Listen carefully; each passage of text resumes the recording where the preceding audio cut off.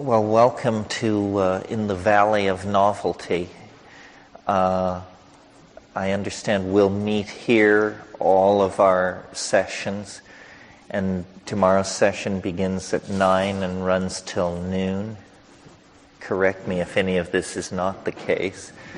And then tomorrow afternoon's session runs from 2 to 5, is that it? 2:30 to 5. And then a Sunday morning session. So I see familiar faces, unfamiliar faces. These things are most interesting, at least to me, when they're directed by the agendas of whoever's present. I have a number of things on my mind, more than a weekend's worth of stuff. All of it is very familiar to me. I know what I think. Most of the time. So don't be afraid to interrupt, to ask questions. If you're not getting what you want, it's fine to take it another direction. The way I conceive of these things and how they've evolved over the years is originally my enthusiasm was for informing people about the psychedelic experience, especially plants, and how that arose out of shamanism and how it was evidence for Jungian models of the psyche, and basically, for me, the psychedelic experience was the path to revelation. It actually worked on somebody who thought nothing would work, and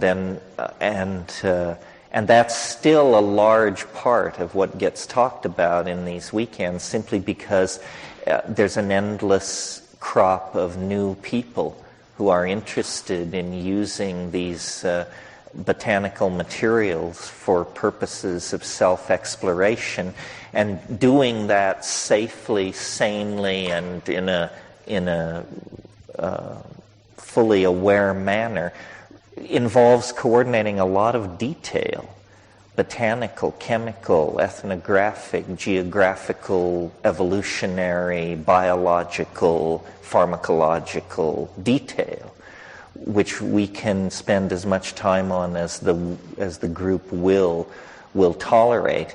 What I like to talk about, and what I have very little competition in terms of talking about, is the content of the psychedelic experience, which is very difficult to English or to bring into any other language, and which is not predictable or is confounding of the expectations of students of mystical experience. And so that was sort of my core specialty, if you will, was the ethnopharmacology of consciousness and the phenomenology of the states there derived. But after 25 or 30 years of doing this, it bleeds into all kinds of larger categories, like what is art, what is human history, what is the religious impulse, what is the erotic impulse, what is mathematics, and then somehow these concerns, shamanic, oracular, ecstatic, always garner to themselves a prophetistic aura. What is the future? And can it be known? And is it mundane, or is it transcendental? And on what scale? And on what schedule? So all of these things are interesting to me. My personal history, if it matters, I grew up in a very middle-class family in a very small town on the western slopes of Colorado, which is about as white bread culture as you can possibly achieve. It was a very stable environment to be brought up in. It was the 50s. It was all, tube furniture and bad television. But the ground I happened to be fortunate enough to walk around on had clamshells 150 million years old scattered through it, dinosaur bones, extinct fishes. And as a kid, I was a loner, and I spent a lot of time in these dry arroyos and washes where these fossils and stuff could be found. And then, people informed me of the age of these things. And I can remember when I found out that 1,000,000 years is 1,000 years, 1,000 times. It was like I got it. I mean, it was the largest thing I could get at that stage of my conceptualizing reality. But then suddenly the reality of the size and scale of nature snapped into focus for me. And I've been thinking about this recently because one of the things you'll find out about me if we get to know each other is I have a skeptical and cranky side, and I'm forever puzzled by why people believe some of the seeming to me dumb things that they choose to believe. And I spend a lot of time thinking about what is a dumb thing to believe, and how do you judge in a shrilly competing ideological marketplace the various claims, counterclaims, nostrums, ideologies, therapies, insights, revelations that are being peddled. And so my intellectual development, if you want to put it like that, was sort of scientific, in the sense that it was always about looking at phenomena, testing it, trying to define its limits. The strange thing that happened to me, because I guess I eventually became involved with psychedelics, was this method of testing, demanding proof, never taking anything for granted. Normally what that does is it deflates reality. It flattens it. It makes it industrial and existential and post-romantic and horrifying. But in my case, it didn't, because psychedelics are actually a kind of miraculous reality that can stand the test of objective examination. I mean, in other words, there's nothing woo-woo about it. It has to do with perturbing states of brain chemistry and standing back and observing the effects they're wrought thereby. And it's extremely dependable. And from a medical point of view, it's extremely safe and non-invasive. I mean, one of the paradoxes of pharmacology is that the substances which most dramatically affect the mind do so at tiny doses and with very little sequelae. This is extraordinary. I mean, it's almost as though the mind, in this case, is a phenomenon very different from the body, where, to achieve major effects in the body, often massively invasive procedures or large doses of invasive chemicals have to be used. Someone once said to me, referring to LSD, that if you wanted to picture at the molecular level of the power of LSD, imagine an ant that can rip the Empire State Building apart in 30 minutes. One ant. In terms of the scales and the sizes of what's going on, that's a reasonable analogy to the power of LSD. So I explored all kinds of fringe areas when I was a kid, magic and telepathy and Ouija boards and various invocations, some of which interrupted my career as an altar boy. You couldn't have it both ways, it turned out. And one by one, these things fell, in the same way that as you go through life, you close the door on Santa Claus and the Easter Bunny and so forth and so on as you move along toward adulthood. But then I discovered that the psychedelic dimension seemed to be an exception, that it was as though the tidy world of European positivist culture derived from Calvinism and Greek science and so forth and so on had this umbilical point, this place where it was all tied together. And if you untied it completely deflated and you were left staring into something analogous to William James' description of an infant's world. You were left staring into a blooming, buzzing confusion. Well, what is that? What are the implications of that? It wasn't a confusion chaotic enough to be simply mind dissipated into thermodynamic noise.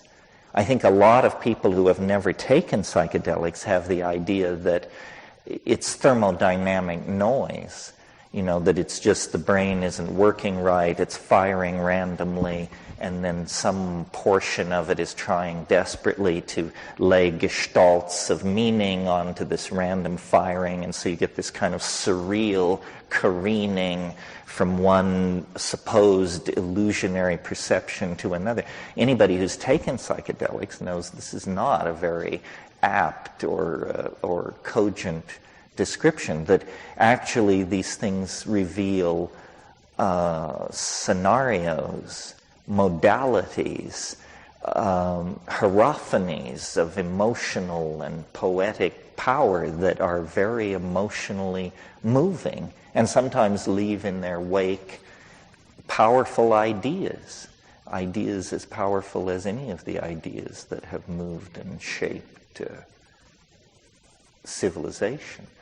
So my motivation in talking about these things is that I do not say that this is the only path out of the mundane coil of blind casuistry and entropic degradation. I don't say it's the only path out.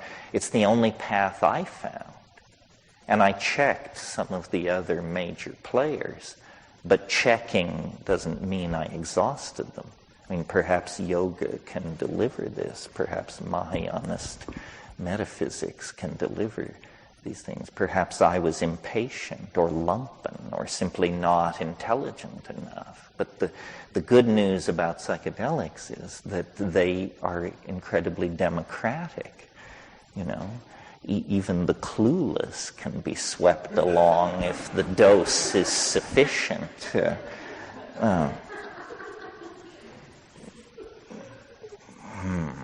Yes.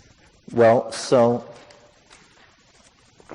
that's just a little bit about it. And other things that are very interesting to me, as I said, are the future, but the future in some specificity, both the rationally apprehendable future that we get when we extrapolate current technologies, current tendencies, and the not so rationally apprehendable future when we actually turn on all the bells and whistles of the historical process and realize that it is inevitably ramping up into more and more hypersonic states of self-expression, and that this is what is creating this end of history phenomenon, or this eschatological intimation that now haunts the cultural dialogue.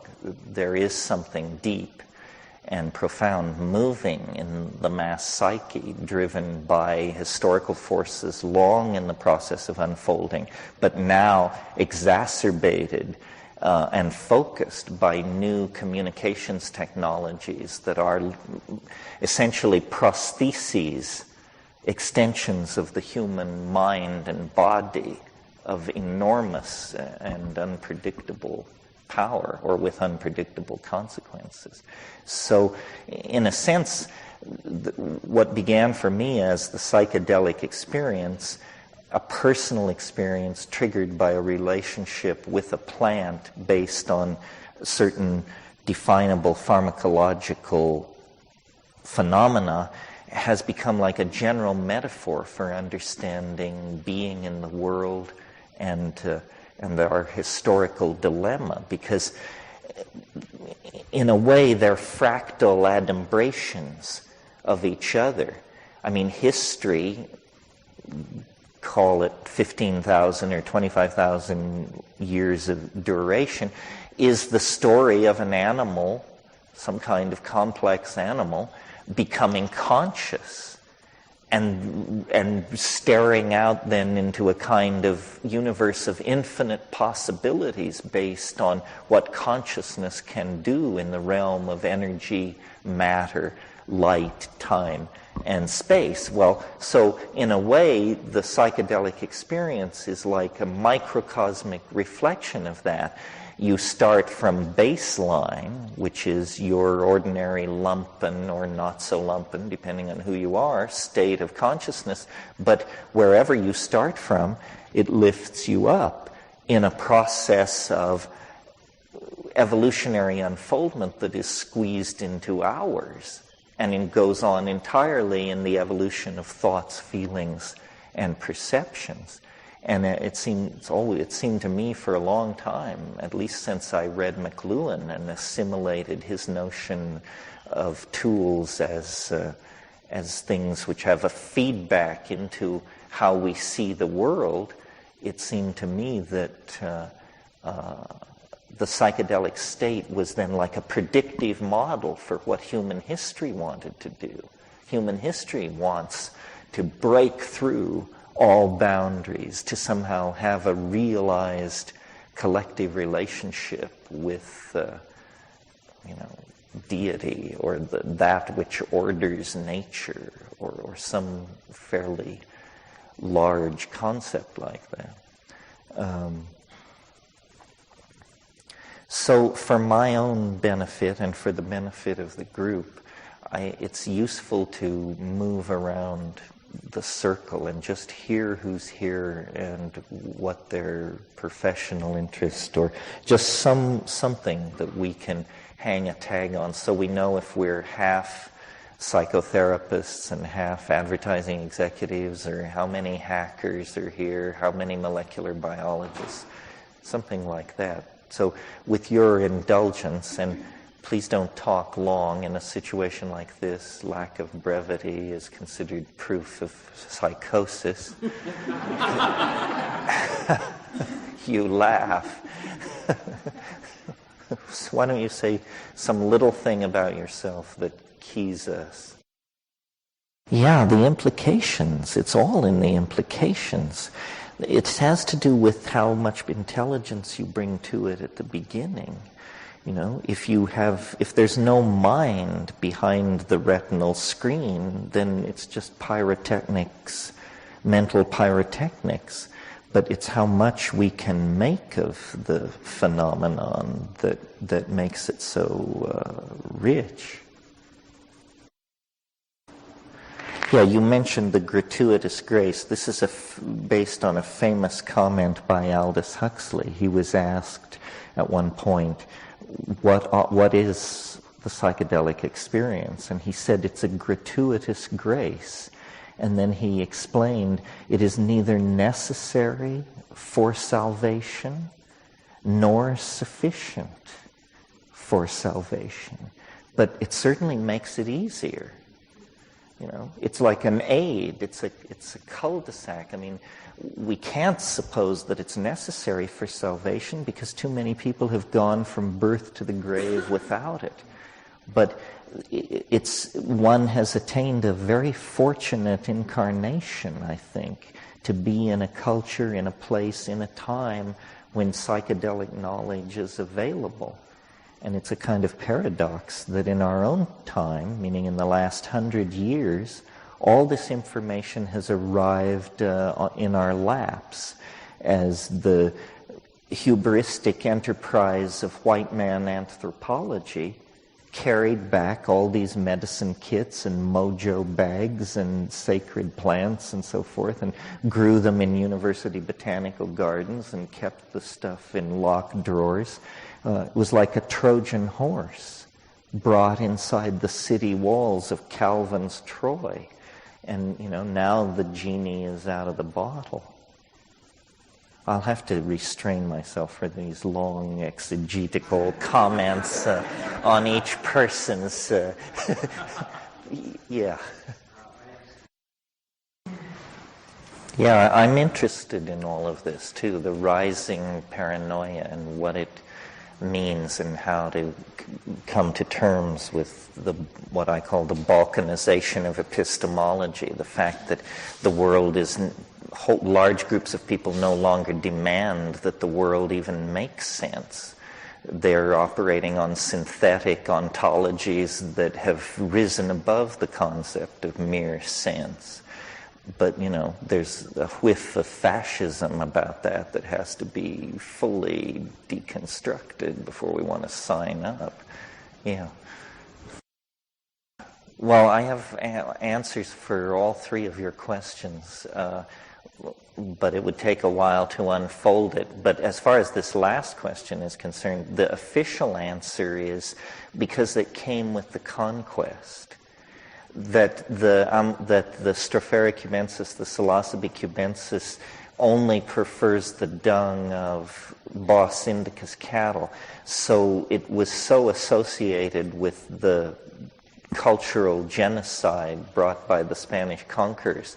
And this is the same reason given why in Mexico, though there are, in the Mexican situation it's a little different, you actually have an indigenous population of native mushrooms, but you also have the San Isidro, the cubensis, but it's considered inferior when it isn't by any chemical index. So I think it's a deep association to the conquest is the only thing I can figure.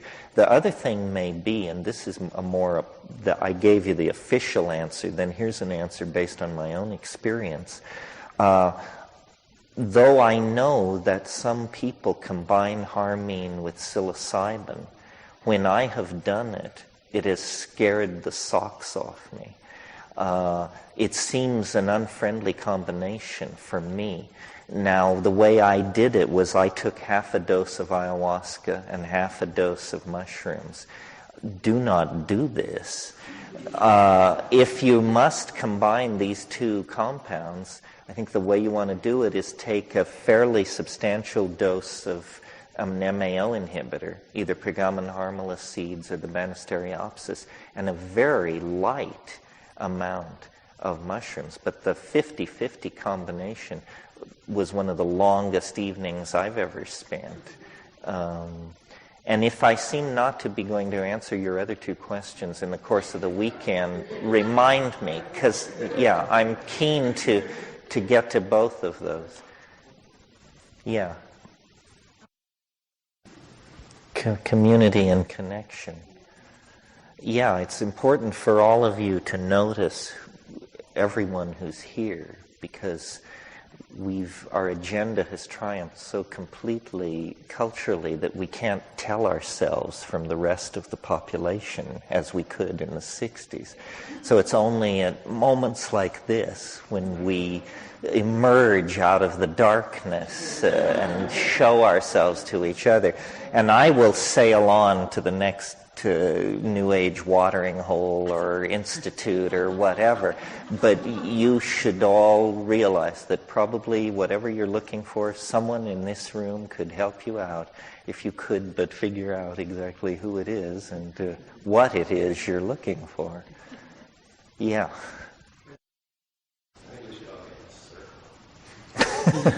It may come to that, yeah. Yeah, well, we need to think this seating thing through. This is how we came in, and probably I will do it tonight. But if you spontaneously reorganize yourselves, I won't say anything about it. It's interesting that you mentioned the Kundalini thing, because those of you who've read my book, True Hallucinations, know that my brother and I got into something that was triggered by psychedelics and started out as a psychedelic trip, but then developed into either an episode of schizophrenia or a revelation, or it depended on who was voting. And this can happen. And these things are, the path goes further than most sojourners wish to travel, I think. I mean, the power is immense. And once you find the way, it isn't... it isn't a matter of, it can be overwhelming. Someone once said the yogin and the schizophrenic are divers in the same ocean, but one of them has learned how to use scuba equipment and the other is simply drowning. So the reason for the emphasis on shamanism and on other techniques is you will need techniques if you go into the deep water. And they can make your life very simple and save you from unnecessary suffering. Not all suffering is necessary. Maybe no suffering is necessary. Yeah. Yeah, one of the things that I'm keen to talk to you about is, there are various models of the psychedelic experience, that it's the Jungian unconscious, that it's the ancestor world, that it's this or that. The one that I'm most struck by is it's the world of the Platonic ideals. It's a world very closely related to mathematics. And in a way, the shaman is a hyper-mathematician, not in that he proposes theorems and solves them, but that he perceives hyperdimensionally. And the magical power of the shaman, the power to predict weather, to tell where the game has gone, to cure, to have deep insight into social problems within the tribal group. All these so-called magical powers become completely understandable if you believe that the shaman actually attains a kind of hyperdimensional perception. And, also teaching here this weekend is my old buddy Ralph Abraham, who's one of the world's leading exponents of chaos dynamics, and he has told me many times that the DMT flash for him is simply and straightforwardly a perception of hyperspace, a coordination, and this is why metaphors like inner eye and inner seeing make sense, because of course in hyperspace the inside of the body is no more secret from perception than the outside of the body. So yeah, mathematics is one of the few things I still trust at this point. Yeah, that's my motivation, is based basically on curiosity. I mean, I'm fascinated that we've gotten this far. I mean, given that the most economical situation would be pure nothingness, what is this? I mean, why is nature doing these things? And why is organization have such a tenacity? And what does it mean that we appear so late in the process and represent such a difference in the rest of nature? It's very mysterious. We get used to reality because it's so stable, but in fact it's an absolutely confounding situation. Besides the DMT flash, the only other thing that I know that's as confounding as that is ordinary consciousness and incarnate being in a body. It's just so improbable, Yeah. Yeah, well, I was very resonant with the person over here who mentioned Evelyn Underhill's book on mysticism, because I also read it at about that age, and I wanted these mystical experiences. The problem is that the thing that is so powerful about the psychedelics is that they perform on demand, which almost in principle you cannot expect of a mystical experience, because that would be essentially man ordering God at man's whim, which is not how it's supposed to work. Similarly, waiting for UFOs to come by, you spend a lot of cold nights in the cornfield. But if you were to take 5 dried grams of Stropharia cubensis and spend the night in the cornfield, I don't know whether you would get UFOs, but I guarantee you by morning your notebook would be full of something. So the fascinating thing about the psychedelic is, of all of the, it seems magical in the sense that it seems to respond to human will. One decides whether this is the evening or not. And sometimes people have said to me, well, don't you want to achieve these things on the natch? Well, to me that suggests a certain degree of out-of-controlness. In other words, if I were sitting here suddenly to notice that I appeared to have taken 20 milligrams of psilocybin, I would be alarmed. I would be concerned. I would want to know the casuistry of why I felt this way, whether somebody had dosed me at dinner or I was losing my mind or what was going on. On the other hand, if I had initiated the experience, I would be perfectly at ease with it and see the unfolding signposts and know what it was. It's a difference of sort of waiting in an attitude of the supplicant, the expectant supplicant, or being the Hierophant with all the Faustian echoes that carries with it, and being able to call down the power or go up to the power at will. And that's a fantastic thing and a responsibility. Yeah. Yeah, one of the things that inevitably downloads out of all this psychedelic stuff is, because it's central to understanding our nature anyway, is how do we relate to our sexuality, to our relationships, to our obligations to biology and romanticism and so forth and so on. And you mentioned monotony, monogamy, and monotheism, or was that the one? Yeah, well, part of what happens with a career like mine is everything you ever say is taped. So then your ideas may change over time, but people will listen to an 8-year-old tape, a 6-year-old tape, and so you're like imprisoned or liberated, I haven't figured out which, because you must account for every opinion you ever held, even if you no longer hold it. The toughest thing to figure out is relationships.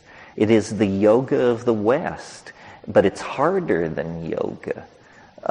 And I'm 52 nearly, and I don't feel greatly wiser in this area than I felt at 24. And I've had a marriage, I've had a divorce, I've been single, I've had long-term relationships, short-term relationships, on and on and on. This is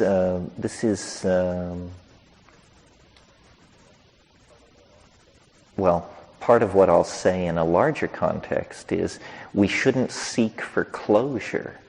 We shouldn't, part of what the psychedelic point of view represents is living a certain portion of your life without answers, just accepting that certain dilemmas will never resolve themselves into some kind of a complete answer.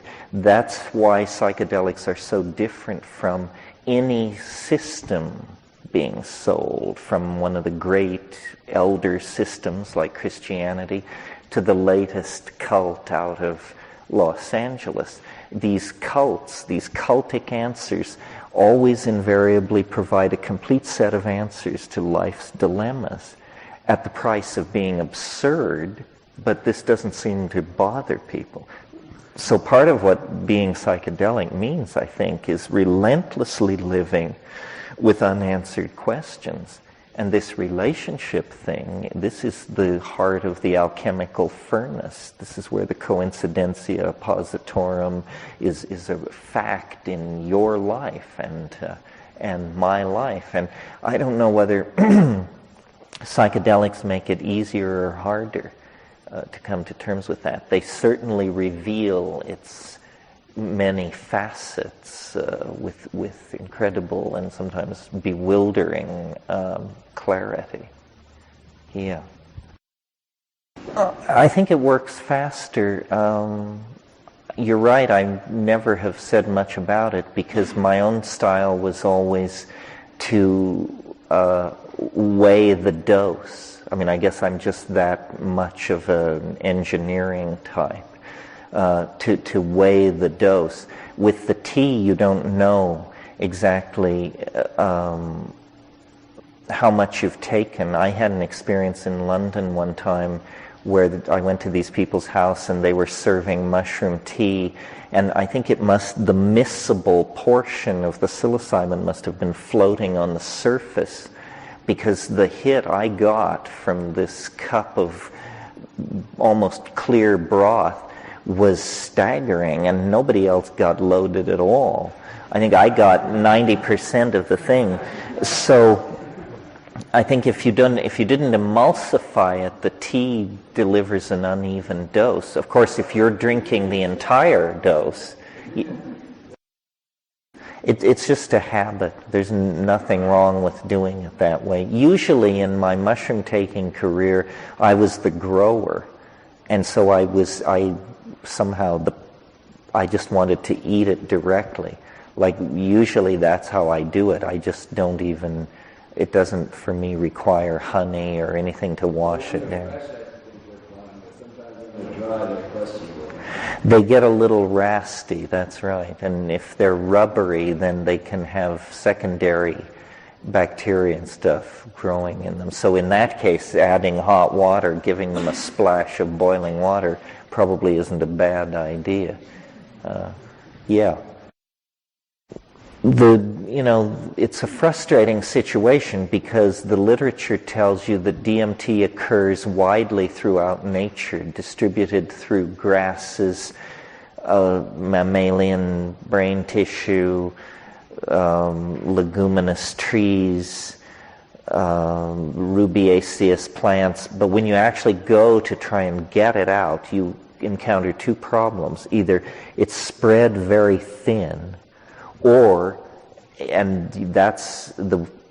it's spread thin by simply gross overwhelmment, you can get it out. But the other problem is it often occurs complexed with other tryptamines of very nearly the same molecular weight, and they have activity you don't want, cardioactive activity or like that. So practically speaking, in my own experience, the cleanest source of DMT is Psychotria viridis. And if you can get hold of it and grow it, you will obtain a clean source of DMT. But you need 5 acres in a tropical country to do it right. That's why I have 5 acres in a tropical country. What? Well, it is Schedule 1. Pardon me? Yeah, all DMT is Schedule 1, but there's a weird catch-22 around that. I mean, we all contain DMT. So, it's like the universal holding law. Everybody's holding. Everybody is potentially out from under the umbrella. Probably, though you may not wish to hear this, the shortcut, the easier path, is to just tighten your belt and learn organic chemistry and make it then from scratch, or from tryptophan or indole or something. But it's a puzzle why there is so little DMT, because as a synthetic process it's not that difficult. It's certainly far less difficult than making LSD or something like that, but it's vanishingly rare in the underground. One reason for that may be, if you sell somebody a gram, they may leave a significant portion of it to their great-grandchildren. This is not a drug of abuse, where what people like are drugs where you sell somebody a gram at 8 in the evening and at 11 o'clock they're beating on your door to buy 2 more. This is not like that. It is... You mean, what is it doing there? It's not really well understood. The people who identified it, their best guess was that it had something to do with very rapid shifts of short-term attention. In other words, a shot is fired, everyone in the room turns and looks in well under a second. That is possibly, those shifts of attention are mediated by DMT. The fact that it is so dramatic as a psychedelic experience but goes away so quickly makes it an ideal chemical to use in these kinds of short-term reactions where something spikes and then very rapidly returns to its baseline. But what it's really doing in human metabolism, we don't know. DMT, like many psychedelics, competes with serotonin for the serotonergic bond site. Interesting then that drugs like Prozac and Zoloft, these new antidepressants, they also relate to, though in a different way, the serotonergic system, one of the 4 major neurotransmitter systems that operates in the human brain. It's no surprise to me that these extremely effective antidepressants are emerging out of meddling with serotonergic chemistry. DMT, many people experience it as orgasmic or ecstatic. Ecstasy is not simply joy. Ecstasy is an emotion of very great complexity that hovers almost on the edge of terror sometimes. But we could speculate that the orgasm is an interesting phenomenon, and what is the chemical basis of orgasm and why does it occur at all, since in many animals it doesn't occur. And in fact, as you advance in the animal phylogeny, orgasm becomes more common. Well, it's I would bet that the chemistry of orgasm, the chemistry of DMT, the chemistry of mood alteration, in the next 5 or 10 years, this will all be pieced, deconstructed and understood.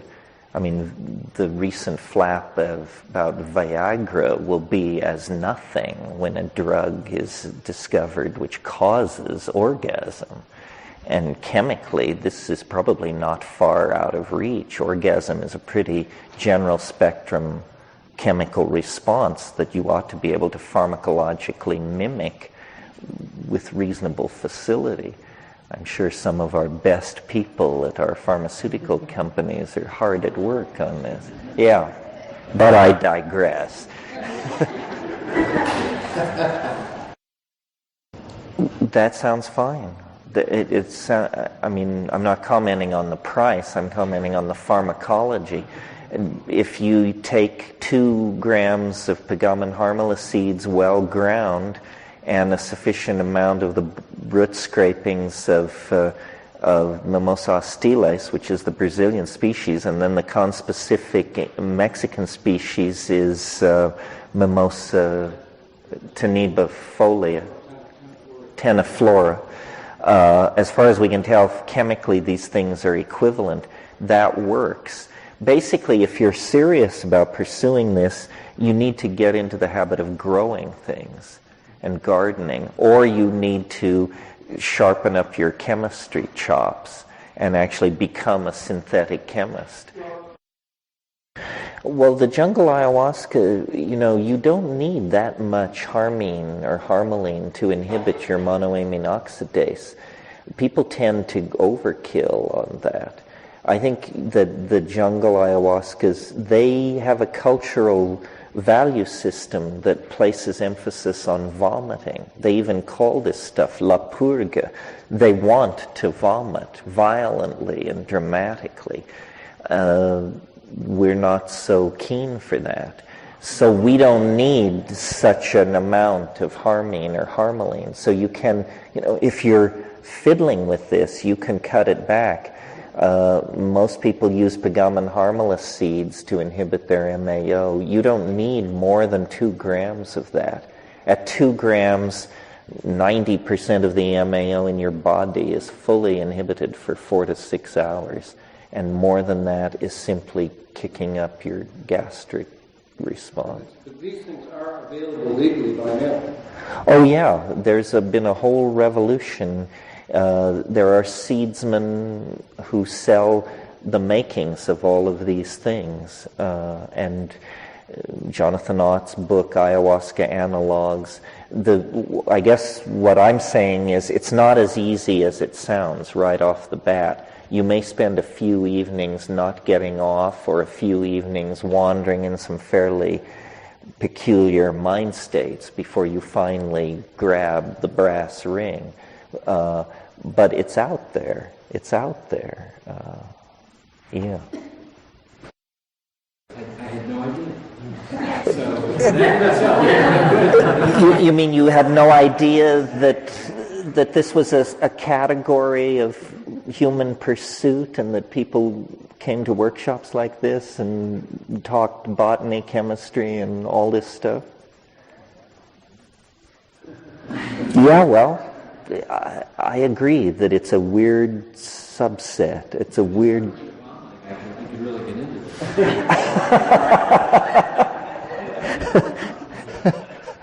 Well, maybe bong making.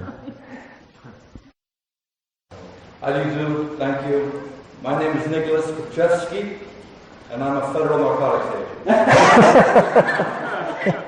I'm here to do my job, and I can tell that many of you are harboring Schedule A substances at this moment. Probably all of you.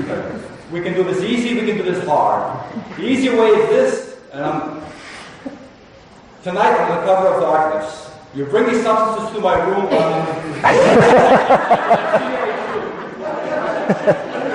Morning, there will be no questions asked.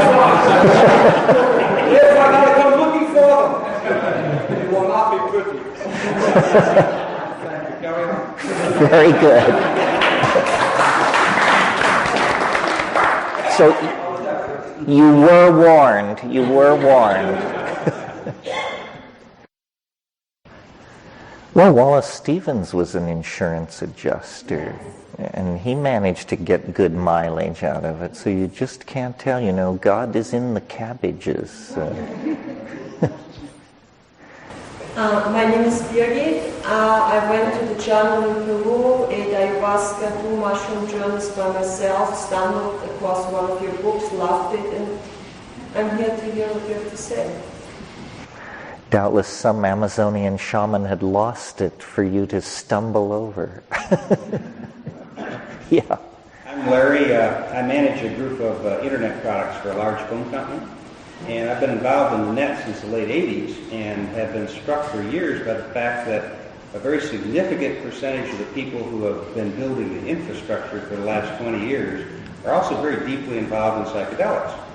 And I'm here to learn a little bit more about possible ways we can maybe leverage the net for the archaic concepts that you've espoused in the books. Yeah, it's incredible the connection between the psychedelic culture and high technical culture, and how this is rarely discussed. But the people who built the internet, who conceive of these complex machine architectures, the people at the cutting edge in AI and chaos theory and dynamics are all graduates of these experiences. Yeah, there's a new book. I see it's in the bookstore here. The Maya Cosmogenesis 2012, John Jenkins' book about Mayan archaeoastronomy. If you're interested in all that, his book pretty much lays it out in greater detail and in a more scholarly fashion than anybody else has done, because there is a lot of loose-headedness around when it comes to talking about the Maya. But this guy is a very good scholar, and is, as always the case, the real truth is more astonishing than any myth. So if you're interested in all that, check it out. And we will talk about the Maya and the time wave and the millennium and all of that stuff in the course of the weekend. Yeah, all this is fascinating. I mean, I've pursued the paranormal my whole life, and out of 52 years I've been in its presence for maybe 5 minutes, but those 5 minutes were absolutely real. I mean, at least under some conditions you can understand what another person is thinking. You can even look into their memories, but what those conditions are, how to return to it. But having seen it only once or twice in my life, that's enough. Miracles are not bought cheaply. I mean, some people would have you believe otherwise, and that there's telepathy all around you. Well, maybe there is, but not that I could see. But on the other hand, functioning as a skeptic, there still were encounters at certain points that were uncanny by any rational standard. Yeah. What do you mean exactly by experience of the primordial? Well, I wrote a book called The Archaic Revival, where the idea there is that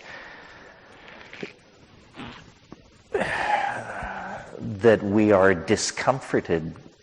Civilization has made us uncomfortable with our humanness because these various technologies and phonetic alphabets and things like that have rearranged our sensory ratios from what they were in Paleolithic times. And that, in a sense, what psychedelics do is they hit your reset button. They address the animal body. They address a deeper level than cultural conditioning. And so you feel and experience these atavistic images and feelings that civilization has repressed or transmuted in you. And, the whole premise of that book was that the 20th century, in many of its cultural manifestations, from Cubism to Dada, abstract expressionism, jazz, sexual permissiveness, hallucinogenic drugs, youth culture, a whole bunch of things, were all impulses toward the primitive, toward a return to a primal state of social organization. And that really this is the overarching metaphor of the 20th century. The 19th century saw the triumph of hierarchical order, gentlemanly values, class structure, all that constipated European stuff. And then the 20th century is experienced as chaos. Cubism is created when Picasso brings African masks to Paris and begins painting them. Freud announces that we are not just Christian ladies and gentlemen, but right beneath the surface, the incest drive, cannibalistic drives, extremely violent, primitive impulses are there. Jazz introduces syncopation into music. women begin to display more of their animal nature through flapper dancing. I don't know. You can figure it all out for yourself. The point is, the whole of the 20th century is a turning back toward these values that had been repressed for millennia, not only by Christianity, but by the Greek scientific philosophy, the phonetic alphabet, urbanism, agriculture itself. There was a very long period in the human adventure when all of those things lay in our future, and we were far happier, I think, then, but judging by our lack of need to make egoistic statements by building vast religious monuments or enslaving each other or setting down codes of laws, so forth and so on. And of course we'll never be like that again, but there is an impulse in modern society to recapture those values, and psychedelics are hugely effective at doing this. I mean, all this talk of shamanism and Native Americanism and getting in touch with your body and honoring gender shifts and all of this stuff is basically rooted in a more psychedelic attitude, a less categorical and constipated and print-defined, McLuhan would say, attitude toward social roles and social polity. Yeah. I'm Tom. I teach literature and mythology, and I've been experimenting with my own forms of exploration for many, many years. But as many of you have said here, much of that for me has been a kind of individual quest, a kind of, and I just thought that the opportunity to meet you and to interact with the rest of you who shared some of the same kind of interests in opening up our minds and our experience, and of course the quintessential expression of that through language that you bring to that. And along with that, the kind of interacting, as several of you have mentioned, on looking at some of the same areas that we're intending to explore.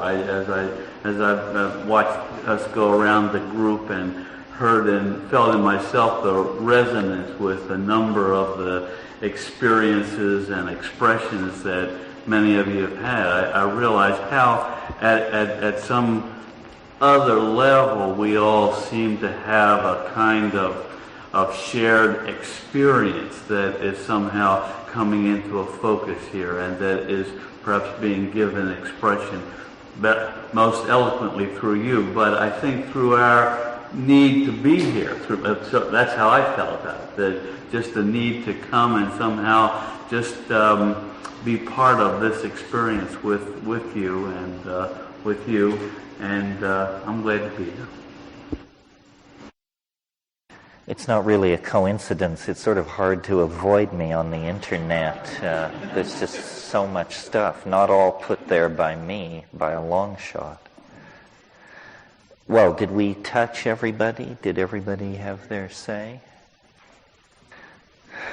Well, it's always interesting to me to do these around in the circle things. First of all, it seems to me, I mean, maybe this is self-congratulatory, but it seems to me that people are extraordinarily serious and together. I have a real nose for nuttiness, and I didn't so much as twitch this evening. And this is a large group, so don't loosen your chains too much, but congratulations for impressing me anyway as very sane. This is an area where I think sanity counts. There's no points gained for being fanatical or maniacal. This isn't an area where you have to push the process. The process can push you harder and faster than you may wish. So it's once you get to this place on what we might metaphorically call your spiritual quest, once you get to the place where you hear about psychedelics, the issue is no longer then about where is the gas pedal and the spiritual vehicle. The issue suddenly becomes where is the brake? Because, this is the fuel to go where you want to go. This is the power to lift you where you want to be lifted. Those issues are somehow now overcome. It becomes a very different game now, a much subtler game. The doorway stands open, and all it requires is courage, which is not to say it doesn't require a lot. It does require a lot, but what it is courage. Very few people go to the ashram for their daily meditation with their knees knocking in terror over what is about to sweep over them. They are pretty confident that they've got it confined and nailed down. It isn't so with this. I've done it many times. There are many people here who've done it many times, and the survivors are not confident. It doesn't build hubris in you. It doesn't promote bravado, because you know how quickly and horrifyingly it can cut you down to size if you presume it, or if you presume you understand it, or if you presume to use it. So sometimes the issue of magic and power comes up. I wouldn't get near that. My goal is to see more, to understand more. And what I do on a trip is damn near absolutely nothing. I have 2 or 3 J's rolled in front of me. If I can get through them in the course of the evening, all goals have been met. To see, to understand, to remember. It's an incredible statement about our humanness.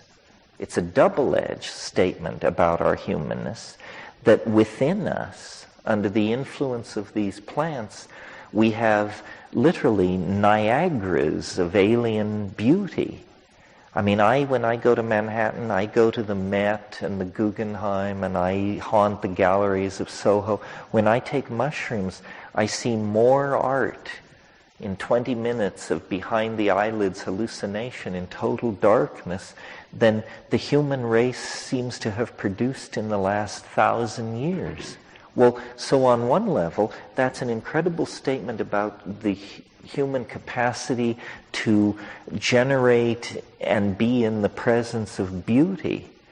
But the paradox is that so few people know this, that our ordinary styles of being, our ordinary relationships to plants, our main brand religions almost never carry us into the sense of this potential for beauty.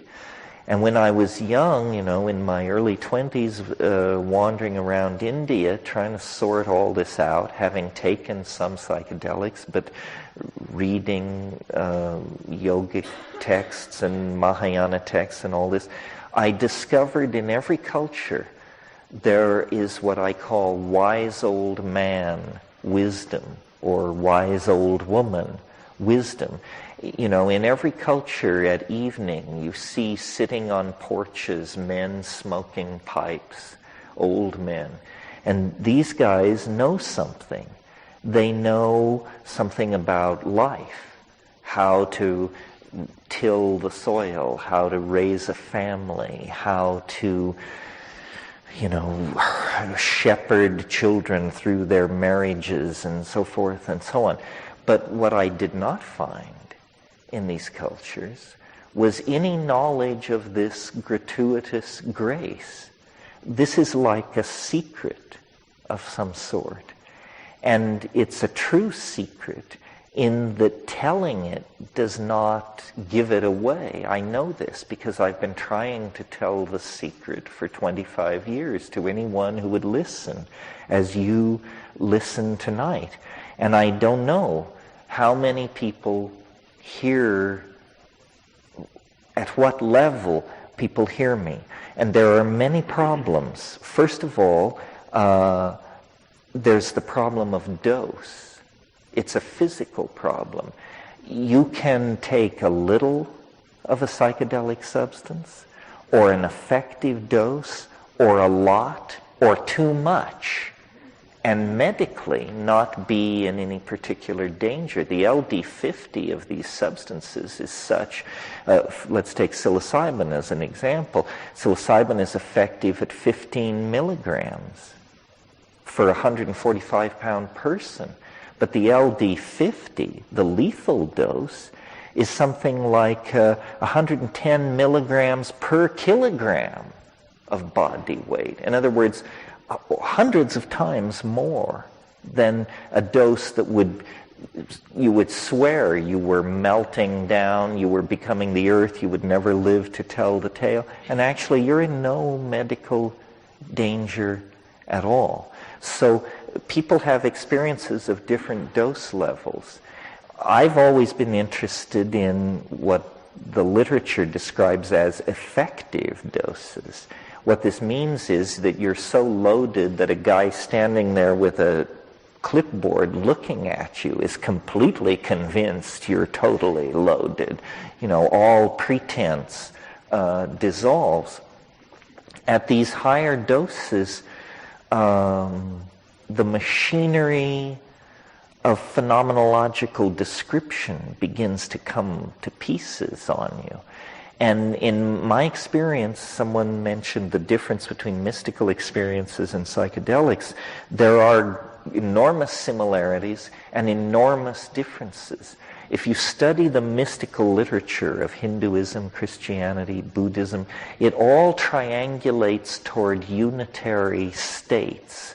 The Bodhi mind, the white light, the ineffable, the unnameable, the radiance, vocabularies like this, which indicate some kind of homogeneity. Well, in my experience, though, when you push LSD, there is something somewhat like that. LSD is not my idea of the paradigmatic hallucinogen. It's different in many ways. Psilocybin is more the paradigmatic hallucinogen, and when you push it, there seems to be not this merging into the radiance, but a revelation of multiplicity, of detail, of complexification within complexification. Everything gives way to everything else. Everything is interconnected to everything else. But the impression is one of an overwhelmingly bewildering perfusion of phenomena. And, I've discussed this with lamas and these sorts of people, and they say, well, you're in the realm of samsara. You're in the realm of the multiplistic. Perhaps, but the sense of a hierarchy of judgment doesn't feel right. Somehow this all and everything, this teeming multiplistic universe that is revealed, seems to carry a message of ecstatic and transcendental import. It's all and everything, in Gurdjieff's phrase. And one of the ideas that I want to explore with you in the course of the weekend is, most discussions of psychedelics orbit around what will it be like when I take it. Well, that's very interesting and, of course, important to the individual. But to me, an equally interesting question is, what has been the impact of this experience on the evolution of human beings over hundreds of thousands of years? In other words, what is it that we share with this planet a kind of coevolution, not only with another order of being, which it certainly is, but the great confounding fact that I've brought back from my excursions into these places is that there is an organized intelligence in there, out there, over there, far more alien than the cheerful pro bono proctologists that haunt the trailer courts of the less fortunate. A truly alien presence, not interested in our gross industrial output or in imparting, salutary technology upon us. Well, then what does it mean that our culture has sealed us off from this information? I mean, our culture claims under the aegis of science to bring us news of quasars, kilochasms of time and space away, news of the activities at the nucleus of the cell, at the heart of the atom.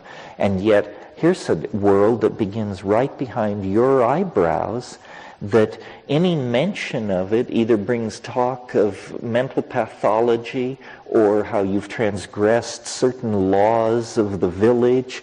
In other words, this culture has reared the edifice of empirical understanding and modern science and existential philosophy. This edifice has all been put in place in complete ignorance and denial of a fact of experience that is approximately as easy to access as orgasm. I mean, by different means, but nevertheless not far away. And yet we in the West have navigated for 1,500 to 2,000 years with this simply an easily repressed rumor. How did we get into this situation? In other words, if there was a primordial era of shamanism and plant symbiosis and a mediated relationship with nature through the Gaian intelligence, how did we fall then into the domain of post-Renaissance, post-medieval, post-industrial culture? And then what is the implication for the future of, in this dark hour of complete overcommitment to technology, economic solutions, rational reductionism, materialism, so forth and so on. In the darkest hour of our commitment to these things, this news arrives from these repressed Aboriginal people that we have marginalized and humiliated in the process of building our own version of a global culture. Well, obviously I'm not going to try to answer these questions tonight, but this, to my mind, in the 11th century, when the Islam swept across Asia Minor, in Isfahan, in Iran, they built these immense mosques with mosaicked, vaulted roofs. And one of the great historians of Islam said of the city of Isfahan in the 10th century, he said, it is half the world. A single city, half the world. In a way, psychedelics are half the world. And yet, how few people have ever visited these sites, have ever stared into these particular vistas of beauty.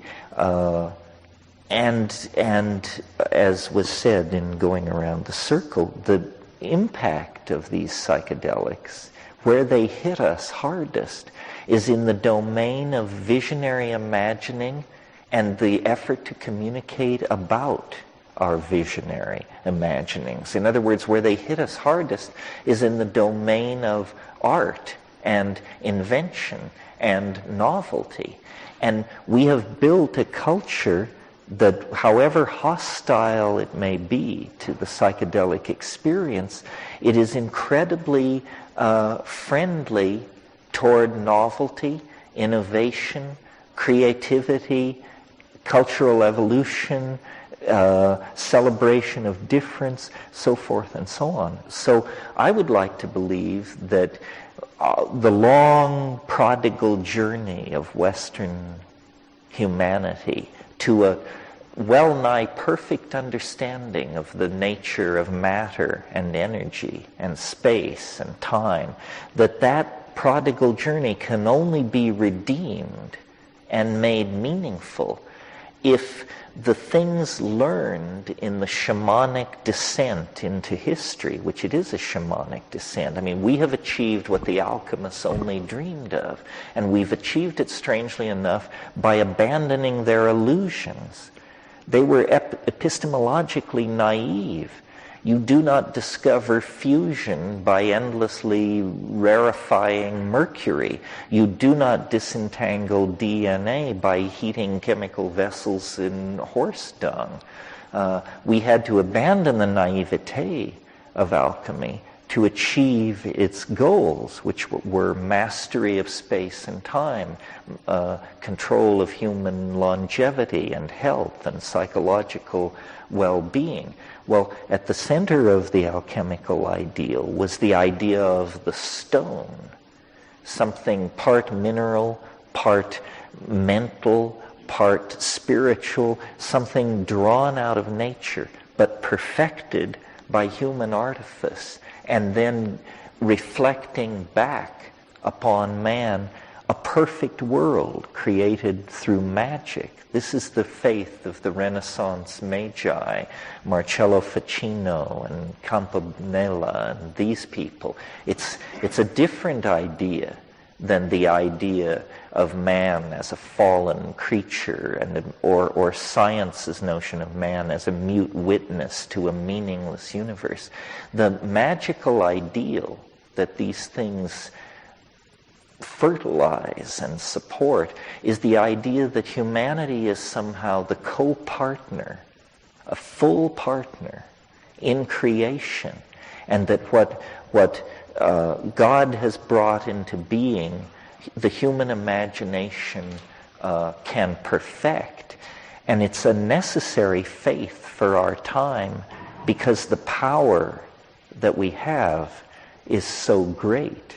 If the power that science has given us does not serve a transcendental ideal, then it will serve some kind of fascist ideal, and most people will be reduced to equations and parts of a machine that does not serve the human individual or the human community.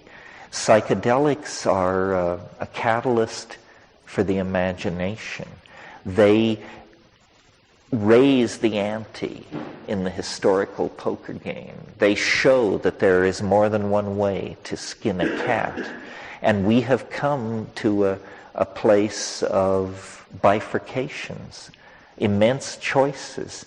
The decisions and the processes that are put in place in the next 20 years will probably put the stamp on whether humanity and this planet are made or broken as a cosmic concern.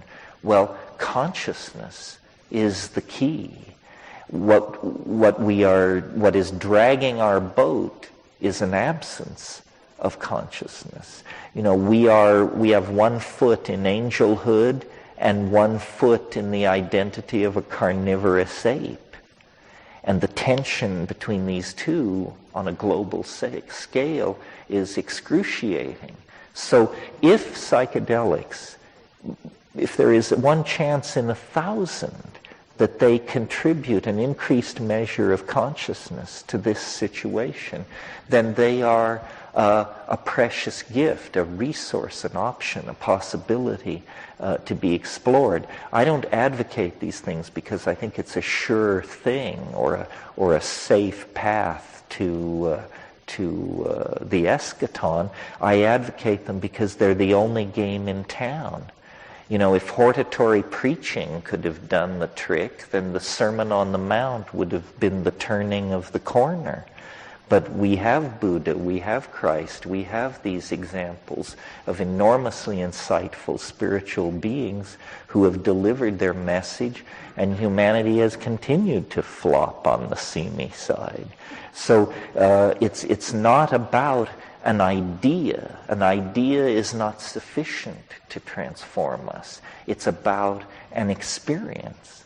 And this is the only experience I know that in the time given to us, on the scale given to us, we have a hope of actually cutting through the detritus of our historical experience and building a true human community. Well, that's all I really want to say this evening. I've gone over my time. Thanks for being so patient. All of these issues and many more will be reprised in the course of this weekend. Get a good night's sleep, and do not attempt to detain me in my attempt to do this. On days this nice, my parents used to make me go outdoors.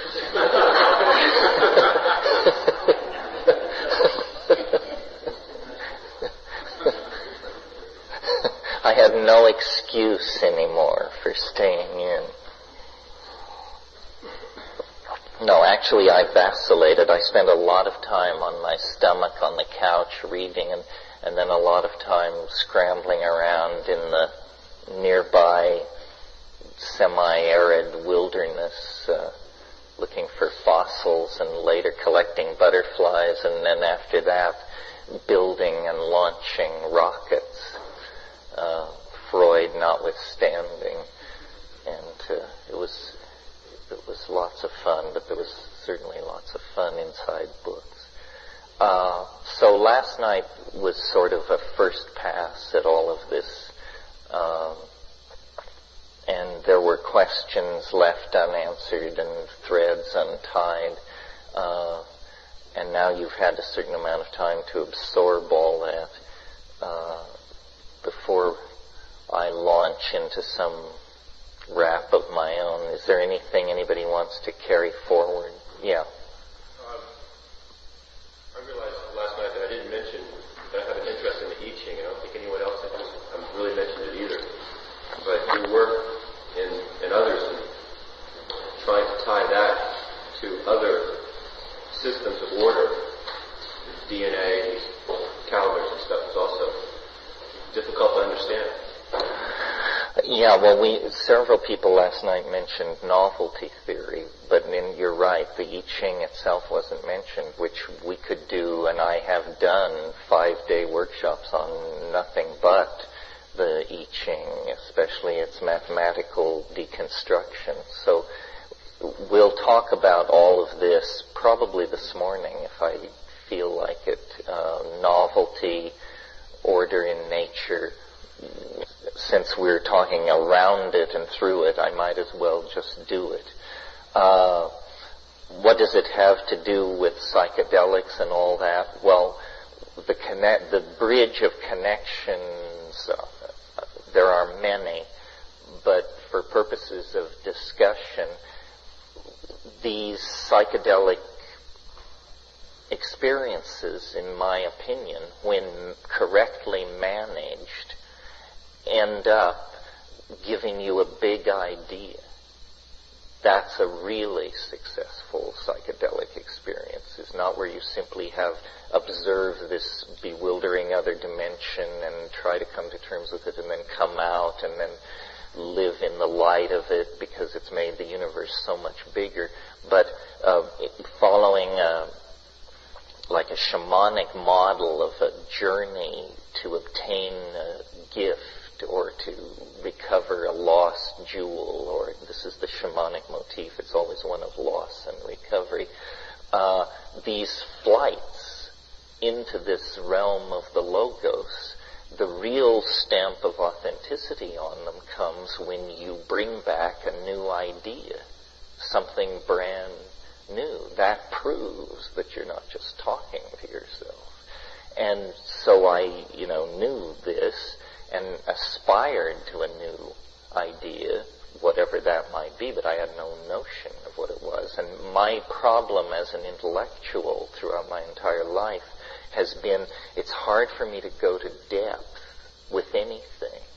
You know, I study Roman history for a year. I study German for a year. I study the Maya for a year. But I never could get that professional mania that leads you into becoming, you know, a real academic in a specialized sense. So this download for a big idea, somehow these psychedelic experiences set you up for it. They're not the only way, but they're the only way where you have some managerial control. The other methods all seem to be driven from the unconscious. For instance, if you read Thomas Kuhn's book, The Structure of Scientific Revolutions, you discover there that these huge rational idea systems were downloaded in very shady and shaky, mystical ways. The classic example that I always give, because it has so much fun, basically, is that, René Descartes' invention of scientific materialism was at the behest of an angel. An angel appeared to him in a dream. He records it in his diary, and the angel says, the conquest of nature is achieved through measurement and number. And he awakens the founder of French empiricism, materialism, and derivatively a whole branch of modern science at the behest of an angel in this occult drive to understand nature. This is the amazing thing that the Greeks unleashed, this idea that we can not only mythologize the world, but that there is another way of looking at it. We can understand it. And, they started out simply, what is air? What is fire? What is earth? And, after 2,500 years of this, we've pretty much figured out what the standard moves are. The history of Chinese philosophy and the history of Western philosophy are the same schools by different names. You get atomic materialists, you get spiritualists, you get what's called occasionalism, you get all the possible adumbrations of a mind's position in relationship to being in the search for these ideas. Well, my idea, which came to me, I don't say I channeled it, because I find that vocabulary infantile and obnoxious. But on the other hand, I don't take credit for it in the way that I don't feel elevated by my genius for having done this. It was definitely unfolded for me at a conversational speed by an intelligence for which I was little more than the secretary. And the idea is this, and I'll start with the outlines and then move into the details.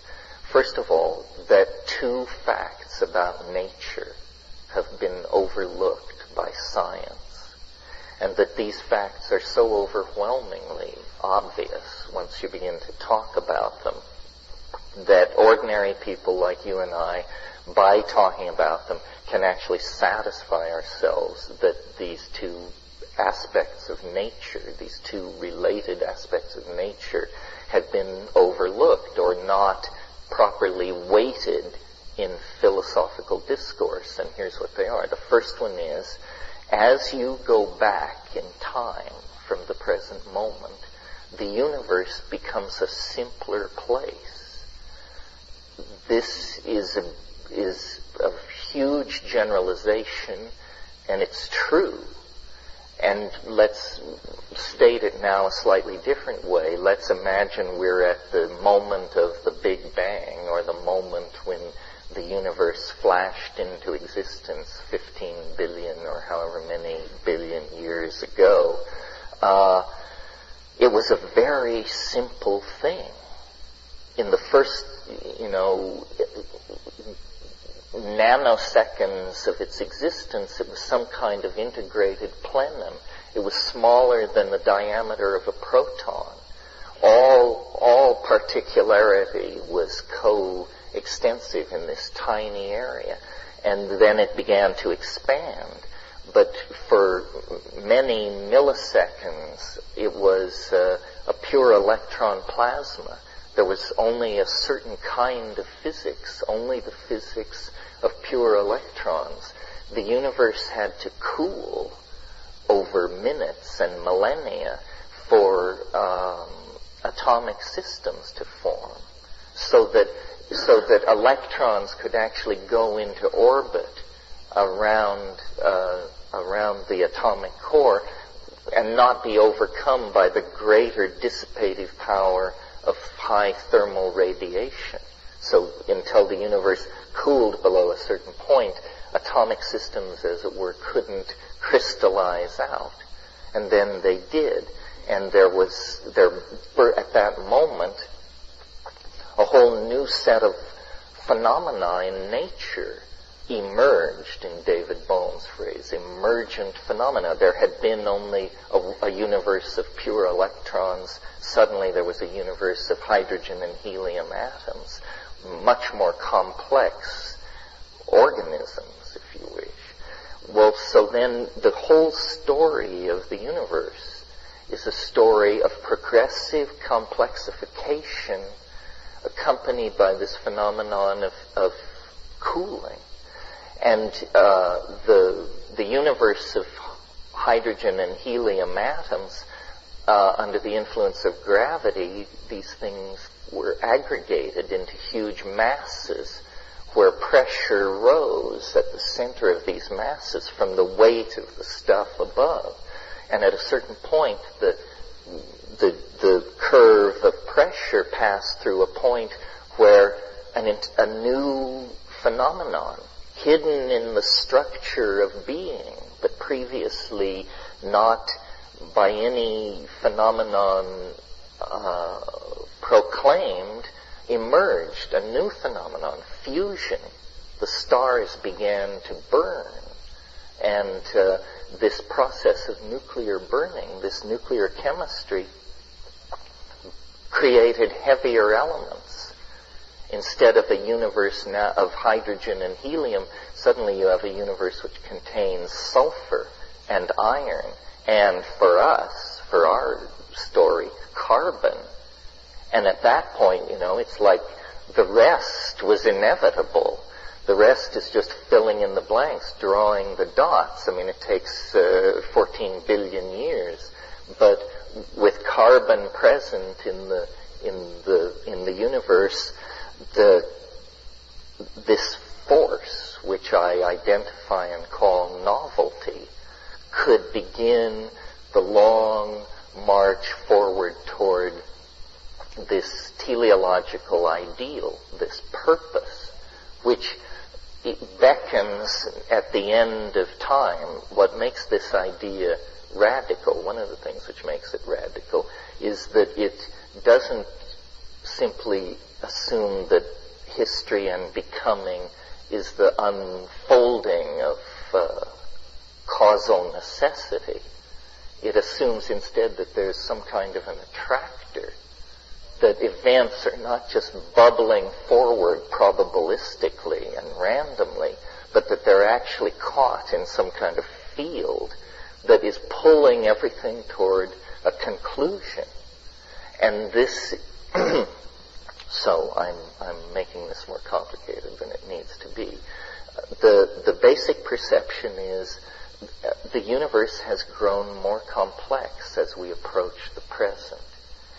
Now, this is a huge law, if true, because it's a statement about physical matter. It's a statement about organic organization. It's a statement about culture and society. It's a statement about your own psychology. Things complexify through time. But science has never said this. It's not even, the theory of evolution says biological systems grow more adaptive through time. But there's been a real phobia against any teleological implication from that. But this is a general rule which I submit to you by investigating the nature of things on your own, can completely satisfy yourself that this is true. Well, when you start thinking that way, that it begins to look like nature on all scales is some kind of an engine which produces complexity and then conserves it and uses it as a platform to proceed deeper into complexity. It's a kind of anti-thermodynamic flow. It's a dissipative, it's what's called autopoiesis by one school. So this tendency has been completely overlooked by science. In fact, science's most secure statement is Maxwell's second law of thermodynamics, which says all systems tend to disorder over time. But what it means is closed systems. All closed systems tend to disorder over time. Well, biology is some kind of a loophole in the laws of physics and chemistry, because what's happening in biology is complex materials are trapped inside membrane, and energy is extracted from these materials, and so a chemical process which would ordinarily ride down into entropy and obey the second law of thermodynamics is trapped in a kind of basin of attraction far from equilibrium. And people, physical chemists look at this and say, well, but it's ephemeral. It just happens on the surface of the earth, and it's very fragile, and death is everywhere. It's a fluke, basically, is what they're saying. Well, but this is just their professional bias, because you can go into the rocks of this planet and discover life and a continuous fossil record 4.83 billion years deep. The stars that you see when you look out at the Milky Way at night, the average star lasts 500 million years. So we just happen to be in orbit around a very stable, slow-burning type of star. But in fact, life on this planet has already proven that it is more tenacious than the stars themselves by 5 times. So you can't discount biology. Biology is clearly a player on a cosmic scale in this universal game of capturing energy and resisting entropy. So novelty theory says that this general law that nature conserves complexity reaches its culmination, or its most interesting intersection of discursiveness, in ourselves. That we then look different to ourselves by this theory, because we are the most novel phenomenon around. So suddenly, what positivist materialism teaches about man's place in nature is that we're lucky to be here. It's a cosmic accident. Purpose is conferred. It's this totally existential, you're on your own, make it up, don't make it up, who cares, doesn't matter anyway, kind of modernism. If in fact we have identified nature's purpose as to create and conserve complexity, then suddenly we become we are returned for the first time since the 16th century to the center of the cosmic stage of a universal drama of salvation and redemption. Isn't that weird? I think so. Yeah. Thinking about making that shift to considering the human experience as kind of central to our understanding of the planet, and then seeing some of the environmental movements like Earth First that place a large emphasis on valuing ecosystems and other animals and plants as on the same level with us. It's kind of a dichotomy, I think, between some of the movements trying to save the planet. Some environmentalists would rather see humans not even be here, and that is a way to put the necessary factors in place to save the planet. Whereas this side of the argument says that we need to realize how special we are and what's going on up here to be able to rebalance things. And it's kind of a strange line to walk between valuing ourselves but not overvaluing ourselves. Can you see that? No, I agree. It's very tricky. There's almost like a bifurcation where it's hard to see how you can have the cake and eat it too. There is the concept of the forward escape, which I'm tending more and more to believe in, but it's a desperate strategy from a military point of view, the forward escape. And the forward escape is where you realize the only way out is right up the center. And then you have to get traction and go right up the center. What's happening is that so much power is being given to man or taken by man from the universe through the power of scientific understanding that we are becoming the masters of the planetary destiny whether we want to be or not. And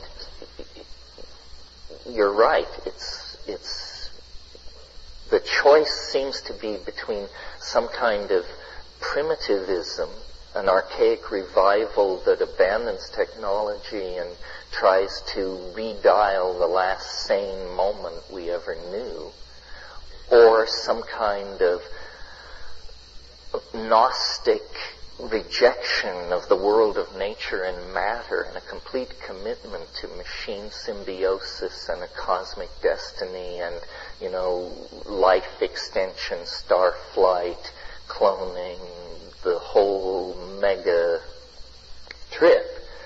And of course, it's not going to be one or the other. It's going to be both and. There's going to be a spectrum of possibility. How the actual details of how do you go to the stars and save the earth, I don't propose to discuss it or really know. I do think, the French sociologist Jacques Ellul once said, he said, there are no political solutions. There are only technological ones. The rest is propaganda. And he wrote a whole book in which he defined these terms: political solutions, propaganda, technical solutions. And I tend to think that's true. What we have to deal with in this millennial narrow neck of constricted possibility, where it still feels as though the human race could skid off into the ditch, is we have to deal with the fact that we have built institutions that do not serve human purposes, but that are like automata or golems among us. Corporations, religions, cabals, ethnic tribalism, and these things are like the psychotic architectonics of the unconscious that the information age is causing to suddenly emerge for the inspection of those who have eyes to see. So we are Our humanness is not endangered by our machines. It's endangered by these institutional entities that, and the most spectacular and obvious example, of course, without getting into this whole thing, it is corporate capitalism. Simply because corporate capitalism has the intelligence of a termite at the organismic level. And all it understands is its agenda, and its agenda is to take cheaply extracted raw materials and fabricate them into expensive finished products which are sold to well-heeled markets in the high-tech industrial democracies. And it can't propagate that cycle on the closed surface of this planet much longer without the contradictions becoming unbearable. But it doesn't know that. It has a very low-grade intelligence. So how we communicate, we're all ready to switch on a dime to the new paradigm if we can just figure it out. The problem is to switch these enormous dinosaur-like institutions in which we have invested our lives and our economies and our scientific research establishments and our civil hierarchy and so forth. The way I think of it is, I think that, Maxwell's laws of thermodynamics are only part of the story, and that you also have to look at the work that Ilya Prigozhin did in the 60s and 70s, where he showed that there is this principle, which they called different things, but basically it was random perturbation to higher states of order. And that this occurred in systems of all levels of complexity, that actually sometimes systems spontaneously organize themselves into more complex forms. So in the entropic state that you're talking about, which resembles a Bernoulli gas, a model of dissipation of the particles of gas, the opposite end of the spectrum would be this notion that all points in the matrix become cotangent, which requires a higher dimension, but is still trivial. And that's what I think it is. I think that biology, like this process which we've called novelty or complexification, that we say is increasing through time, starts simple, ends complicated.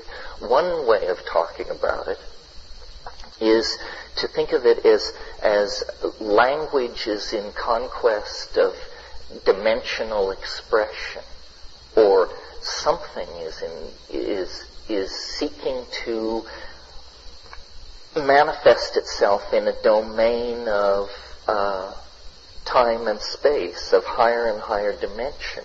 Because if you go back to the earliest biological emergence, they're like fixed slimes, these early life forms. They're essentially points.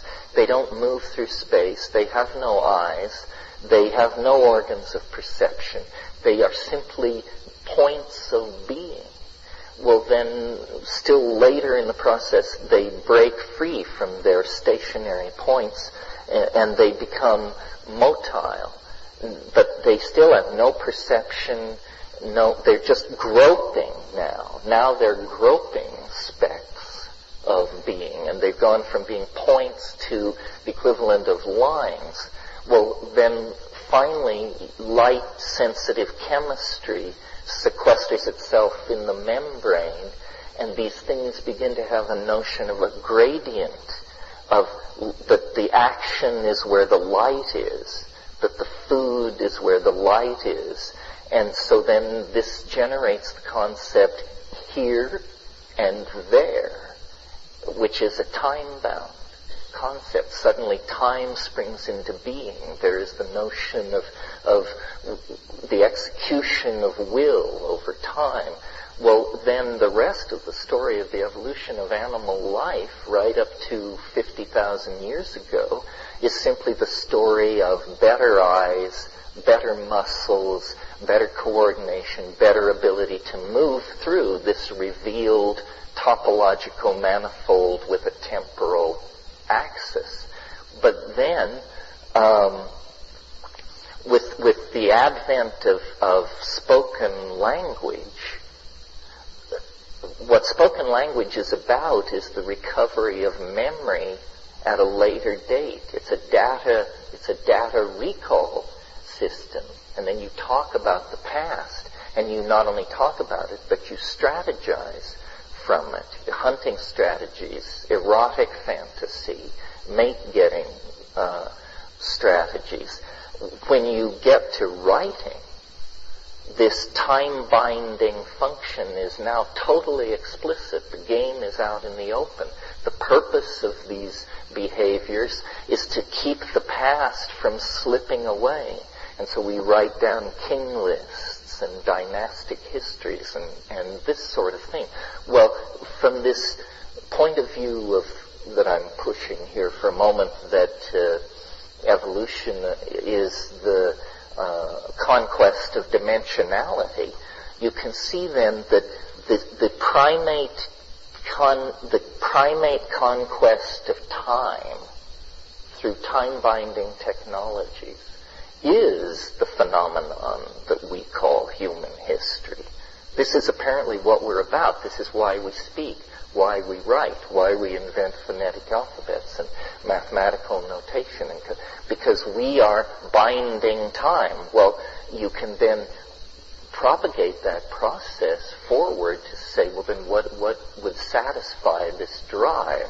Well, nothing less than a complete conquest of time itself.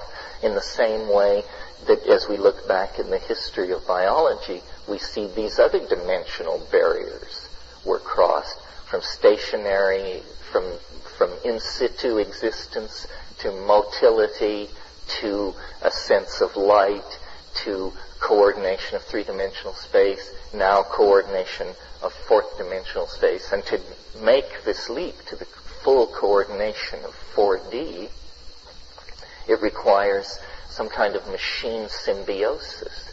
It requires prostheses. It requires that we redesign and extend our nervous system over the entire planet, and that we undergo some kind of metamorphosis and become, instead of, semi-cannibalistic primates, machine tenders of a global nervous system, some of which is gold and copper and glass, and some of which is flesh and DNA and neurons. And this whole thing is in a state of self-designing foment. And that, I don't know how we got here, but it leads me to the second point I wanted to make earlier when I was talking about novelty. I said there were two things which science had overlooked, and then I discussed the first one, which is that nature is a novelty-producing and conserving engine. The second thing that science has overlooked and culture has overlooked that is related to the first, and it's this. It's that this process of producing novelty that the universe is about is not going on at a steady rate. It's going on faster and faster as we approach the present. It's like what mathematicians call a cascade. It began slowly and has moved with greater and greater acceleration from the very first moments of its existence. So the early history of the universe is dull news. It's slow moving. I mean, stars are condensing. Galaxies are ordering themselves. This is the stuff of millennia, of tens of millennia, of greater spans of time. Once you get down to the last 500 million years on this planet, biology is the main show. Geology and astrophysics have receded into the background, and where the action, the mutation, the change, the shifts is happening is on the surface of planets in interface with atmospheres and cosmic environments and asteroidal impacts and melts and all these various things that went on. There is a period for life before that, a long, long period, the Archaeozoic, but you talk about Dullsville, I mean, there's nothing going on there. Well, then when you reach the last million years, it's as though, this process of the emergence of novelty both concentrates itself in nature into a single line, the hominids, but it also intensifies itself by orders of magnitude. So change is then happening on a scale of hundreds of years. Languages are changing, pottery designs, and as we approach the present, this becomes more and more furious. Now, and so what novelty theory is saying is this is not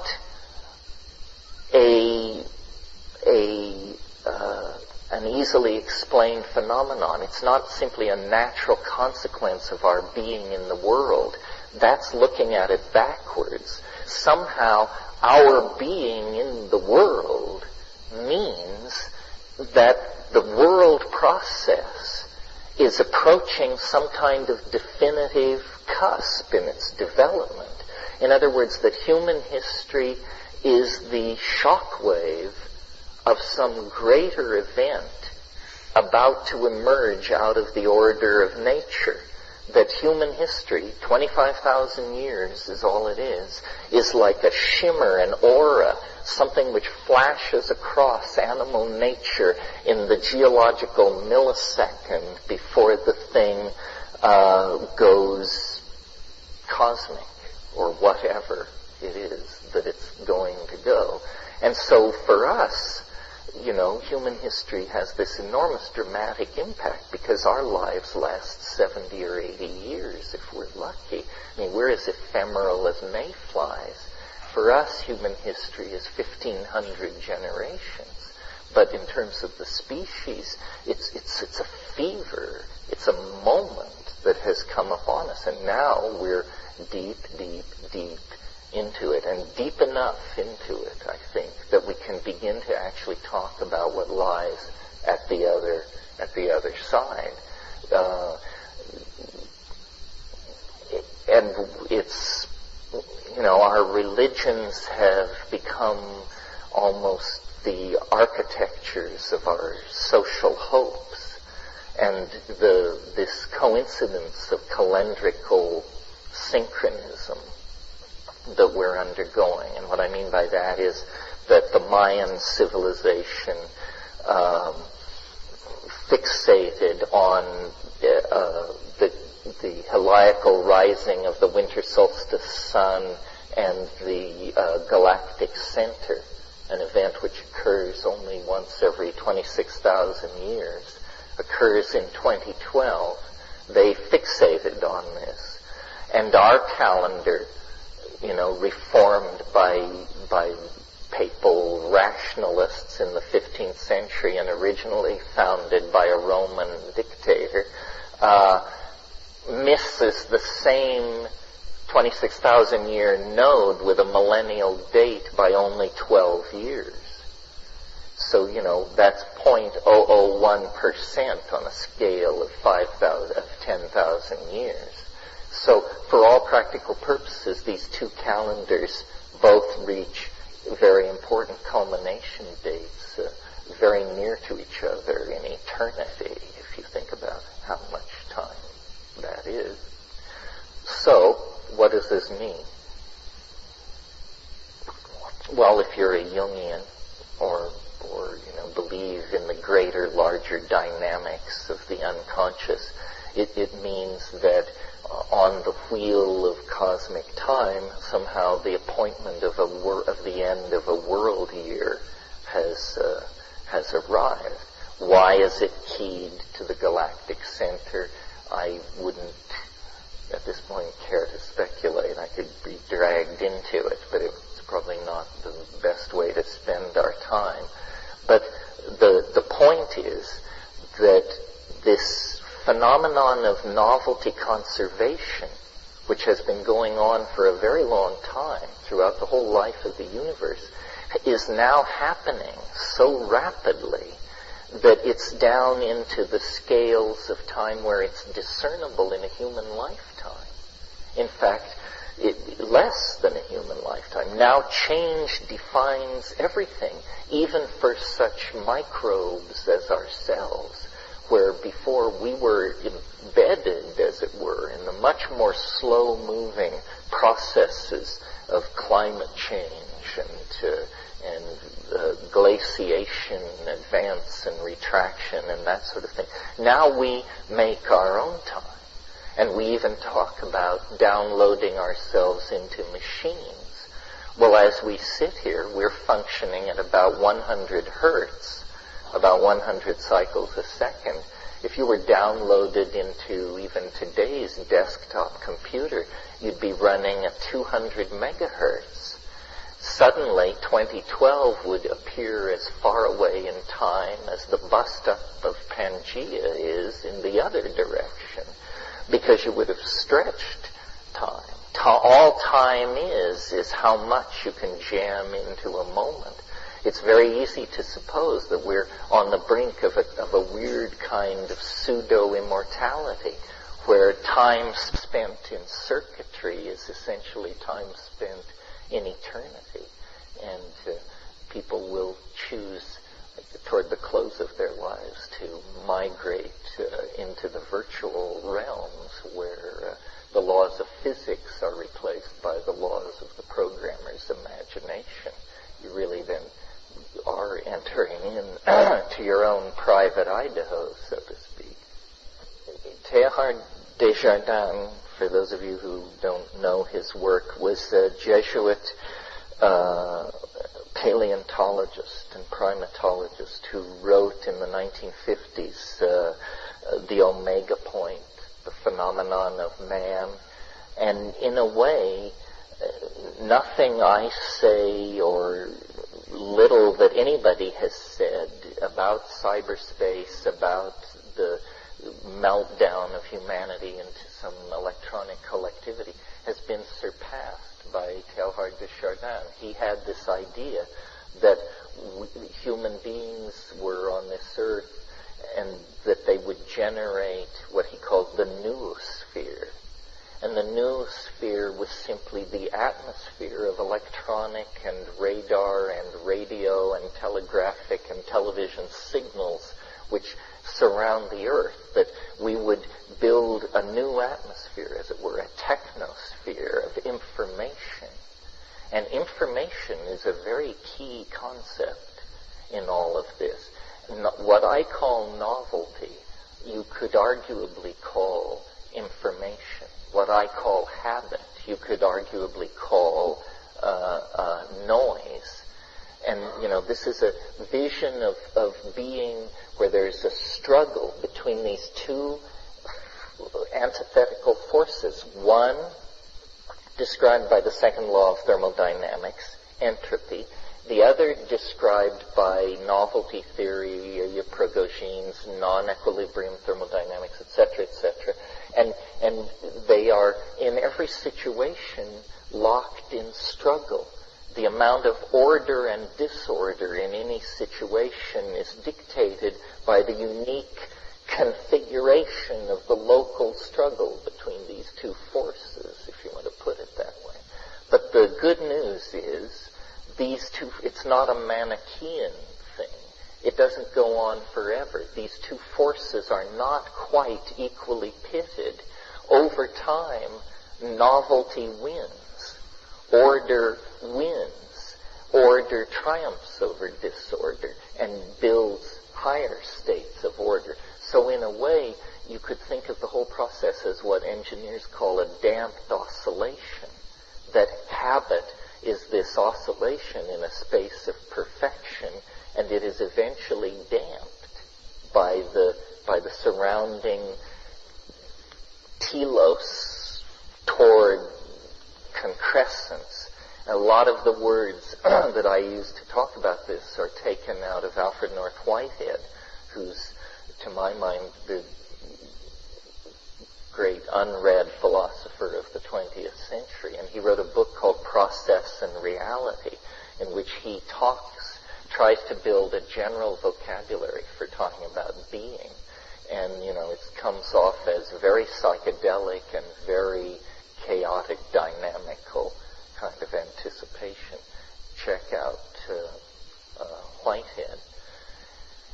The thing which has, made novelty theory difficult to sell in terms of the ugly knobs and warts on it as a theory were that it has this built-in crazy assumption, which is that in the very short term, meaning the next 15 or 20 years, the world will, in part, completely transform itself. And so it's in a category with apocalyptarian thinking, millenarian thinking, miraculous thinking, deus ex machinas, squirrely revelations, all of that, all of which I abhor. But you can't escape the mathematical implications once you draw the curve of the asymptotic acceleration into novelty. There's a group of people, you can read their stuff on the internet, they're called extopians or singularists. And they're very hard-headed engineering types, libertarian geeks, not psychedelic, not spiritual in any sense of the word, and they propagate out curves such as the human population curve, the curve of information, number of papers being published, the curve of the amount of energy being released, so forth and so on. All these curves reach infinity somewhere before 2025. What does it mean to say these curves reach infinity? Nobody knows. It's a singularity. It doesn't make sense. It's a mathematical contradiction. What it means is your model is broken.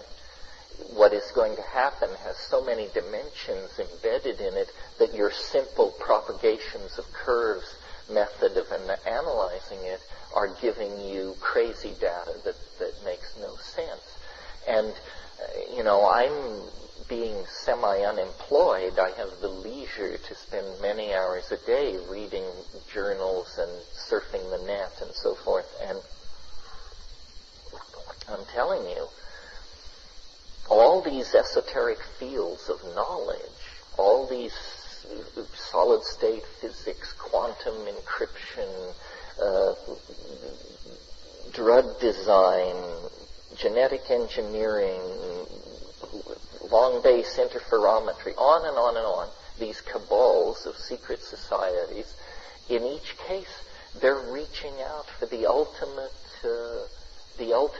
pieces of knowledge in their field, and no one is coordinating the implications of all this across the face of the rising tidal wave of understanding.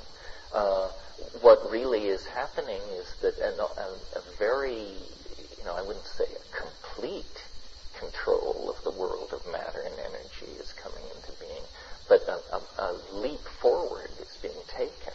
And all under the aegis of this key concept of information. Information is more primary than time and space, more primary than light and electromagnetism. Information is the stuff of being. It's all you will ever know. It's all you can ever know. The rest are ghostly hypotheses to explain the behavior and the presence of information. And it's almost as though it has a syntactical life of its own. It's almost as though, it's a virtual life form of some sort that is running on a primate platform. I read a very interesting thing by Danny Hillis, who wrote The Connection Machine, and he was talking about songs, and he said, primitive human beings, especially young juveniles, like to imitate each other and make strange noises. And some strange noises are easier to make than others. And so you begin to have a population of short bursts of strange noise. And these populations, we'll call them songs, just to make it easy. Just short bursts of strange noise. And some of these songs are easy to remember and some are not.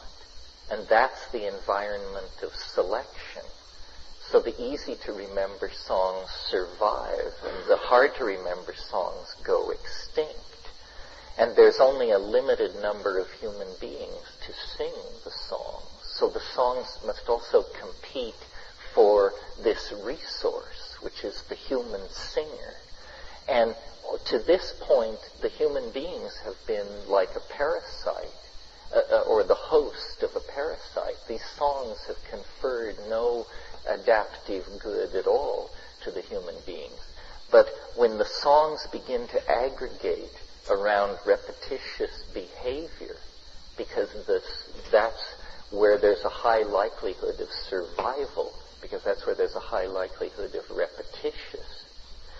repetition, then you begin to have a syntactical net. And I think that in a sense this is our situation, that we were early parasitized by a kind of virtual life form that lives only in syntax and is essentially time-sharing and piggybacking our nervous system. But at some point we insisted around it, somewhat the way a cell membrane trapped early bacteria and turned them into mitochondria. So now we can think with this linguistic symbiote that shares our brain space. However, it's very interesting, this idea. I mean, this may seem trivial to you. It's new to me, so I'm into it. I read this book by George Dyson called Darwin Among the Machines, and I highly recommend this book. This is a great book, fun book, Darwin Among the Machines. And one of the points that he makes in there that I had when you hear it, you say, yeah, I always sort of knew that, but I had never quite grokked it in its full implications. One of the points he makes in there is that when we talk to each other, when we make sense to each other, what we say can be perfectly made formulaic through symbolic logic. In other words, that the branch of mathematics called symbolic logic is capable of portraying human language and human logical processes perfectly. But the interesting thing is that this language, symbolic logic, is the language which machines speak with great fluency. This is the great bridge between us and the machines, that fundamentally we speak the same language, that and to a human being and to a microprocessor mean the same thing. So there is there is no great barrier. It's all conceptual between us and machine intelligence. Machine intelligence is the most likely form of alien intelligence to arrive and complicate our social dialogue, because in a sense it's already here. In a sense we are putting a great deal of effort into creating it, and in a sense its emergence depends on these very same appetite for novelty that allowed us to squeeze ourselves out of the rules of molecular chemistry. And again, it's happening at these very high megahertz rates. Machine evolution will not be like human evolution, because what it took us 50,000 years to achieve, it can achieve potentially through distributed processing in minutes, hours. Hans Moravec says of artificial intelligence, we may never know what hit us. It will simply come to be. And what would that look like? We have no idea, or its relationship to us at all. Yeah. Linguistic analog to the morphogenetic field that Rupert talks about as far as communicating human evolution? Yeah, I hadn't thought of it that way, but it's like that. Novelty theory and Rupert's theories of the morphogenetic field are very closely related. He doesn't believe in a temporal attractor. He believes things are pushed by necessary casuistry. But the unfolding of the morphogenetic field and the unfolding of the time wave, you're talking about the same thing. You're talking about you see, in a way, what science is all about is it will tell you what is possible. If you want to know if something is possible, you ask the expert in that science. But what science can't tell you, and what you usually really want to know, is out of the class of the possible, what things will actually occur. And we have no theory for this, strangely enough. We have no theory for out of the class of the I suppose somebody who was a fundamentalist or some kind of Christian might say, well, God's will. Out of the class of what is possible, what comes to be is God's will. Well, that would be one theory of what it is that winnows the actual from the possible. A scientist would say pre-existing conditions. In other words, somehow the circumstances into which any phenomenon is born skew it toward its ultimate developmental end state. This is the idea. It's almost like the law of karma or something, that by the circumstances into which you find yourself, then you are carried forward to some conclusion that was inevitable based on that. Novelty theory is not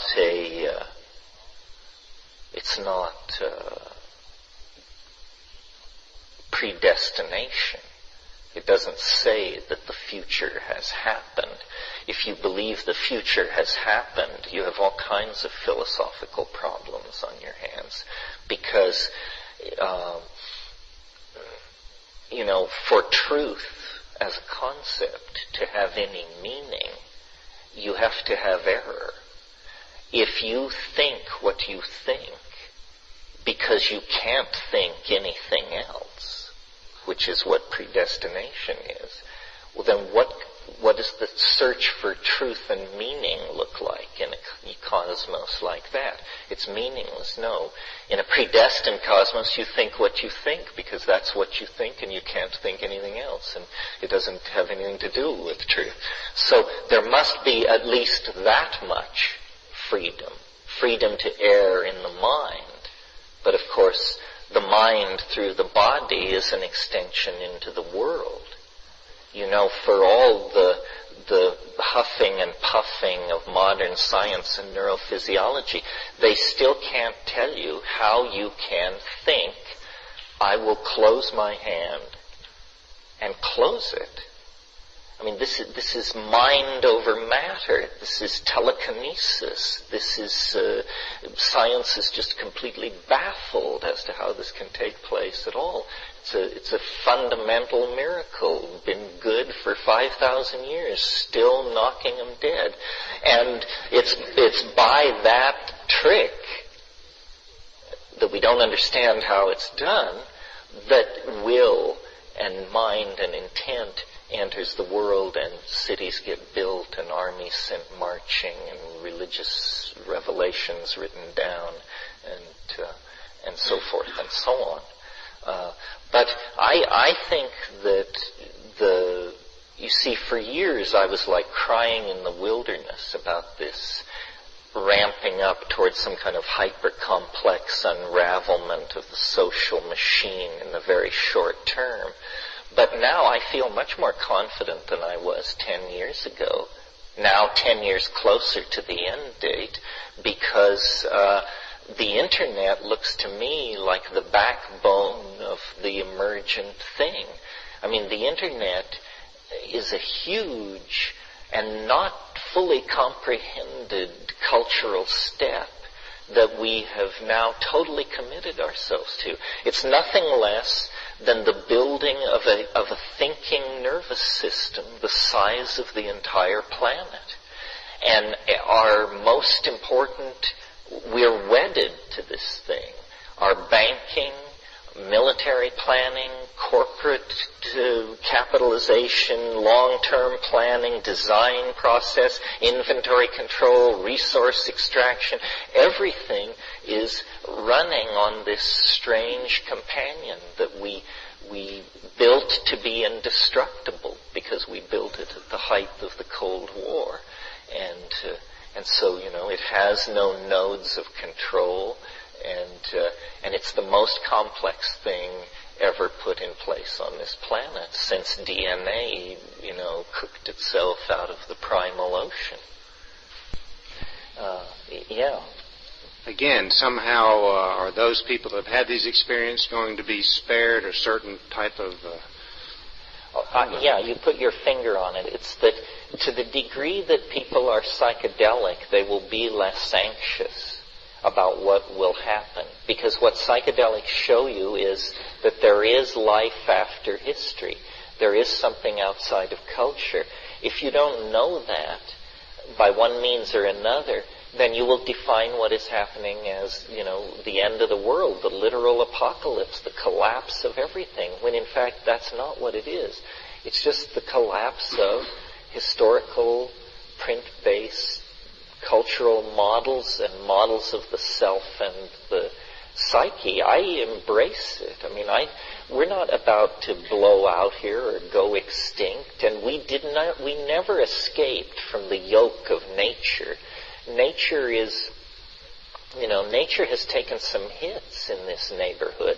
65 million years ago, an object encountered the Earth that nothing larger than a chicken on the entire planet survived that encounter.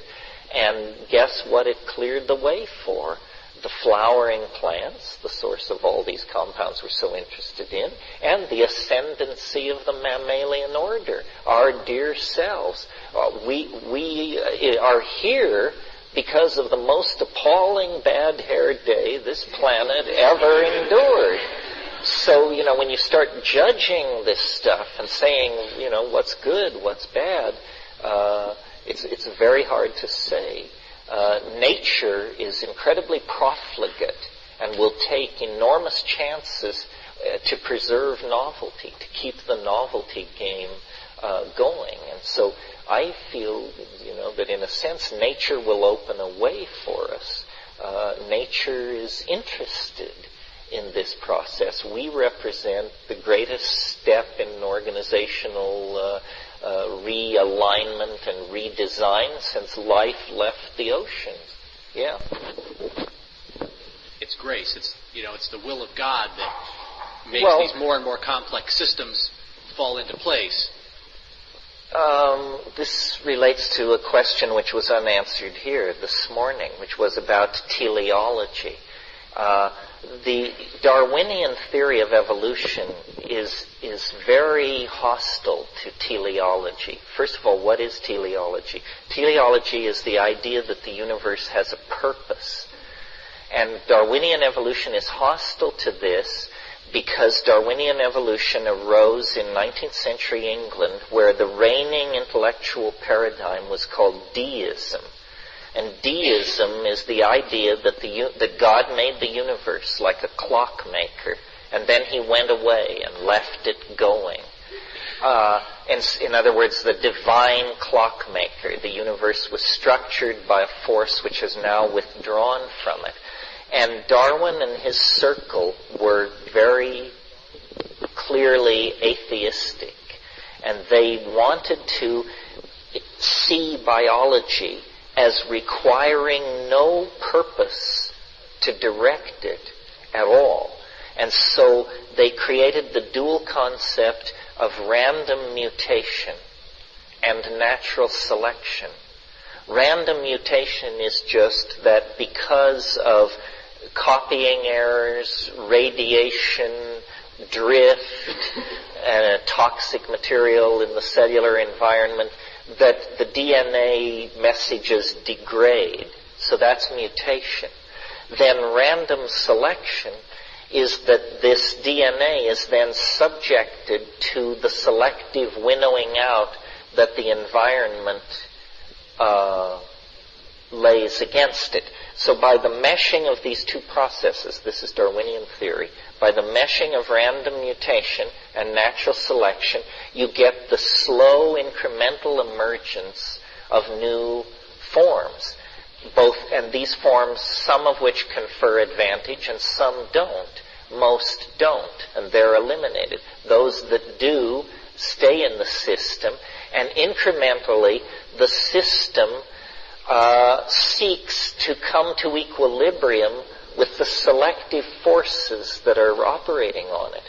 But these selective forces, which are continent, incidental radiation from space, weather, climate change, so forth and so on, because these factors are themselves changing over time, mutating, the system can never come to equilibrium.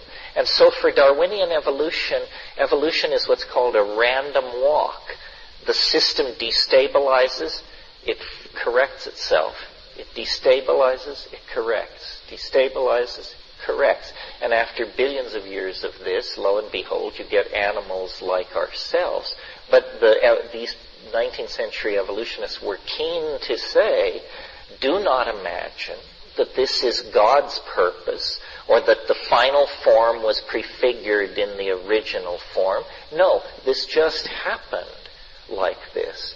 Well, now we've had 150 years to absorb all this. In the meantime, Mendelian genetics, the particulate nature of the gene has been understood. The molecular nature of the gene has been understood. We can say some new things about this. Also, we are no longer under the spell of deism. That's a crank idea that nobody is that keen for. And so it's a different intellectual world. Well, now when we look at nature, we see a different picture. We see that where Darwin said nature is all red in tooth and claw, we see that the way to be a successful species, the way to survive, is to make yourself indispensable to your neighbors.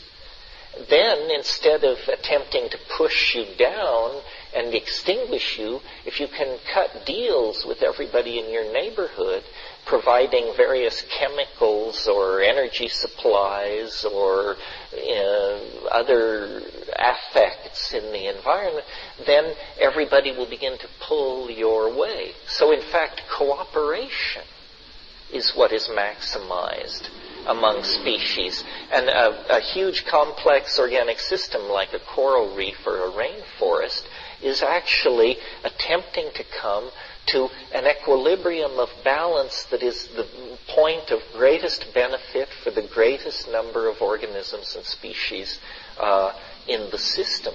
Well, this is a whole different picture. And it opens the possibility. These new sciences like complexity theory, global dynamics, chaos theory, have made it now respectable to think about processes that are drawn by something in the future rather than pushed from behind. In the 19th century, that was inconceivable. All that was known was the chain of cause and effect. But now we see that the temporal landscape has what are called basins of attraction in it, and that certain processes are actually drawn forward by their presumed end states. And so it seems less outlandish to us, I think, to suppose there is a purpose. And also we see a level of global integration and global mutation that Darwin couldn't have even dreamed of. Yes. The idea of elements of time having their particular qualities. Have you correlated that with astrology at all? Well, it's somewhat like astrology, except astrology believes that planets and stars and the arrangements among them represent shifts in a kind of energy field. In a way, this is more abstract. Wang Pi, who was a medieval Chinese mystic, his thought comes eerily close to my own, in that the way he pictured this was that you have the sequence moving in an abstract dimension, but you have the sequence moving at a certain speed, and overlaying that is another sequence moving at a different speed, and over that another version of the King Wen sequence moving at another speed, and that a given moment is a slice through these levels that creates a unique juxtaposition of the levels. So it is in that sense very astrological, but it's all calculated independent of any observation of nature. Although, if it's true, then it's interesting that there are correlations in the cycles in the King Wen sequence to astrological cycles. Specifically, the system that I elaborated on one level contains a cycle of 384 days. That's the number of lines, 6 times 64, the number of lines in a complete sequence of the I Ching, 384 days. Well, it happens to be 13 lunar cycles, exactly. Well, then if you take it times 64, you get a number, 67 years, 0.10425 days, which is 6 sunspot cycles. And sunspot cycles also occur in 33-year cycles. Well, it's known that the early Han Dynasty Chinese knew about sunspot cycles. They were the first people to observe them. So, without hypothesizing super technologies or any kind of Atlantis-type stuff, we see that the King Wen sequence could have been a kind of gear used in a system of multiplicans that predicted lunar cycles, sunspot cycles on 2 levels, and then with one further multiplication, this precessional great year, this 26,300 year cycle. So it's a neat kind of resonance calendar, and given the sorry state of Chinese calendar making in historical time, it's interesting that you can derive a very accurate calendar from the I Ching, more accurate than the calendar we're presently operating on. If you use a 384-day year length, the problem, of course, is that a year of that length would precess against the sun, but this may have been for political or religious or philosophical reasons acceptable at the time that calendar was formulated. My fancy is that there was a war, a calendrical war in the pre-Shang dynasty time, a war between the solar materialists and the lunar mystics, and it was basically a war about how the calendar should be, because the calendar is the largest frame of reality. For instance, our calendar, with its fixed equinoctial points, is a lie.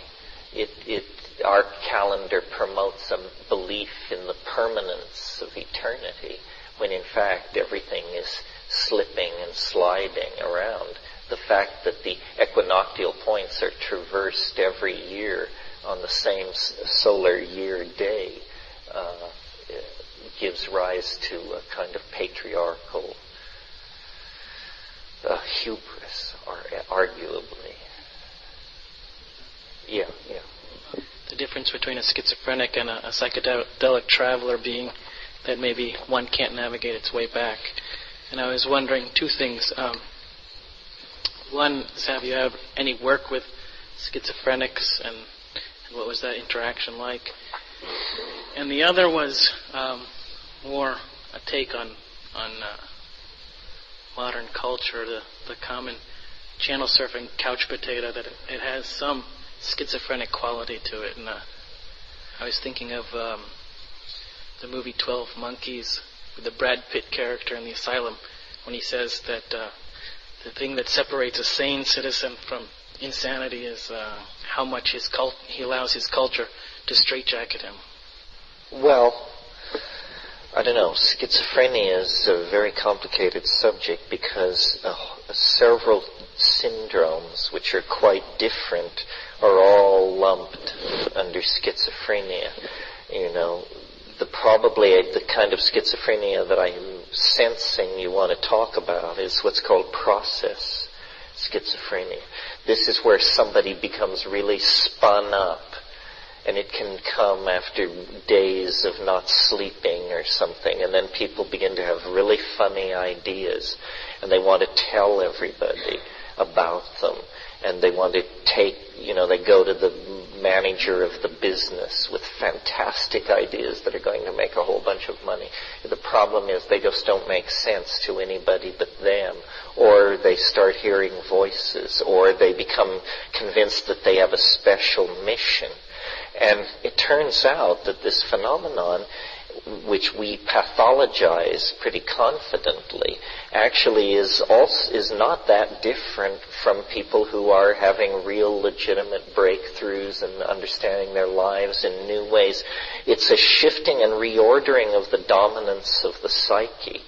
And I tend to agree, he's dead now, but R.D. Laing, the English psychiatrist R.D. Laing, what I observed of schizophrenia went on at La Chirera in those days that are described in True Hallucinations, and my really strong conviction coming out of that was it should not be interfered with by depressive drugs, that it's some kind of a process, of a healing, of an acting out, and that the biggest favor you can do the person is to let them, to the greatest degree possible, do what they want to do and not interfere with them. And if you medicate them and incarcerate them, the thing is aborted and squashed and distorted, and then they have a great deal of trouble ever getting their act together. I was very fortunate. I mean, how many psychiatric residents have ever seen an untreated schizophrenic? You know, I mean, the minute these people hit the front door of a hospital, they're given stelazine or lithium or something. And yet, you know, it seems more as though Jung was on the right track. This is a process in the dynamics of the unconscious that wants to work itself out to a conclusion. Now, obviously, if they have violent fantasies or seem dangerous to themselves or other people, you can't let that go on. But I think the treatment of schizophrenia is largely at the convenience of the practitioner. And people are warehoused, and, you know, if I were going crazy, I think the thing that would really throw me over the edge would be to be put with a bunch of really crazy people. It's always seemed so odd to me that if you go bananas, they put you with all the other people who've gone bananas, who are the worst models for you to be in the presence of, and are quite unsettling to normal people, let alone people who are having boundary dissolution and self-identity problems. So, yeah. There are some studies that show that what it creates is in schizophrenic states, there's a more common shift in brainwave rhythms, which is associated with an enhanced immune system and resultant less cancer. And I've been curious as to whether or not the use of psychedelics may also provide those frequent shifts, which are probably more necessary to health. So as soon as we depress, for instance, schizophrenics, what happens is they go back to normal cancer rate of the normal population, so their immune system doesn't function as well. So in terms of looking at enhanced immune function, whether or not frequent shifts, which coming in and out of psychedelics, may, and I don't know if you know anything about that. Well, in some sense, the kind of process schizophrenia, the messianic, grandiose schizophrenia that we're talking about here, is an overexpression of self-definition.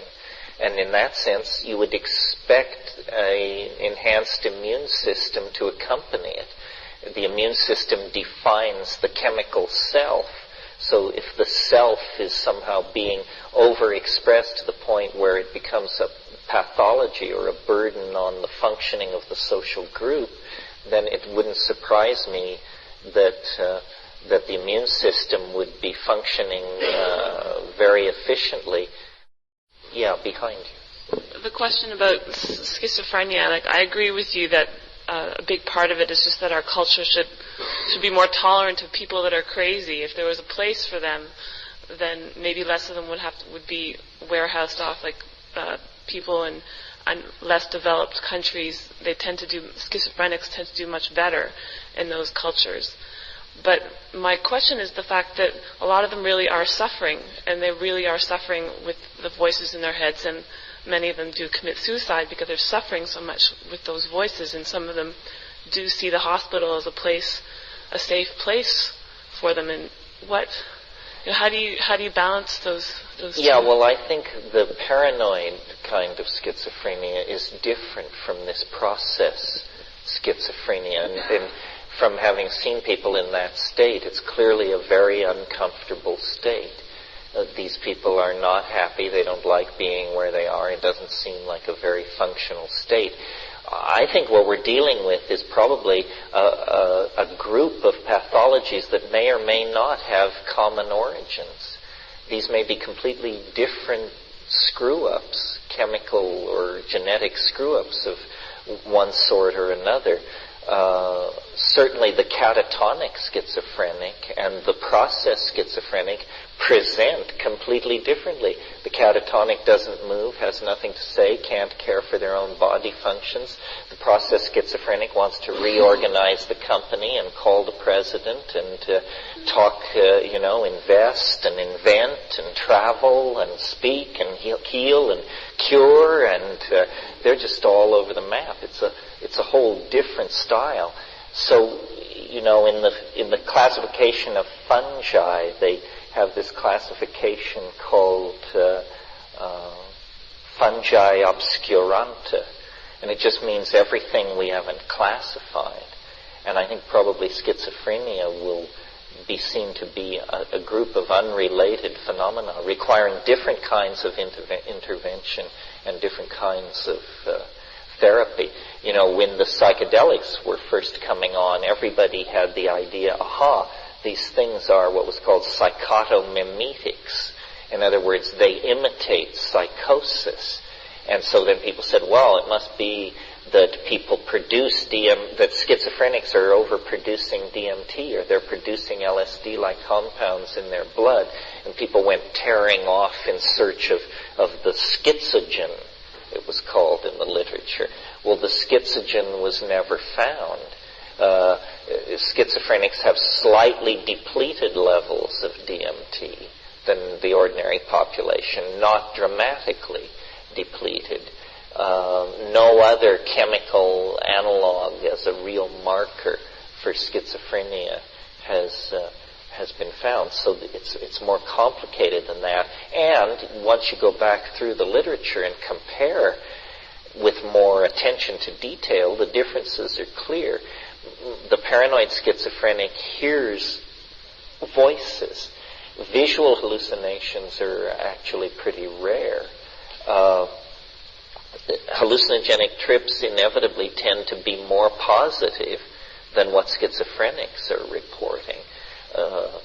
You have only to contrast my encounters with zany, punning, self-transforming elf machines, compare that to these gray-faced proctologists who come in the middle of the night and look up your ass and take you off and, abuse you and surgically snip and tuck. And, this is appalling stuff, the stuff of nightmare. If there was a drug that did that, none of us would get near it, I dare say, after one exposure. Yeah. 8-circuit model of evolution. Because I was thinking that, or it just sounds really close to what you were talking about, especially the neurogenetic level, where you can tune into the actual DNA and get a sort of a readout of the evolutionary process and pattern. So, yeah, I like the model. I'm not sure of the mechanism. On the other hand, one of the most mysterious issues in neurophysiology is the issue of memory.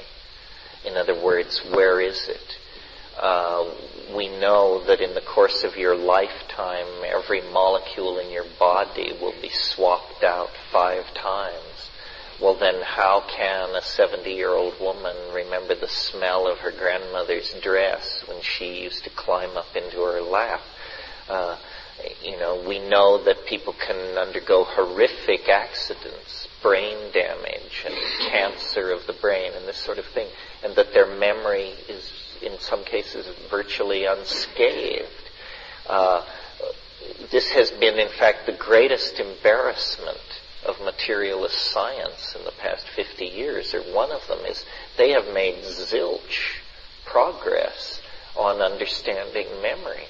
And, it's right smack in the center of everything we want to do. It's a communication technology, it's a nanotechnology, it's a molecular genetic technology for information and storage retrieval that works with images, music, sound, and we don't have a clue as to how it works.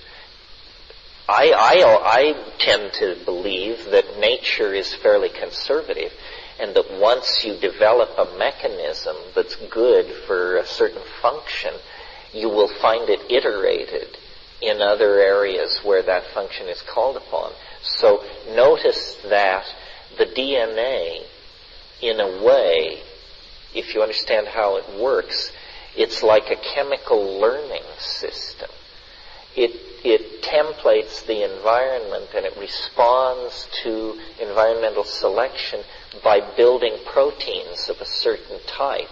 In a way, it's a chemical engine for responding to the environment. Well, then if you look at the nervous system, it's an electrochemical system. It's a combinatory system where information moves in the body down the nerve fibers at a pretty good clip. But why then are we such slow-moving creatures? Well, because every time it gets to a synaptic cleft, it stops being electricity and it turns into a complex chemical reaction to bridge the gap, to go down the next wire to the next gap. And so in the course of this electro to chemical transmission of the signal, it slows down to a few hundred miles an hour. And that determines our speed as organisms. Downstream, this may all be sped up. Memory seems to work almost instantaneously, but no mechanism is visible. I mean, if you really want to look at a human function that's present in all of us and easily studied and may hint at undiscovered principles in physics or miraculous new orders of nature, human memory would be a real place to begin, I think. And I wondered what your involvement is today, what you hope to get at, have hoped to get out of your involvement with the rave scene, and just what role do you think youth culture will have in the next 12, 13 years as we approach a possible singularity? Well, I didn't intend to get involved in rave, really. I mean, I was interested in it. When I went to England in 1990, I had a pretty academic schedule of lecturing, but a lot of ravers came. And the Zippies were just getting organized around the club called Megatripolis in Charing Cross. And I met Colin Shaman of the Shaman, and then we talked about me doing something with them and he taped our conversation, and then I thought it was like a job interview, but then when it was all over, he said that would do fine, that was what they would use on the record, and so that CD was called Boss Drum, and just by chance it went double platinum in England, which means, hard to believe, but every 15th person in the British Isles bought this album. And so it was a mega hit. And suddenly I was an icon to a whole bunch of people who had never heard of me before. And then I worked with Zavuya, which was another English band, Spiral Tribe, which was an English band. I met a Austrian couple in Frankfurt who are Station Rose, which was a German doof band. And last year I went to South Africa and Australia and ended up doing raves there. It's a kind of a weird thing for a person my age to be the world's oldest raver or something. But the rave scene needs to be more psychedelic. It breaks down. It breaks toward amphetamine. It breaks toward heroin. It breaks toward alcohol. You have to keep constantly reminding it. Plus, the youth culture is incredibly powerful and creative. People talk about the 1960s and what a great thing it was. Well, I was there. I was at ground zero, and it lasted from about 1966 until early 1968. And 1968 was called the Year of Rage, or the Days of Rage. That was all street fighting and rocking out bank windows and burning police cars. The Summer of Love, which was 1967, it was like a 2-year thing, 66, 67. The current youth culture has been going in the same direction strong since 1986. There are people who will tell you if you were not in London in the summer of 88, you missed it.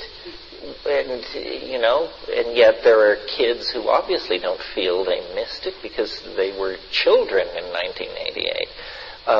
So it's an incredibly vital culture. It's worldwide. It was born in the bowels of Thatcherite Britain, and it's very cynical about bourgeois social values and getting a job and fitting in and all that. And it speaks German, Afrikaner, Japanese, French, English with equal fluency. And it's not rock and roll. The ultimate heresy against the 60s musical fascisti. It's not rock and roll. It's doof.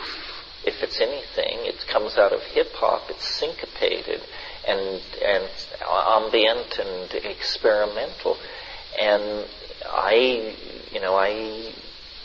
really don't understand the youth bashing tendency of this culture. It seems to me one of the most chuckle-headed things that we're involved in is youth bashing, because it all rides on the back of youth. They're the ones who are going to be asked to live in and perfect the future that all this technology and integration and bioengineering and so forth and so on is going to bring to fruition. And the great thing about the youth culture, there are many great things about it, but one is that it's so suspicious of bourgeois values, and that it's so friendly to the Internet. The Internet is owned and managed by the Fortune 500 corporations, but they own and manage it somewhat like a little old lady who owns a gorilla. They really fear it, and they don't understand it, and they have to hire guys with rings in their ears and ponytails to turn on the machines in the morning and to run the payroll software and the inventory control software and everything. So it's a very uneasy alliance. as far as whether I'll do more with rave culture, I don't know. I keep trying to back out of it. It's different. It's strange to go on stage in front of a screaming crowd at 2 a.m. and try to talk philosophy. And so I've given up trying to talk philosophy, and instead I find myself behaving more incoherently and crazily than I do in any other fashion. And the crowd seems to love it, but the crowd is predisposed to love it. The crowd is not terribly discriminating at that point. But I have been working with a band called Lost at Last, a Maui band transplanted to Santa Cruz. And if you're in San Francisco, New Year's Eve, we'll be at the Veterans Administration doing glossolalia and handling boa constrictors with light show and the whole razzmatazz. If only this had come when I was 20. I feel like Billy Pilgrim or something. I'm living my life entirely out of sequence. I mean, what does a 51-year-old guy need with a career as a raver? Beats the shit out of me, but there you have it. You know, and I'm poor enough, I can't just say no either. I have to negotiate this stuff. Oh yeah, it's a shamanic role for sure. I mean, Jumpin' Jack Flash, it's a gas. For sure it's a shamanic role. But I'm sure, I mean, would be perfectly reasonable to stand aside and let a 22-year-old do it, let Spooky do it, let somebody else do it. Yeah. With all your talk about the proctologists who come in the night, what do you think about the extraterrestrials? I thought you would never ask. Well, first of all, before I wade in, visor down, razors flashing, let me say that I have at times proposed various extraterrestrial theories, because it seemed to me back in the mid-70s that if you were to take seriously the idea that there was an extraterrestrial penetration of the terrestrial ecology, that the mushroom would be it. The mushroom is alien enough in its life cycle, alien enough to survive the conditions of outer space, and when complexed with a mammalian nervous system, it seems to want to download these messages from far away, shall we say. So that's my idea of how an alien would be, that the first problem you would have with a real alien would be to recognize it. Because, first of all, it's going to be alien, for crying out loud. This thing evolved on some other planet under a completely different chemical and regime of pressure and chemistry. And I mean, if you can't understand your next-door neighbor, what do you think it's going to be like to stare into the face, if it has a face, of somebody from Zenebel Ganubi? So the mushroom seemed alien enough. And it's also very low-key. It looks high technology. I don't expect them to come in trillion-ton ships of titanium roaring out of the cosmic darkness into parking orbit around our planet. I seriously doubt if it will happen that way. If they don't want to be detected, they certainly will not be detected, because you have to assume that the technology will be beyond your wildest imaginings. The idea that someone is going to come in ships speaking languages and with an interest in our gross industrial output or trading with us or some crap like that, this is what I call failure of scale. This is for people who don't understand how weird reality is. This is for people who've been watching too much daytime TV to think it's going to be so humdrum as that. So then we're left with this residuum of testimony that something weird is going on. I think this is like an intelligence test built into reality. life presents itself as a mystery.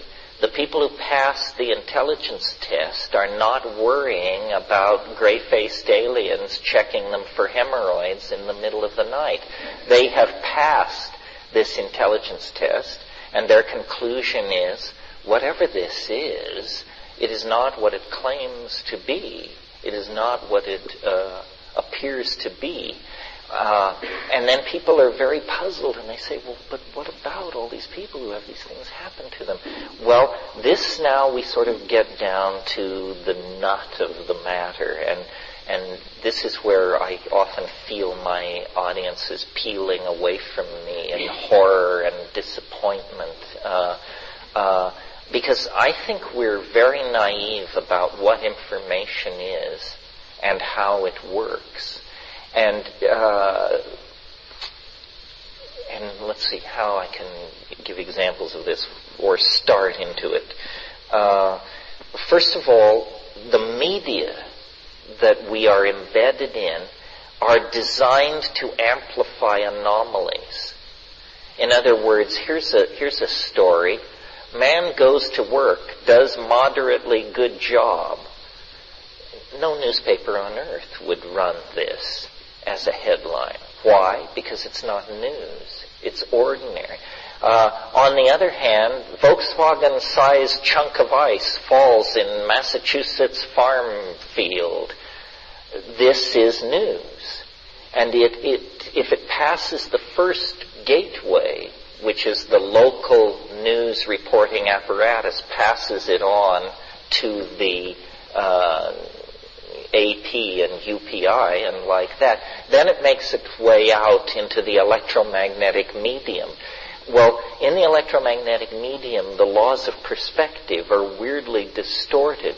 The further away you are from something, the more real it looks. The closer you get to it, the less substantial it becomes in the world of media.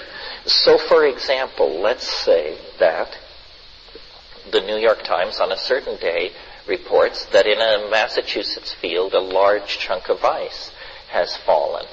And so you look at that and then you think to yourself, oh, let's see what Dilbert's up to. Of course, with the New York Times, you will not be satisfied in your quest, because there is no Dilbert, because the great gray maiden doesn't stoop to comics. But suppose you're reading a civilized newspaper. Well, then you just go and read Dilbert. But a newspaper like that is designed to be read by 5 million, 6 million people per day.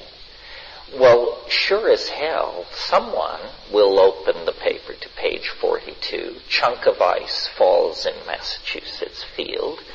And they will notice that the county in which this field is located contains their mother's maiden name initials.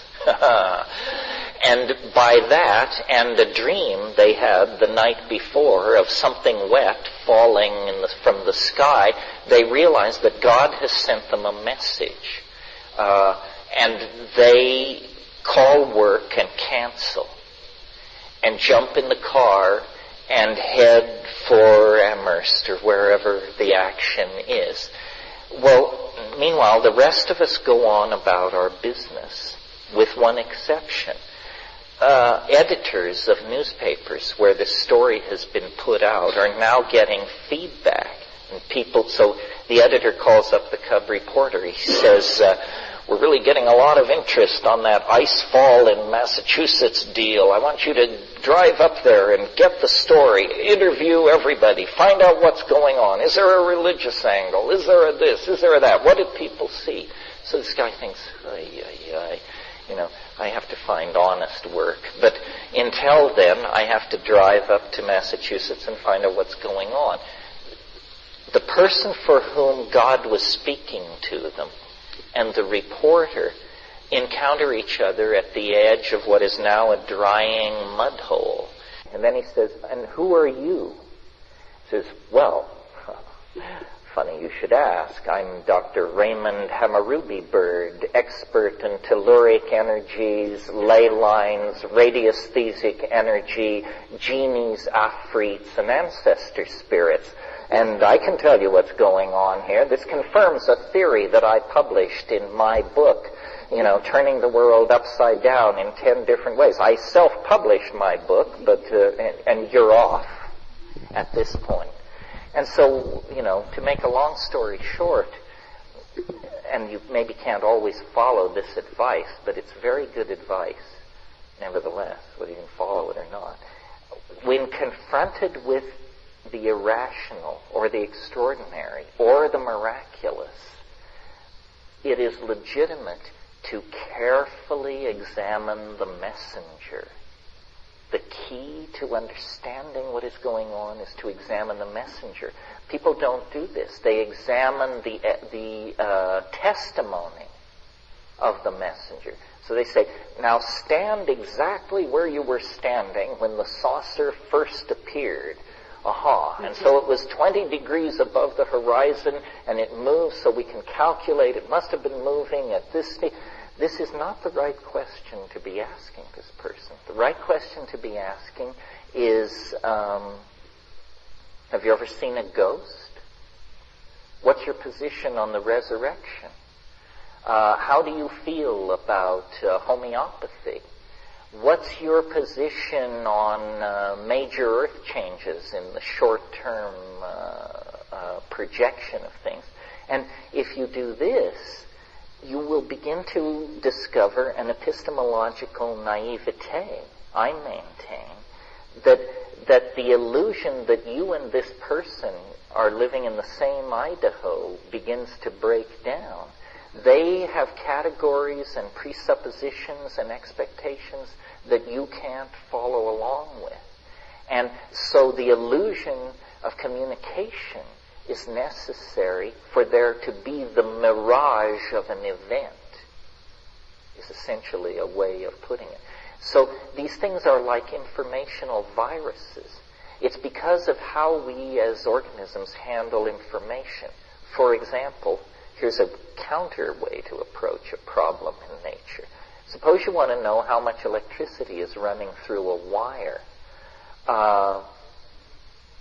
The way to do this is to measure 100 times, add these numbers together, divide by 100, and you will have the average amount of energy flowing through the wire.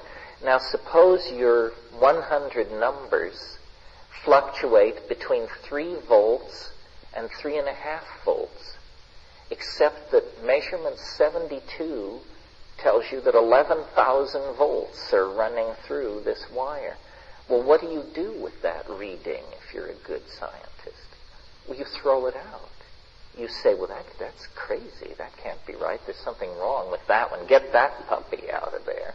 In other words, you reject the anomalous. Instead of pouncing on it and triumphantly raising it on high for all to adore, you simply eliminate it. The media works exactly the opposite. It seizes on every night 1 million people go out and look into the night sky. They see zilch, the stars, the moon. One person goes out, they see a triangular spaceship 800 feet across with red running lights broadcasting, the second chapter of Mark. Well, what are we told the next morning? That this was seen and this disrupted the night sky over Phoenix or Alamogordo or someplace like that. Always someplace you aren't, by the way. So people say, well, but is it all like that? Is it all so much like that?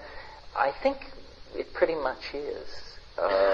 People don't like, I've told stories here about strange events, but I've said the real weirdness does not have to be treated with respect or as though it were fragile. True weirdness is true weirdness. You can kick the tires, honk the horn, drive it around the block. Phony weirdness is incredibly fragile, and they don't want you to get near, and you can only see it if you stand here, and please don't touch, and the speaker is veiled, and the voice is distorted because the CIA might kill him if they knew who he was. A million reasons why it's just not totally straightforward. All resting on the preposterous notion that we couldn't stand knowing the truth, and therefore these things must be shielded from us. Well, if we're so fragile, why weren't we shielded from the knowledge of the president's blowjob? I mean, that shook up more people than the knowledge that extraterrestrials are trading human fetal tissue for advanced technology. It seems to me that as psychedelic people, we should be more immune to these rumors of miracles, signs, and wonders than the rest of the population, because we have a benchmark to measure it against. And the cultification of discourse and the rising tolerance for raps, which don't make sense, is a really weird aspect of the end of the millennium discussion that we're trying to have. I mean, somebody on no evidence at all can introduce the most preposterous and outlandish hypotheses into a conversation, and it has to be treated with the same respect that the pronouncements of quantum physics or evolutionary theory are treated. And then people say, well, how do you not throw out the baby with the bathwater? Well, it's tricky. I think we all need to get our razors clarified, and also a little less politesse would be all right. I don't know what it's like here. I said all these things I'm saying to you now to Rupert recently, and he said, well, you're just, sinking in Malibu-itis. He said in an average English pub, if somebody started raving about this stuff, there would be half a dozen people on their feet instantly just sneering it out of existence. Well, upstate New York is halfway between London and Malibu, so maybe you're leavened with reason and temperance. But there certainly is a lot of loose-headed metaphor building out there in the intellectual marketplace. We almost need a new vocabulary of fluff. There are different kinds of fluff. For instance, there's what I call deep fluff, which is fluff with a history. So that would be, for example, alchemy, which is something dear to my heart. Alchemy is fluff with depth, because it's 4,000 years old, and even though it's never made good on its promises or agenda, it just keeps popping up in various places. It's generated a rich literature. It's deep fluff. The kind of fluff that freaks me out is where you get one person who never read the Old Testament, never read Plato, doesn't understand mathematics, music, history, art, literature, religion, economics, or philosophy, but they have all the answers. Because when they were in the desert, the archangel Malingi appeared to them and downloaded the entire shtick from A to Z in 11 simple lessons, which they will share with you for a significant portion of your income. This kind of thing, you should automatically... the mushroom said to me once, apropos of all this, and I've tried to live by it. It said, for one human being to seek enlightenment from another is like a grain of sand on the beach to seek enlightenment from another. And, for me, that puts in perspective all this malarkey about lineages and secret orders and having to sweep up around the ashram for 15 years before they cut you any juice and all of that stuff. If, a truth which you cannot understand is of no use to you. So don't tell yourself that the fact that you don't understand quantum physics is okay because these guys at MIT have it under control. Until you understand it, it's utterly useless to you. So people live by hearsay and rumor and people delightedly spread rumors of the miraculous. And people say, whoa, did you see that thing on TV the other night where they had that Air Force colonel who claimed that he was there at Roswell when there's a buzz? And well, to repeat this kind of stuff is the equivalent of taking home a newspaper with a headline that says, Alien Mom 9 gives birth to dead Christ. This is not something people of intellectual integrity involve themselves with. Isn't that a downer, that rap? It's so, and it's especially a downer when I get more specific than I have been here. Because, of course, it really becomes cogent when you tear into somebody by example. And the reigning cult of niceness precludes that I do too much of that, because my own ox might be gored. But I do urge you to disperse your money and attention with extreme miserliness when people start telling you they have the answers. There are no answers at this point. Part of growing up is to live without answers.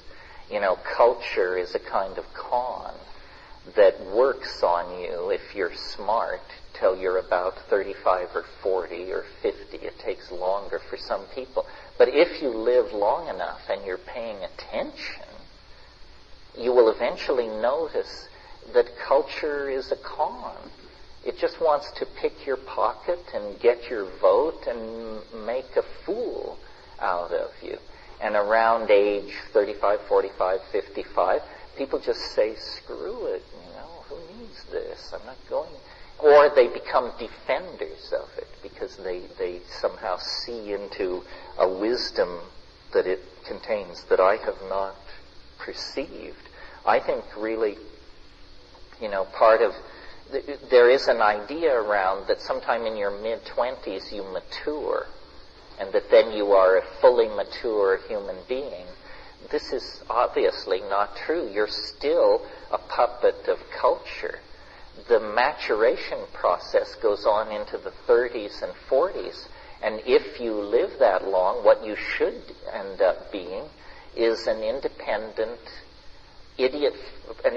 person, free of ideology, free of object fetishism, consumer fetishism, free of pathological attachments to other people, free of codependent relationships. I mean, these are all things which people in their 20s are just beginning to encounter as possibilities. And if you don't grow past these things, then you become these people who watch daytime TV and roam the malls and vacation in artificial paradises and, a lot of lottery, attention to lotteries and publishers' clearinghouse millions that are soon to arrive, and just a squirrely lifestyle, hardly above the level of a laboratory rat. And if consciousness expansion means anything, it means thinking your way out of these cultural cul-de-sacs and dilemmas. Don't buy anything, because very, very rarely is what you are being sold what it represents to be, nor worth what it's what's being asked for it. Yeah. Do something about our planet quickly. Well, in terms of suggestions, and we have 10 minutes left, so I'll be able to get out of here without the hour of discussion this usually provokes. In terms of suggestions, when I have said to them, I once said to the mushroom, how can we save the world? Somebody had challenged me in a group like this. They said, why don't you ask it how we can save the world? Which I had never been, being sort of an oblique thinker. It had never occurred to me to be so blunt with it. But the next time I found myself with it, I said, how can we save the world? And without a moment's hesitation, it said, each person should parent only once. This is an astonishing idea. This is not zero population growth.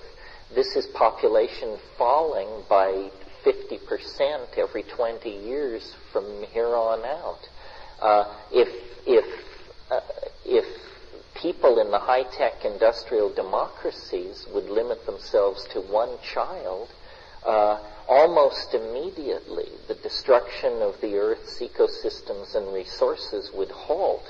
We preach population control in the third world, but the statistics show that to a woman in the first world who has a child, that child will consume between 800 and 1,000 times more resources in the course of its lifetime than a child born in Bangladesh or some other third world place. So if we were to practice this one person, one child policy in the first world democracies, there would almost immediately be a visible slackening of the pressure on resources. And population is the thing which is driving everything over the edge, and is not allowing any time for full reflection about land use, implementation of technologies, the political directions we want to go in, because everywhere, you just hurl money at problems like sanitation, detoxification of land, education of children, cleaning up of water supplies, extension of early primary education, and so forth and so on. No matter how much money you throw at these problems, you see no progress because it's all dragged down by burgeoning populations. So, and it's interesting, I've always felt that the way to solve social problems, collective social problems, is to find solutions which advance the agendas of individuals. In other words, some version of enlightened self-interest. And if you think about this one person, one child thing, what we're saying is, how would you like to have increased leisure time, increased disposable income, and the sincere gratitude of humanity by volunteering to limit your procreative activity? And I would favor social policies that would give people cradle-to-the-grave medical care and cancel their income tax and whatever it took to honor people who did that, because that is the most significant single political act any one of us could probably do. It's very practical. It's a bumper sticker. It astonished me when the mushroom said this. I thought it was going to be a discourse. It said, each person should parent only one child. In a single sentence, it offers probably the only solution to our long-term dilemma on this planet. Can we do it? Well, we don't know. It involves changing our habits, the hardest things we have to change. It involves injecting novelty in an area where habits have ruled for millennia and tens of millennia, our reproductive behaviors. On the other hand, as primates, we never really get rocking and rolling until we're painted into a corner. Now, China is attempting to do something like this. But of course, they start from a more problematic circumstance than our own. However, if China continues to limit its population, that's the one piece of the puzzle missing from its ability to project its culture onto a global scale. If the rest of us pollute our social systems and drag the development of our economies with burgeoning populations, at the same time that the Chinese population is falling and they are bringing their technologies and infrastructure up to speed, then we could find ourselves in a very different socio-political circumstance not far downstream. Any comment on that whole idea? It's an interesting idea. I'm surprised that there is no society for it. I've never heard it discussed. Not radical lesbians, not libertarians, and I also thought when it first came up that there must be some hideous political flaw in it, that some radical feminist or somebody would spring forward and point out this appalling contradiction as to why this couldn't be done or why this was utterly unacceptable and dehumanizing. Nobody has ever done that either. People have said, the only criticism I've had of it is people have said that political power is based on population. But I argue that's not true. If that were true, India would be the second most powerful nation in the world. Well, what about France? What about Germany? What about England? So, we are not in a breeding race with the brown-skinned people of the planet. Thinking like that is crazy-making. What determines the viability of a society is the quality of life that it delivers to the greatest number of people. So I think one person, one child, those of you who haven't yet entered the reproductive phase of your life, you might consider. People have objected and said, well, but children need other children. This is arguable. The nuclear family is not handed down from Mount Sinai. The nuclear family is a late 19th century invention at the convenience of industrial capitalism. If there is a human model handed down from Mount Sinai, it's the extended family group, the aunts, the uncles, the cousins, all together in a long house or a compound. Well, we haven't lived like that in America since the 1840s. It was no way to live anyway. In 1800, the average American woman gave birth 13 times in her life. This is no population, this is not a behavior pattern we want to emulate. I think that we are sentimental, that the concept of the child is some kind of morbid download from 19th century romanticism, and that it's a morbid concept. The child in our society is symbol of innocence and victim of mayhem.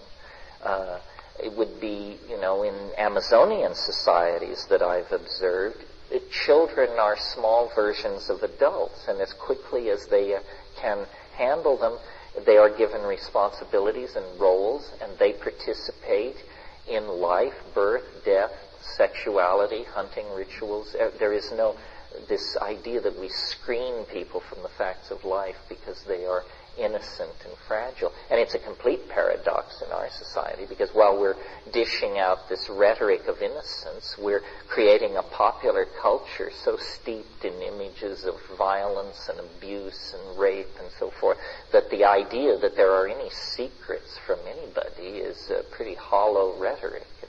So we need to re-envision our relationship to children. They are more precious than we have tended to treat them. They are more central to our future than we have tended to admit. And our population policies, if they don't swing around to take cognizance of this, will probably derail all our best intents to build a sane and caring world. Anyway, that's the opinion of an extraterrestrial fungus on a matter of human population. The original prediction was that there would be a deep plunge into novelty in 1996. That it would be the deepest plunge in the 90s. But that was based on my mathematics before John Sheliak corrected it. Once his corrections were factored in, it showed that there was a deep plunge into novelty where I said it was in 96, but that it wasn't the deepest, it was the second deepest. The deepest was, I believe, in 93, in fall of 93, which was right when the internet was going public and the World Wide Web was coming into being and all that was happening. The plunge that I predicted in 96, I felt pretty good about, because right near the place where I predicted the maximum amount of novelty, we got within 10 days of each other the announcement of the Martian meteorite with fossils in it, which has since been hassled over royally. I'm aware of that, but still, I think it was a watershed moment that the President of the United States felt the need to address the nation on the subject of extraterrestrial life. Was a rare moment. And then within 8 days of that announcement was the announcement of Dolly, the cloning of the sheep in England, which again, if certain scenarios come to pass, that will be a moment, the point the human race passed from which there was no going back then, because basically if you can clone a sheep, you can clone a human being. And these technologies are all rushing upon us. I mean, the body is being dissolved as much by advanced medical technology as it is by cyberspace and the internet. I read this story, this amazing story recently, set slightly in the future, and this guy has been in this very bad accident, and virtually nothing has survived but his brain. But they have a medical technology that they can take a fragment of flesh and clone him, and then with hormones rapidly age the infant, so that in 2 years there will be a brand new adult body for his brain to be transplanted in. And these people have this fantastic medical policy, but the fine print says that the brain can be kept alive, must be kept alive by a medically approved method, but the insurance company reserves the right to choose the cheapest method. And the cheapest method is implant into the body wall of the co-signatory of the insurance policy. So this woman carries her husband's brain for 2 years inside her body cavity while his body is being grown to manhood for the transplant. Hey, it's a dilemma we all may face someday. Yes. Yeah. I wanted to ask you about novelty and psychedelics and the language that changes through the use of them. I remember reading Maria Sabina saying that the mushrooms spoke a different language to her after people like Watson came down and began to use them. They went from Spanish to English, from Catholic mushrooms to, I don't know, Harvard mushrooms or something. Harvard mushrooms. I don't know. So I haven't spoken with people that have taken DMT, sorry. In the 60s very much. The people I've talked to that did said they were so overwhelming they could not even understand the language. I haven't read about this anywhere. Maybe you can. Well, there aren't many places you can read about it. One place you can read about it is there's a book edited by Michael Harner called Hallucinogens and Shamanism, Oxford University Press. And there's an essay in there by Henry Munn called The Mushrooms of Language, which is one of the most eloquent and beautiful essays ever written on psilocybin. It's so wonderful. Henry Munn. Then harder to get, but equally interesting, is a doctoral study that a guy named Horace Beach did at CIIS, and it's called something like The Perception of Audio Phenomenon Under the Influence of Psilocybin. And he interviewed Bay Area psilocybin heads about their experiences with language. And it's very interesting. This is a very interesting area of discussion.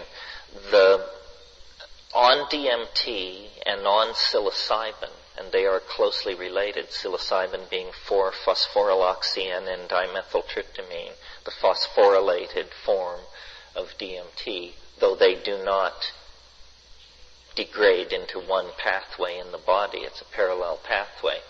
DMT is NN dimethyltryptamine. These psychedelics particularly seem to impact the language-forming portion of the brain, and this produces truly bizarre states of mind, because it's the language-forming part of your brain that is explaining to you moment to moment what is going on. You know, now I am eating, now I am having sex, now I am flashing on DMT. And when that part of the brain gets foobarred, then you really do have a puzzlement on your hands, because the machinery of description itself has been caught up in the process. On DMT, these entities, these machine-like, diminutive, shape-shifting, faceted machine elf-type creatures that come bounding out of the state. They come bounding out of my stereo speakers if I have my eyes open. They are like, they're elfin embodiments of syntactical intent. Somehow syntax, which is normally the invisible architecture behind language, has moved into the foreground, and you can see it. I mean, it's doing calisthenics and acrobatics in front of you. It's crawling all over you. And what's happened is that your categories have been scrambled or something, and this thing which is normally supposed to be invisible and in the background and an abstraction has come forward and is doing handsprings right in front of you. And the thing makes linguistic objects. It sheds syntactical objectification so that it comes toward you. They come toward you, they divide, they merge, they're bounding, they're screaming, they're squeaking, and they hold out objects which they sing into existence or which they pull out of some other place.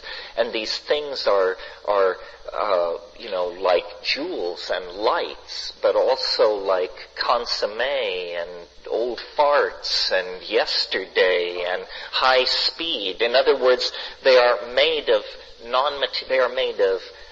juxtapositions of qualities that are impossible in three-dimensional space. What they're like is, and in fact this is probably what they are, what they're like is they're like 3 and 4 and 5-dimensional puns.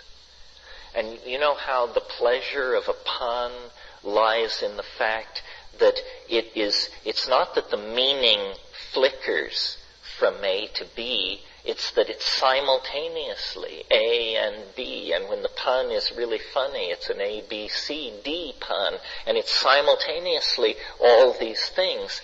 Well, that quality, which in our experience can only occur to an acoustical output or a glyph, which stands for an acoustical output, in other words, a printed pun, in the DMT world, objects can do this.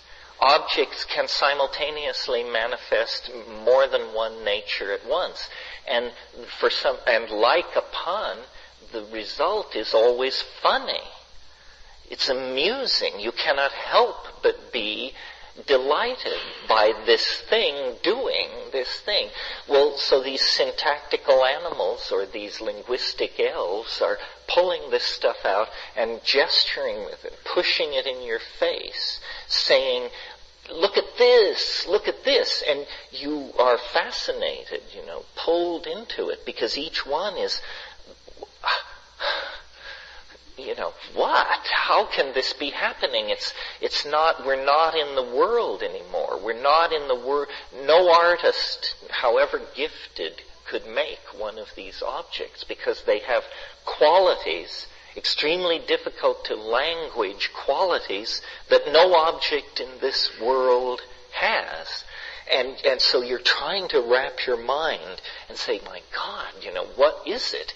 Because in spite of the fact that it's just a little thing, you can tell by looking at it that its implications are earth-shaking. In other words, that if I could suddenly pull one of these things out of hyperspace and we would all look at it, we would all realize that that was the ball game right there. That somehow this proved it, was it, did it, ended it, started it, made it clear. How can this be? Well, I don't know. You had to be there, sort of. And then what lies behind this, or as you try to analyze the situation, you realize that that these objects that these things are making are made by utterances. That sound is how this trick is done. And meanwhile, these things are saying or beaming at you. The general vibe is, strangely enough, do not give way to astonishment. Do not abandon yourself to wonder. Get a grip. Try to get a grip and notice what we're doing. Pay attention. This is the mantra. Pay attention. Pay attention. Well, somebody once asked me, is it dangerous? And the answer is only if you fear death by astonishment. But death by astonishment is entirely possible. I'm not kidding. I mean, you are so fucking astonished that you've never felt your astonishment circuits get a workout like that before. I mean, what is astonishment in this world? It's like, this is a different form of astonishment. This is, So, and then the whole notion that's being pushed here is do this thing. Do this activity. Do as we do. And you can sort of feel your intentionality or your inner something or other reorganizing, and there's this like heat. It's quite akin to heartburn. I won't metaphysicize it. But heat in your stomach, and it just moves up. And then your mouth flies open, and this stuff comes out, which is a very highly articulated, syntactically controlled, non-English, non-European language behavior of some sort. Not, strictly speaking, though I call it glossolalia, it strictly speaking is not glossolalia. Glossolalia has been carefully studied, and it's a trance-like state. On the floors of these Pentecostal churches in Guatemala, they measured pools of saliva 16 inches across from people who were in ecstatic glossolalia. This is much more conscious, much more controlled. It's almost like a kind of spontaneous singing, but your mind steps aside and this linguistic stuff comes out and you can see it. That's the amazing thing. It is not to be heard, even though it is carried as an acoustical signal. Its meaning resides in what happens to it when the acoustical signal is processed by the visual cortex. That's the important thing. It is a new kind of language. It's a visible, three-dimensional language. It's not something I ever heard about, or any mystical tradition I ever heard about anticipated. But it's as though the process or the project of language, which according to academic linguists began no more than 50,000 years ago, the process of doing language in us is not yet finished. And this thing we do with small mouth noises and each of us consulting our own learned dictionary and quickly decoding each other's intent, this is a stumble bomb, cobbled together, half-assed way to do language. And what we're on the brink of, or what these psychedelic states seem to hold out, is a much more seamless kind of fusion of minds by generating topological manifolds that we look at rather than that we localize into designated meaning.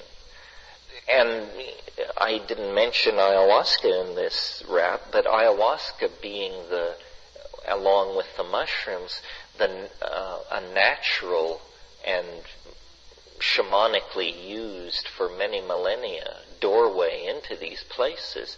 And what you find in ayahuasca groups in the upriver tribal situation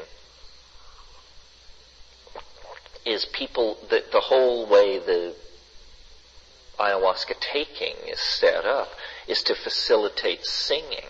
The shamans get loaded, then they sing, then they go outside and take a leak and smoke and talk.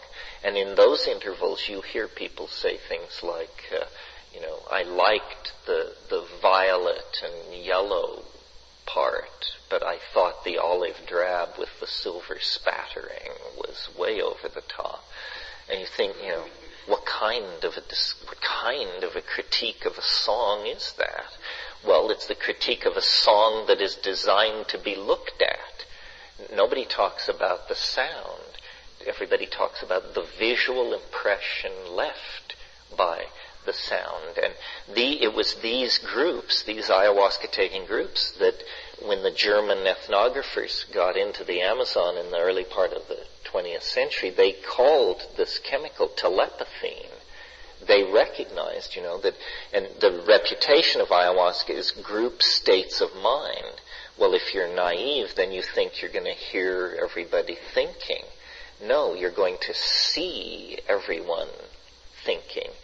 You're going to see what people mean. And it's not that surprising when you think of it, because obviously the world arrives at the surface of our skin as a seamless body of electromagnetic and acoustical and pheromonal data. It's just that our eyes, our nostrils, our ears, our skin, we break up this incoming flow of data. And now we're close to McLuhan country here. I think what this hints at is that print skewed our perceptual apparatus, or our style of parsing perceptual data toward the acoustic space, so that for us thought became a voice. And very early in the Western tradition, this is so. Jehovah is a voice in the Old Testament. The Logos is a voice in Hellenistic philosophy. We're the people of the voice. But apparently, there's a passage in Philo-Judaeus where he talks about the etymology of the word Israel. And he says Israel means he who sees God. He who sees God. And then he says, poses the question to himself, what is the more perfect logos?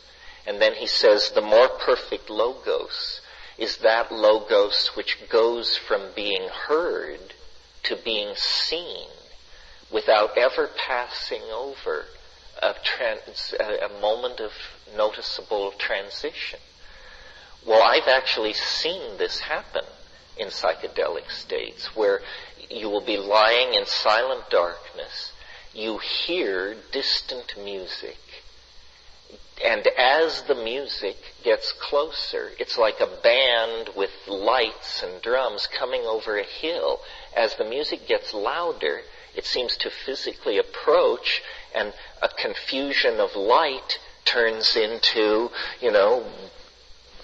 pa, brass band, dancing elves, cavorting harlequins, and less easily described denizens of the imagination. And then it all goes thumping and marching past and disappears. But it's a perfect example of light and sound arriving together in the hallucinogenic space.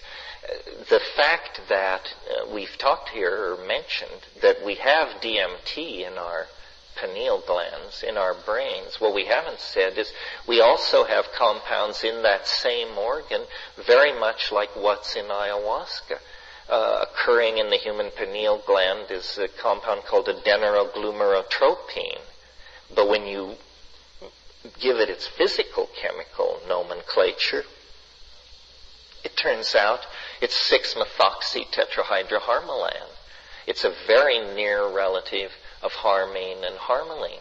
So it doesn't strain me to believe that perhaps in looking at this phenomenon, we have actually put our finger on the place, the cutting edge of the evolution of consciousness right now at the biochemical level. What's happening is there's a shifting or an acceleration of the concentration of harmine-like alkaloids and DMT in the human pineal, and it's affecting our ability to process language, and it's pushing and exacerbating a bias toward visual understanding. And I see this then also reinforced and accelerated by the evolution of media. In the last 150 years, we go from photography to color photography to moving colored photography with sound, with stereophonic sound, and pointing toward virtual reality with more and more money to be made at each step of the way. And clearly, with the amounts of money now, we're outspending defense for entertainment. We will produce simulacrums of imaginary worlds. And, engineering bench tests will be to make it as much like Hawaii as possible or as much like Tibet as possible. But what people will really want to do with these things is make worlds as strange as we can stand that are in these virtual places. So whether it comes through a natural evolution of the human nervous system or the evolution of an advanced interface with prostheses that create virtual realities, I think the transformation of how we do language is part of this acceleration into singularity. Yeah. I believe you made a reference in one of your books to Julian Jaynes' book, The Origin of Consciousness and the Breakdown of Bicameral Mind. And the way we evolved and God was like an auditory hallucination before, I guess, our consciousness really developed, and we were thinking human beings. Yeah, Julian Jaynes, it didn't win him too many friends, but he wrote a big book and had this theory that this thing which we call the ego is so recent in human beings that it actually didn't exist at the time of Homer. And he goes into Homer and he shows that the God always breaks through in situations of crisis and danger. And he felt that before Homeric times, people were essentially like ants or something, that their behavior was largely instinctual, and that the only time they encountered this phenomenon of free will, the interrupting of the instinctual pattern, was in situations of great crisis and impending danger. And then this thing would literally almost come out of the sky and say, "Get your ass out of there, save yourself." Well, then over time, this ability to access this higher informational thing was like, again, the metaphor of encysted, closed over with the membrane of the self and made part of the machinery of the self, and that this is what the ego is. The ego is a Greek god that you have frozen like an ice cube behind your eyes, and that you think you are this thing. And that, this is just a cultural myth. a necessary weird idea. No more a true statement about the nature of the mind of the hominidae than anything else. One of the conclusions that novelty theory leads to in terms of its feedback into social, stuff, here and now stuff, is the idea that culture is not your friend. That culture is an impediment to understanding what's going on. That's why, to my mind, the word cult and the word culture have a direct relationship to each other. Culture is a cult, and if you feel revulsion at the thought of somebody, offering to the great carrot or tithing to some squirrely notion, just notice that your own culture is an extremely repressive cult that leads to all kinds of humiliation and degradation and automatic and unquestioned and unthinking behavior. There's a tendency to want to celebrate culture, springing both from the French deconstructionists and their fascination with culture, and then the effort to build pride through ethnicity thing. Well, that's all very fine, but I think the cultures we should all revere are our ancestral cultures. The cultures most of us have our roots in. The actual culture we came from was probably fairly squirrely. I mean, the American family is what keeps American psychotherapy alive and well. And this is a cauldron for the production of neurosis and, in some cases, little else. So, part of what psychedelics do is they decondition you from cultural values. This is what makes it such a political hot potato. If there's anything, since all culture is a kind of con game, the most dangerous candy you can hand out is candy which causes people to start questioning the rules of the game. So you can have a Stalinist state, a parliamentary democracy, and a theocratic state, and they all can agree on one thing, that psychedelics are just terrible because, then citizens start asking all kinds of hard questions, and the devotion to the values of the fatherland become mired in pseudo-intellectual discourse, and the next thing you know, somebody has to be shipped off to the camps in order to right the situation. Or even our own structures are dissolved, and we're frightened of that, or taking illusions in that regard. Oh yeah, no, it definitely works in the personal life. Like I've been building a house in Hawaii, and while I've been building it, I've definitely cut back my intake of psychedelics because I don't want the answer to the question, is this a good idea, until it's too late to do anything about it.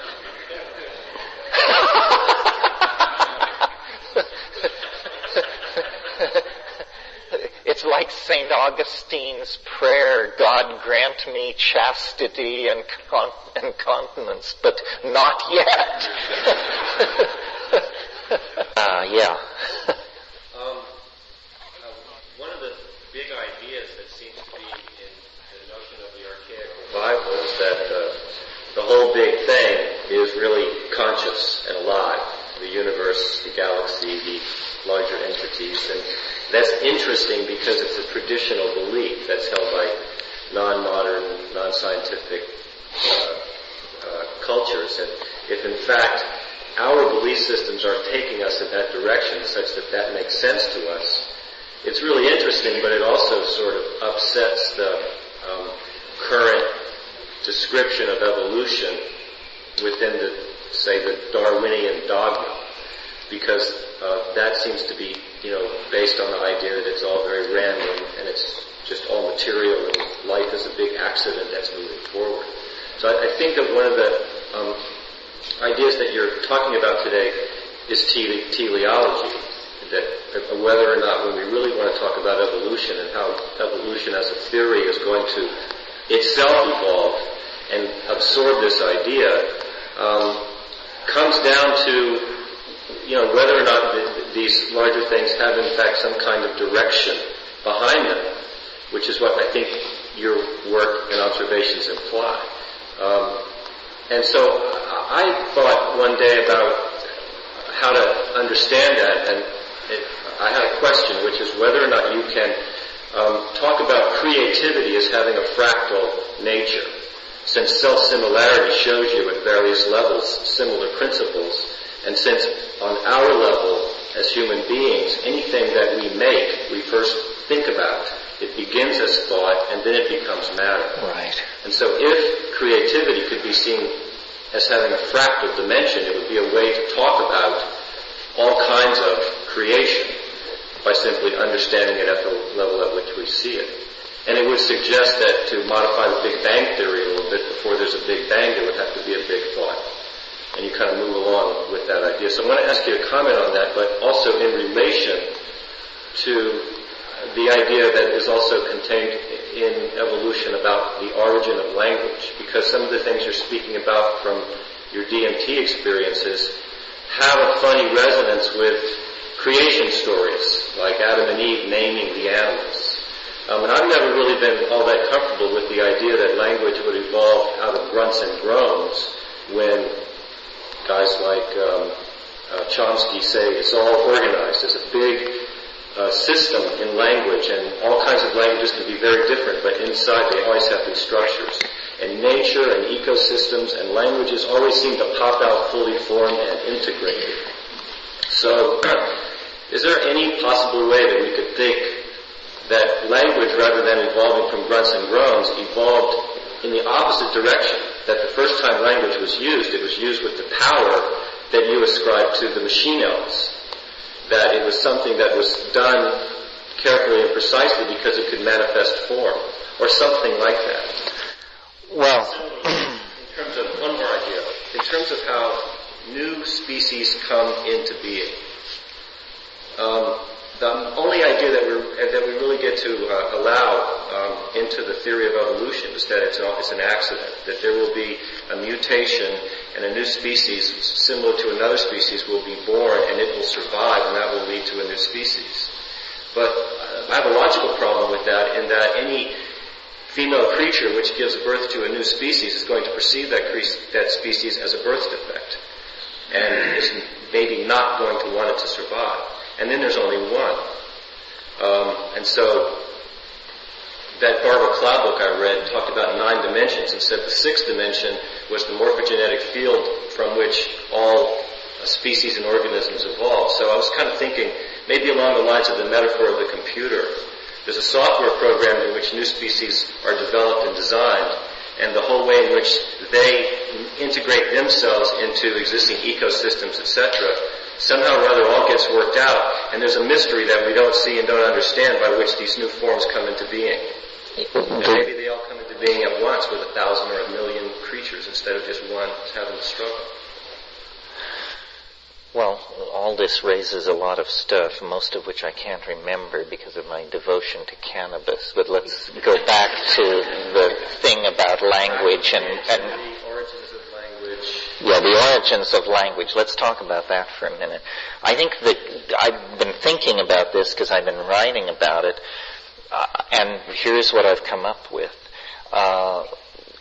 Part of what makes it difficult for us to think about language clearly in English is that this word language is used by us to mean spoken language, and it also means the general class of linguistic activity, as in computer language, body language, so forth and so on.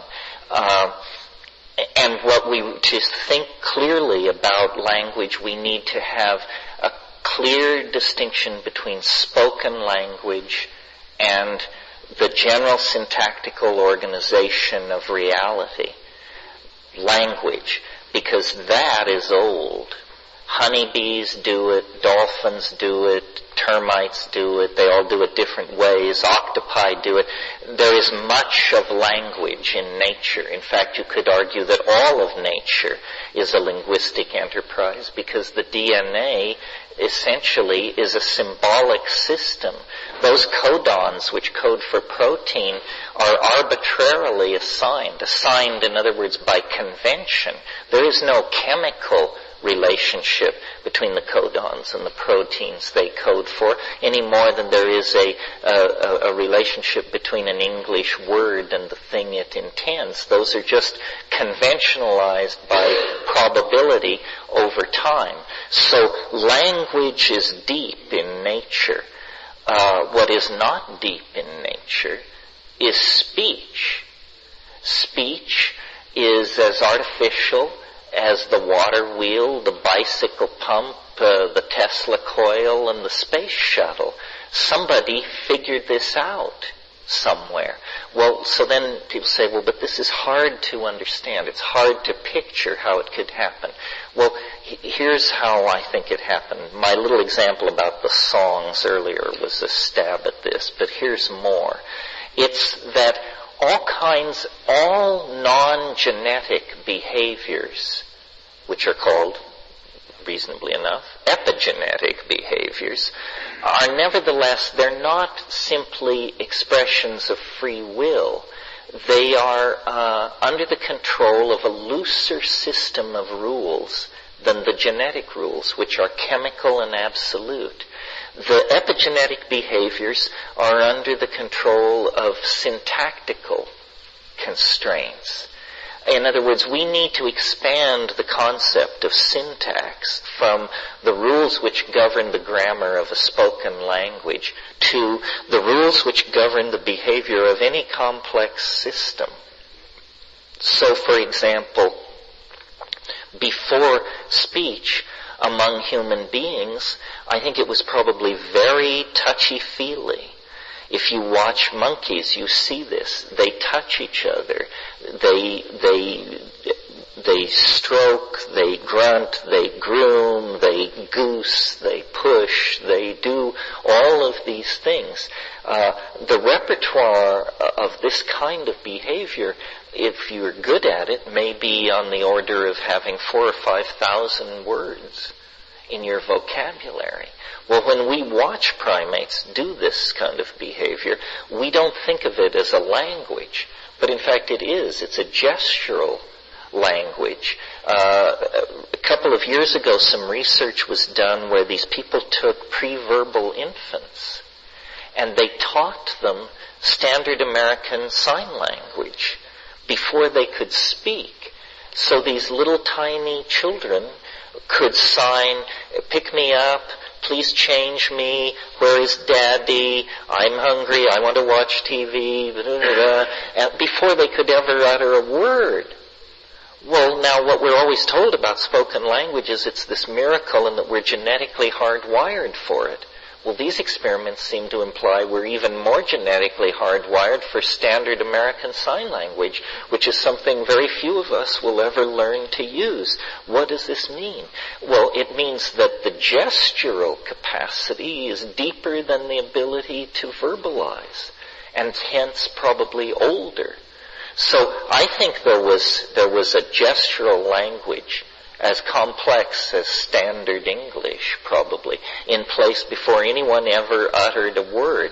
Now, what the psychedelics seem to suggest is that you can get so hyped up on tryptamines that your body goes into some kind of almost convulsive shock, and the normally acoustically modulated processing of language flows over into the voice box, and you begin to literally articulate syntax.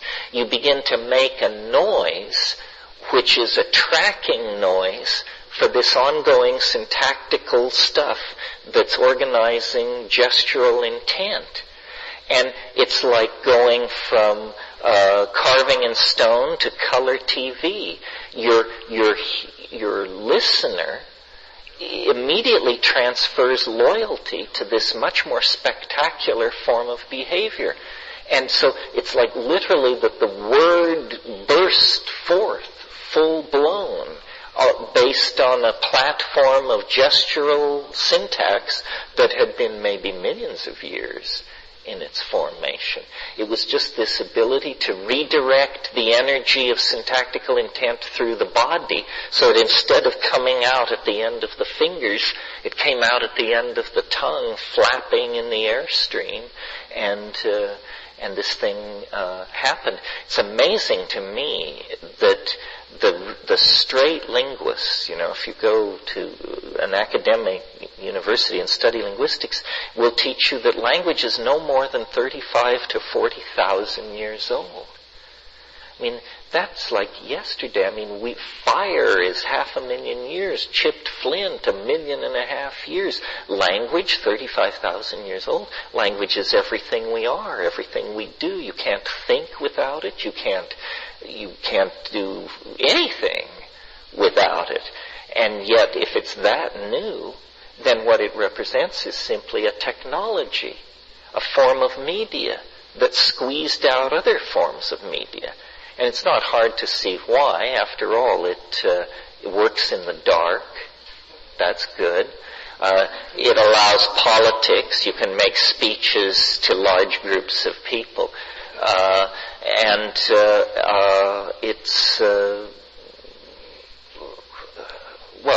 It's just very portable.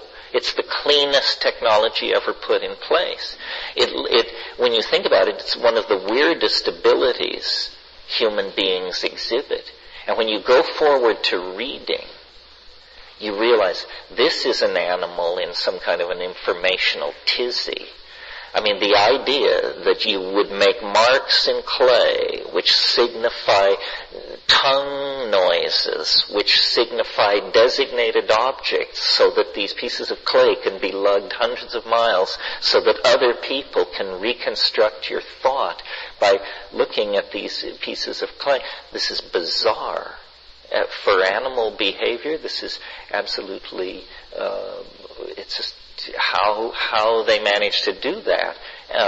And of course, the picture writing we understand, but similar to the breakthrough to speech is the breakthrough to a phonetic alphabet, where you see, we don't have to portray the thing we intend. All we have to portray is the sound of the word that signifies the thing we intend. And then, you're just roaring forward, and from there to the printing press, what is it, a couple of thousand years or something, and then there's no going back. So that's the part about language. Now, what was the second part after that? Well, just whether you could think about creativity as a principle that could have a fractal dimension, and that would be a way to think about design on a larger universal order as having some consciousness.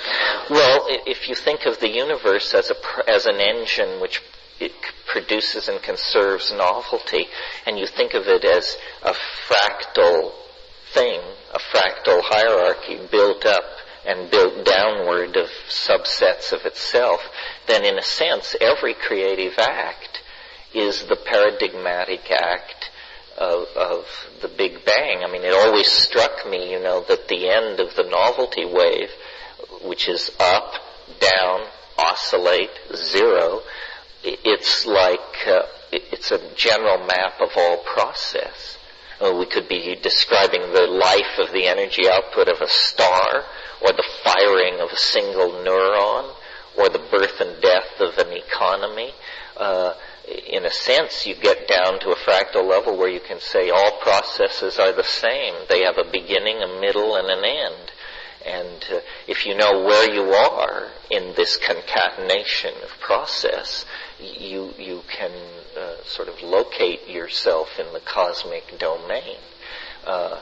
The thing that I tried to talk about this morning that we need to map into our maps of reality is the acceleration.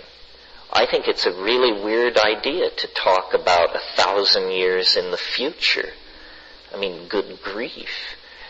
1,000 years in the future? what do you imagine will be left standing that you call home? Cast your mind back 1,000 years. King Canute was taking charge of things across northern Northumbria, and the Anglo-Saxons were making forays along the coast of Norway, and very few of the concerns of the day have survived to this moment, and that was the slow-moving part of the process. We're going to move in the next 10 years further than we've moved since the time of King Canute to this morning. So it seems to me the most unlikely future scenario is one which assumes things will stay more or less the same, because we've put in place all these processes designed to make sure that does not happen. Rapacious capitalism, technological innovation, bourgeois social aspirations in the hearts of every man, woman, and child on the planet, urbanization, connectivity, all of these processes are designed to erase reality as we know it. Yeah. I'm wondering what you think of the kind of Vedic paradigm involving the states of consciousness we call the waking state, the dream state, and the sleep state, and the transcendental fourth state. And they use that on an individual basis, but also with regards to cosmogenesis. And in fact, criticize the West, saying that, well, the West has taken the waking state as its standard and evolved its philosophy, philosophical views without accounting for these other states of consciousness. Well, certainly the West has built its house on a narrow foundation, denying these other possibilities. On the other hand, you get into all kinds of difficulties here. How do you judge whether or not a civilization has assimilated or explored the domains it's named its own? One way is by looking at the technological applications that it's created. And for all this talking about these other states of mind, they seem actually as mysterious to the East as they are to the West. I don't get the feeling they're really navigating through what they're talking about. In the past, there may have been levels of understanding. It may be, that psychology, though it's a mystery to us, it may be that it's an easier nut to crack than the nut of matter. And so I don't have any trouble believing that Vedic India of 3500 BC may have known all kinds of things about how the mind works and how to navigate through these imaginal spaces that we've lost. But the spirituality of modern India is thoroughly contaminated by 1,000 years of commerce with Islam and the West. It isn't that different, really. I mean, Vedic theology and German idealism are strikingly similar cousins. Yeah. In spite, talk about a number of things in conflict when you talk about the archaic revival and then the current sort of cultural revolution, technological revolution. It seems to me that a lot of the stimulus for novelty that was generated by the psychedelic experience now may be generated without that experience, such as through virtual reality, technological advancements, and perhaps would maybe make the psychedelic experience less necessary. I don't know if it would be a player or an observer in the whole process. Well, definitely what you're getting at is that technology itself is a kind of psychedelic drug. That, by chance or design, the proponents of psychedelica have figured out that it's totally acceptable to this culture if you disguise it as electronic entertainment and put it out that way. So the web is incredibly subversive. Simply the fact that all that information is there and available in a world where control of access to information has always been the game. So yeah, the way I see it is that the psychedelic people need to use the new information technologies to build art of a type more powerful and more compelling than the world has ever seen. Call it virtual reality, call it multimedia, whatever you want, but it's basically walk around art, and then the boundaries will fall for ordinary people, because you see, when you build a virtual reality, in a sense, what that technology is allowing you to do is it's allowing you to show people the inside of your own head. We have never had a technology that would do that. We think the inside of our heads are all the same. But, when I say to you that when I smoke DMT, it unleashes a Niagara of alien beauty, if I had spent the last 30 years building that Niagara of alien beauty so that you could just strap on the goggles and go, then we would have a very different kind of dialogue and relationship going. And so I really see art as the great searchlight that illuminates the historical landscape just ahead. And I think that art is about to get teeth for the first time in human history. I mean, it's all very fine scratching on cave walls and film and video and all that, but it's always artifice. You never are convinced, or only for seconds, that you're in the presence of reality when you're in the presence of art. But we will build art that will literally stand your hair on end. And the amount of creativity in a single human mind is, as I said, more than fills all the museums of this planet. So what we need is to figure out how to get a spigot into that and get this stuff out. And then, as James Joyce said, man will be dirigible. Well, we said, I think, that when you take psychedelics, you go up a dimension. And so this world of transience and flux becomes an eternal world. So in that sense, it's the same thing.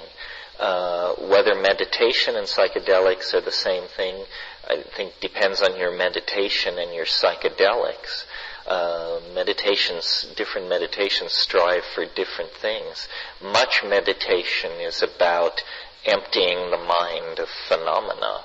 This certainly would not be a description of the psychedelic state. In my experience, the highest psychedelic states have been complete emergence and complete ego loss and becoming oneness, it's ineffable. But those have been both with the mushrooms and the LSD. Now, through my highest meditation experiences, it has been very similar, where there is no sense of self and otherness. It's just a flash of everythingness and nothingness. It's non-dual. It's seemingly the center of singularity, where poles clash into each other, where we're into another dimension. Well, in the interest of keeping the number of singularities to a minimum, the most elegant thing to do is to wrap the theory around and say that the starting point and the ending point are the same place. Yeah, it's the place where all is cotangent. How we could get the universe back into the primal dot in 12 years, I don't know, but there are some schemes to do that. There's always schemes to do it. If the universe were some kind of vacuum fluctuation and it had an antimatter twin in a higher superspace, then there would be the potential, at least, for them to collide across all points simultaneously, and you would actually get the universe of matter disappearing instantly, and you would then be left with a universe made only of photons, because they don't have an antiparticle.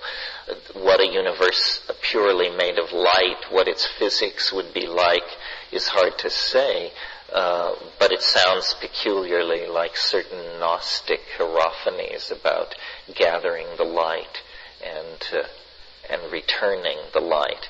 Ultimately, the meditation path and the psychedelic path must somehow lead to the same kinds of data if the claims of both are to be respected, which is that they give deeper knowledge about reality. Yeah. And I was wondering, as a kind of connection between that and the point that you were just making previously about the expression of those inner states through art, what your view might be on the use of some of the technologies today that are aimed at providing access to those inner states in a more, you've mentioned about with the psychedelic, one of the problems is bringing back the information. And so I'm thinking here about some of the routines and particularly the technology of Robert Monroe aimed at providing access consciously to those states such that you can bring that information back more readily. I'm all for it. I just haven't seen anything that convinced me that anybody had achieved it to any degree of significance. Imagine a drug that did nothing more than allow you to remember your dreams. I mean, that's not exactly shooting for the moon pharmacologically these days, and yet a drug which allowed you full recovery of your dreams might unleash God knows what, because we don't know what we dream. The chemistry of DMT suggests that in deep REM sleep, it's possible every single night you have a DMT flash, but it does not transcript into short-term memory. So, or imagine a drug which allowed you to enhance long-term memory, so that you could slip into reveries of a summer day 30 years ago and play it back moment by moment by moment. This is not shooting for the moon pharmacologically. We're not talking immortality here. We're just talking simple neurochemistry. But all of these possibilities would change life beyond recognition. And I think these things should be pursued by any means necessary.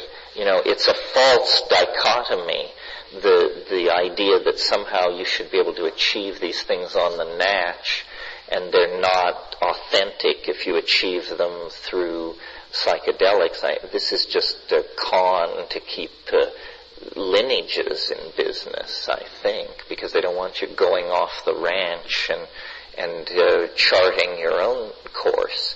But where shamanism becomes priestcraft, it's already well on its way to senescence. Terence, when you collectively perceiving together as a group taking mushrooms, you're collectively perceiving similar phenomena without speaking. In couple situations, I've had telepathic things.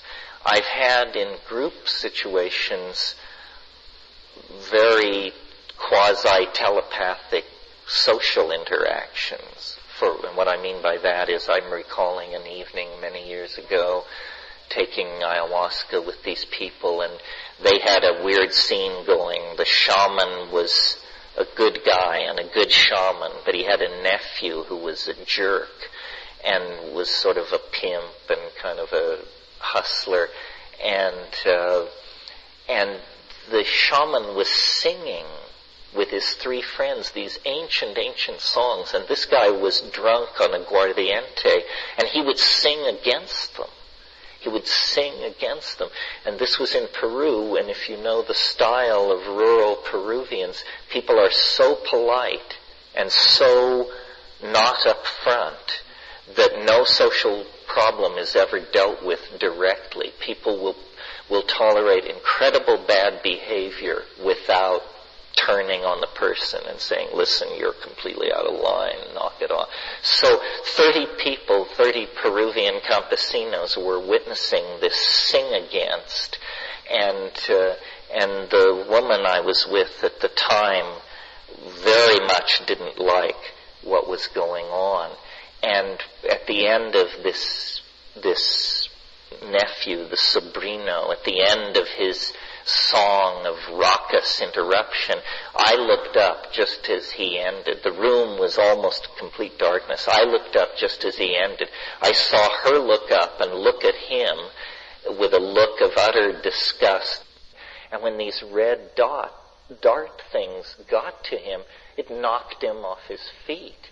And I heard the old shaman was sitting right to my left, and I heard him turn to his friend, and he said, the gringa sends the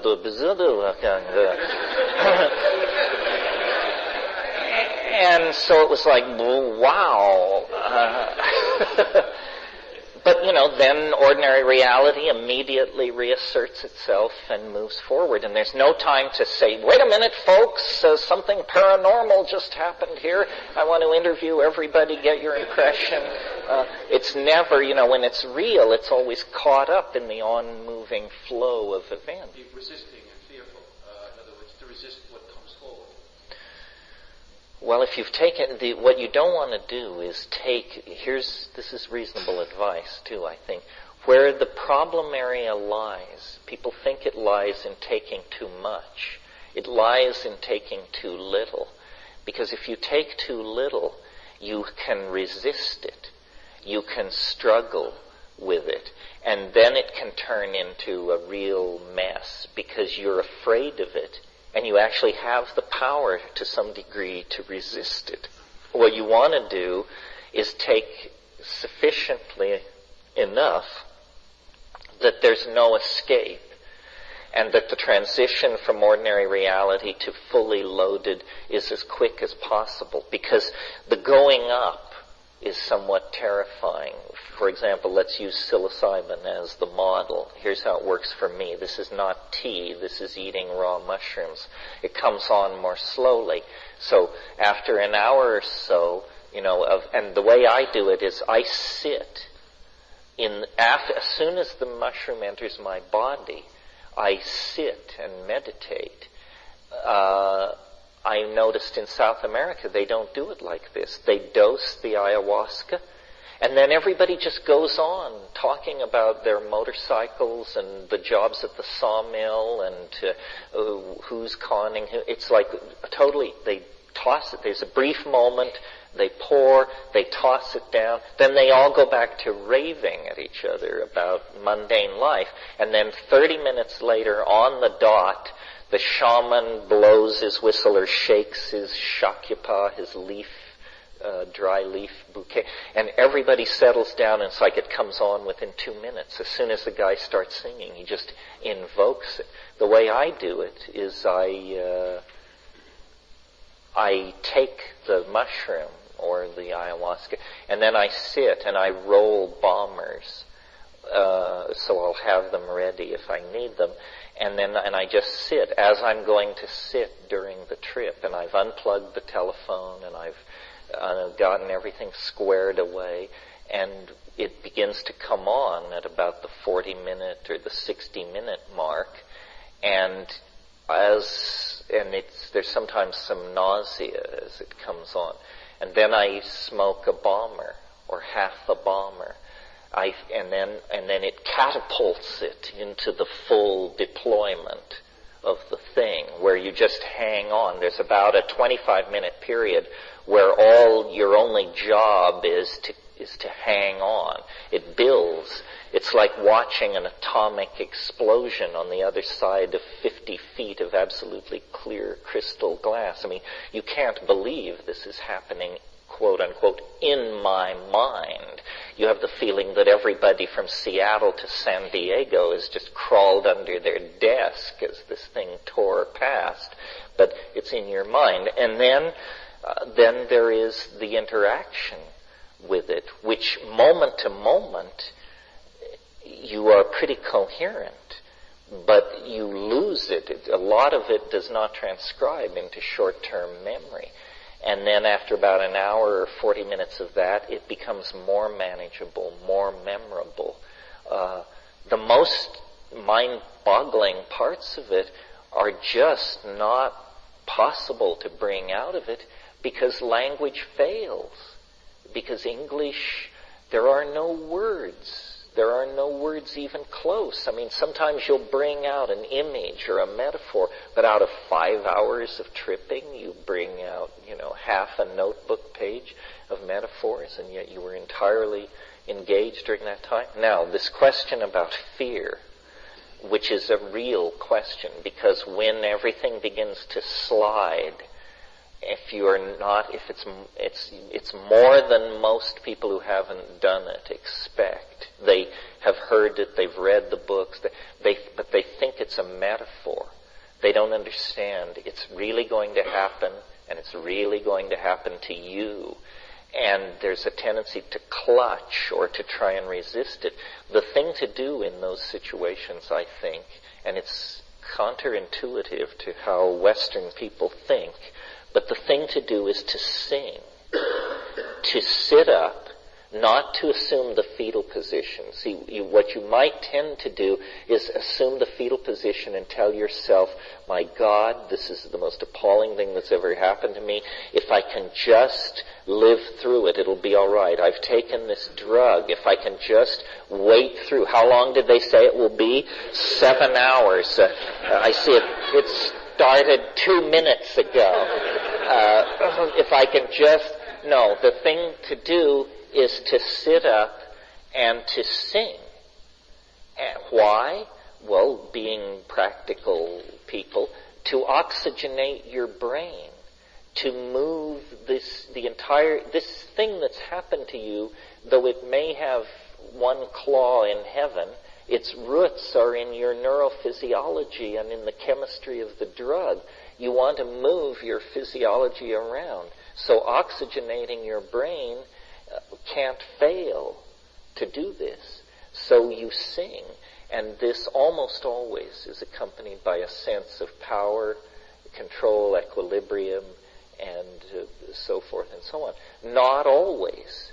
I mean, let's face it, you're a product of a nutty society, and there are unexamined crevices and uncleaned out drain traps in all of us, and you're going to encounter that stuff. The good news is the earlier psychedelic trips tend to deal with that. If you will quickly discover taking psychedelics that either you can work through your personal issues and become a psychedelic explorer, or this is just stronger medicine than you are up for, and you would be far better to go back to psychoanalysis or whatever works for you.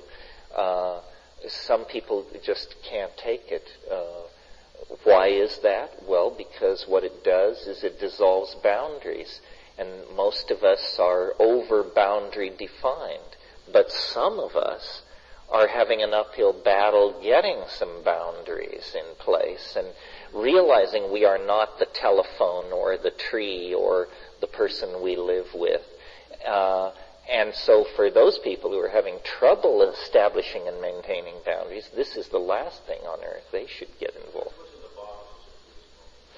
Cannabis. Cannabis. Cannabis. Yeah. When you're in the state that you're experiencing the total loss of ego or boundary, is it possible that your physical self could just literally stop? Because I have... Well, people often, wondered. Often people wonder. You get into a place where it's so unfamiliar that the question comes up, have I done it this time? Am I dying or am I in danger?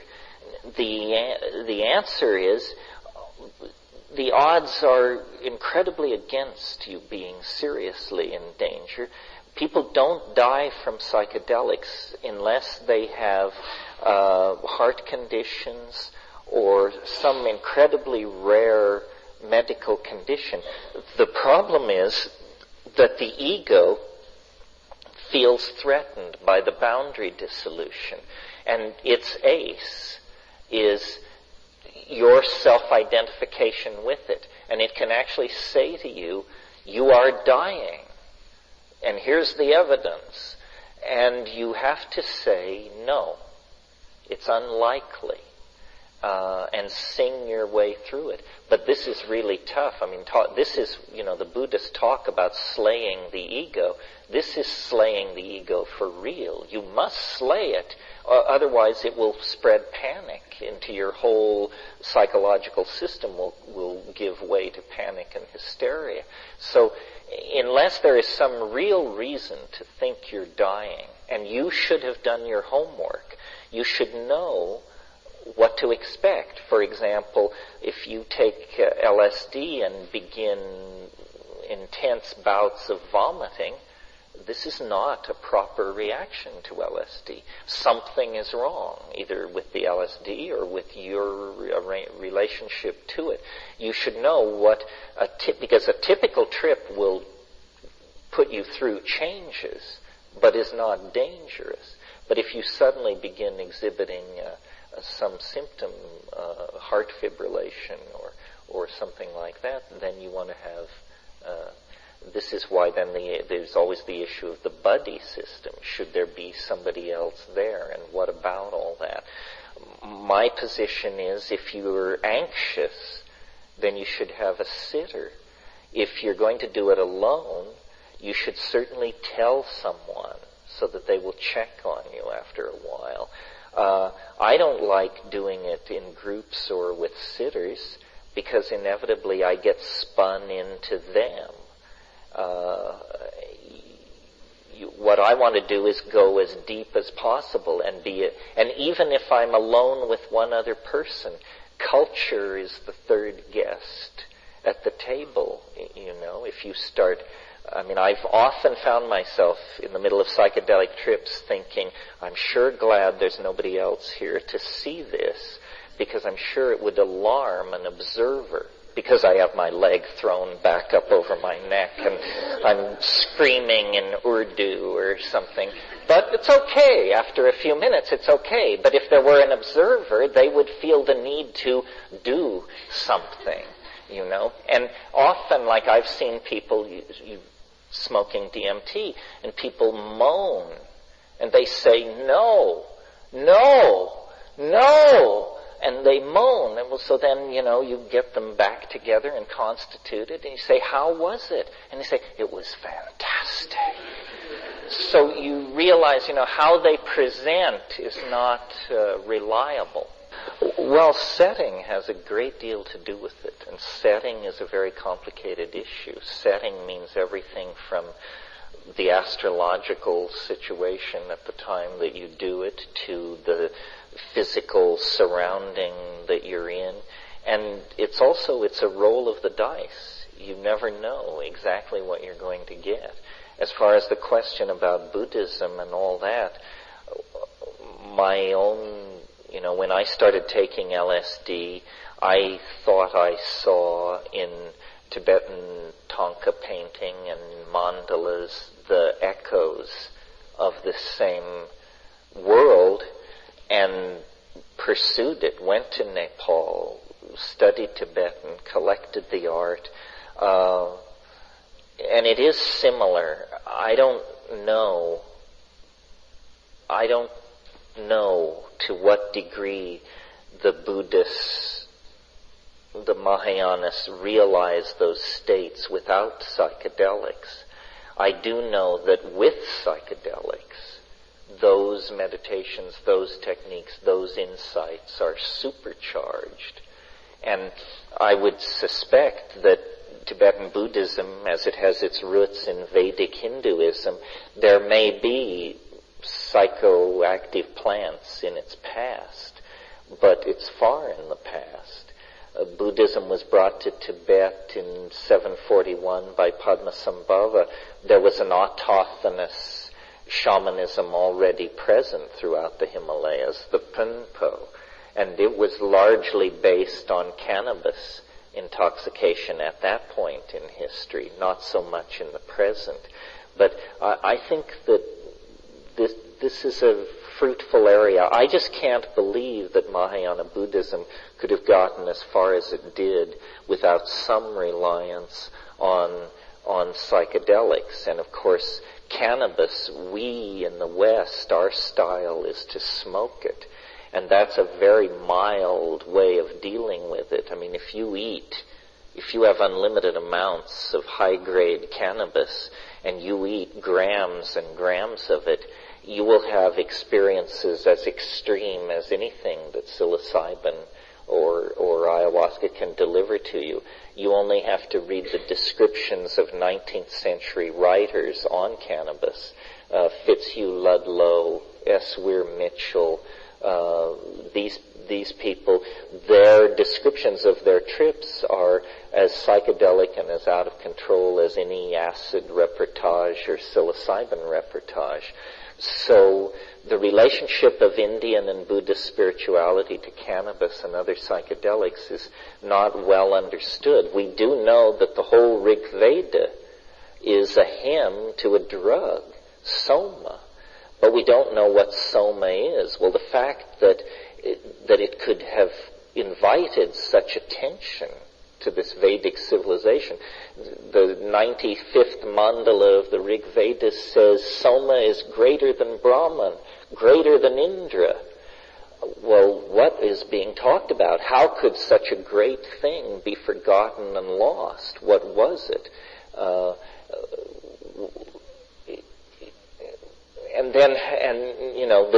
Almost as puzzling as what was it was, how could you lose such a thing? I mean, it's like us forgetting how to make automobiles or something. It was something so basic to the culture that how could you possibly forget something so central? Yet apparently they did, and today there's scholarly fights.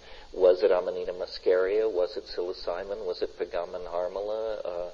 Or was it something else? And why is this so hard to figure out? The only thing I can imagine is that it must have been eventually restricted to a priestly class of initiates, and then there must have been a social revolt from the bottom, and all those people were put to death, and then nobody knew what it was. Yeah, I think you have to push these psychedelics to reach these unitary states. What always fascinated me was hallucination, because it was to me the proof that I was dealing with something outside myself. Well, and here was stuff that amazed me, that I couldn't make up on my own, or that would, a single image would have taken me hours to draw and figure out. And here I was getting 28 frames a second of this unpredictable stuff. Pardon me? Who was the me in that experience? The me witnessing those hallucinations? I guess that's... Well, one of the nice things about the tryptamines, I think, is they leave the sense of self pretty much intact. In other words, it doesn't distort who you are. It does something to your sensory input. DMT is very surprisingly like that. You smoke DMT, you are immediately plunged into an alien universe. But if you can keep your wits about you and actually notice how you feel, you don't feel any different. You're not smarter, stupider, you're not more excited, or once you get the initial panic under control, you realize, my God, it didn't lay a finger on me. I'm me. I'm entirely intact. What has happened is that the world has been completely replaced by something completely unrecognizable and alien that I have no words for, that's blowing my mind, that's ripping apart my philosophical machinery as I gaze upon it. But when I bring my attention back into my body, I discover I'm fine. I'm okay. It didn't change my mind, you could almost say. It changes 100% the reality around you. That's powerful because it appears objective. I mean, the impression you have when you smoke DMT is, this isn't a drug. That's ridiculous. Drugs, make you smarter, make you stupider, make you fall down, make you stay awake. We know what drugs are. This is no drug. This is something else, hiding under the label drug. This is a doorway into another modality that exists all the time, independent of my thoughts or feelings about it. Is that true? Well, I don't know. But it certainly doesn't seem to be a place constructed to fit human expectations. Like, one of the things that always troubled me about DMT, being somewhat of a Jungian bent, was the question, how come there's no hint of this in any mythology or religious tradition or alchemical text or fairy tale or dream or anything else? I mean, if this is so important a part of what it is to be a human being, how can it be so deeply buried, so secret, so unknown, and yet just one toke away? It's like it's still, that confounds me. Because you can read all the Hindu scripture or Sufi mysticism or all the stuff you want. Occasionally, sure, you'll find a phrase or two that could be mapped onto a DMT state, but nobody has trumpeted it. Nobody has said, this is what it is. And yet, as I say, it's spread throughout nature. It's been known since Aboriginal times. We used to, years and years ago, call it the secret. And in a way, it really is the secret. Jorge Luis Borges has a story called The Cult of the Phoenix. And he talks about a secret that seems profound and yet preposterous to the initiates. And one child may initiate another. And ruins are good places to do this. And he just goes on like this for a page and a half. Well, you realize he must be talking about DMT. Yeah. Just getting back to what you were saying, the sentence, as you brought up before, we're talking about the ego and the consciousness and the bicameral mind, or whatever. That if we're looking at the ego as a fairly recent phenomenon, and the ego, the way I'm sensing it, the ego is a sense of self. And it really is that construct where you think, this is me, this is what I know. And the mystic traditions say the true, so-called enlightened state is the deconstruction of the sense of self. So doesn't it seem that this is what I'm getting from the journey I'm taking. I'm getting intimation, not of the loss of myself, but it is a sense of a loss of myself intact. It's like intimations of this future where we're functioning on such a different level that's beyond that ego construct. Where we're really telepathically in connection. The whole sense of self as being just a limitation of this is me, this is what I know, this is my history, is gone. Yeah, the great cultural accomplishment of Western civilization is this thing called the free individual. But now that we're on the brink of, the electronic dispensation, exactly what we're going to do with the free individual and how that's going to look in an era where consciousness flows through 1,000 portals, it's not at all clear. It's not clear whether we can somehow now carry the idea of the free individual to an even higher level where each of us will become a kind of God, Lord over our own creation, as vast in time and space, but virtual as the cosmos in which we find ourselves embedded, or whether the free individual is going to turn out to have been the problem all along, and we're going to abandon it and become some kind of socialist gas or some collectivist swarm, a hive mind, a world where intelligence flows where needed and identity is provisional and fleeting and unanchored to place or body. I mean, much of this goes on the internet, you know. You can be an 11-year-old girl. You can be whatever you want. You can build your avatar and present yourself in many guises. It's much more like a shifting fantasy land than it is like the good old world of positivist rock and roll.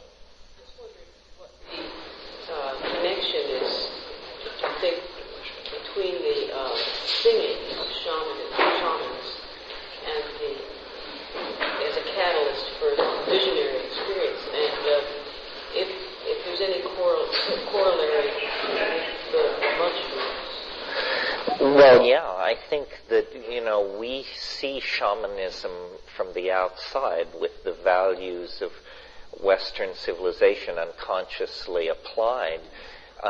In cultures that are taking psychedelics, this thing which we call singing is a very complicated activity indeed. And if you've ever sung on psychedelics, you know that, you know, it's an ecstatic and complicated and synesthetic experience. I mean, to make of your body a vibrator for sound, to you know, move out into the Pythagorean octaves with the human voice, and it's extraordinary, actually. I mean, how capable of sound human beings are. No other animal has the range and control. And of course they say, well, this is because we're adapted for spoken language. But I think we had a lot of this range and control before.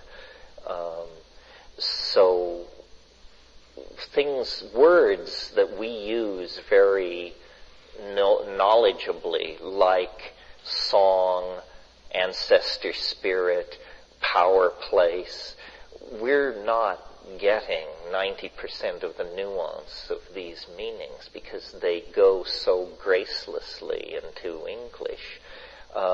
When a shaman talks about spirit, he's using a term as technically complicated in his mind as when a physicist uses the term beauty to describe a quark. You know, it's very technically defined, and we tend to simplify and then suppose that we understand. Part of the thing I found with hanging with shamans in various places and times is that once you get past the language barrier, what shamans are simply curious people, intellectuals of a certain type.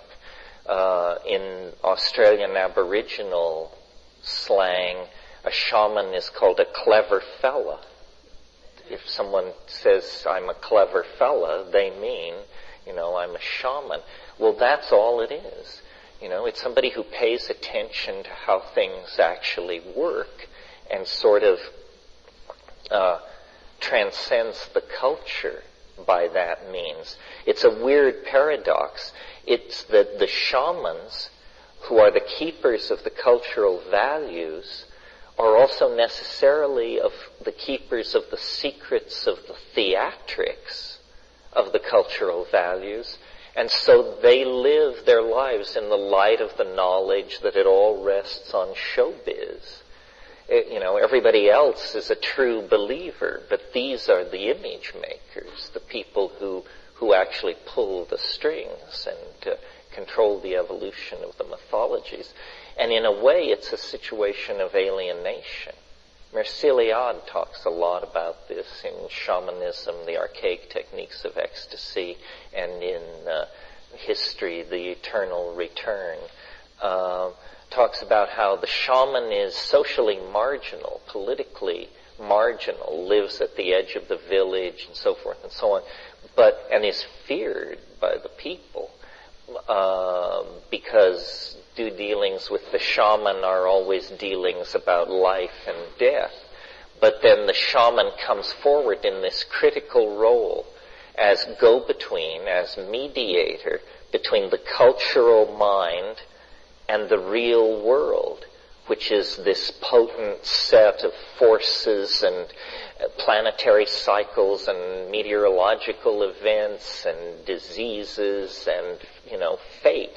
And the shaman mediates. In many languages, the word for shaman means go-between.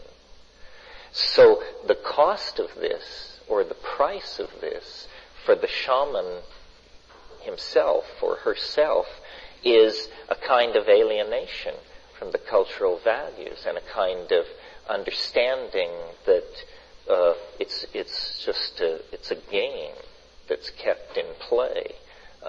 And this is true in our culture as well. You don't think the people who market all this crap and produce all this bad art and so forth and so on love it or watch it or consume it.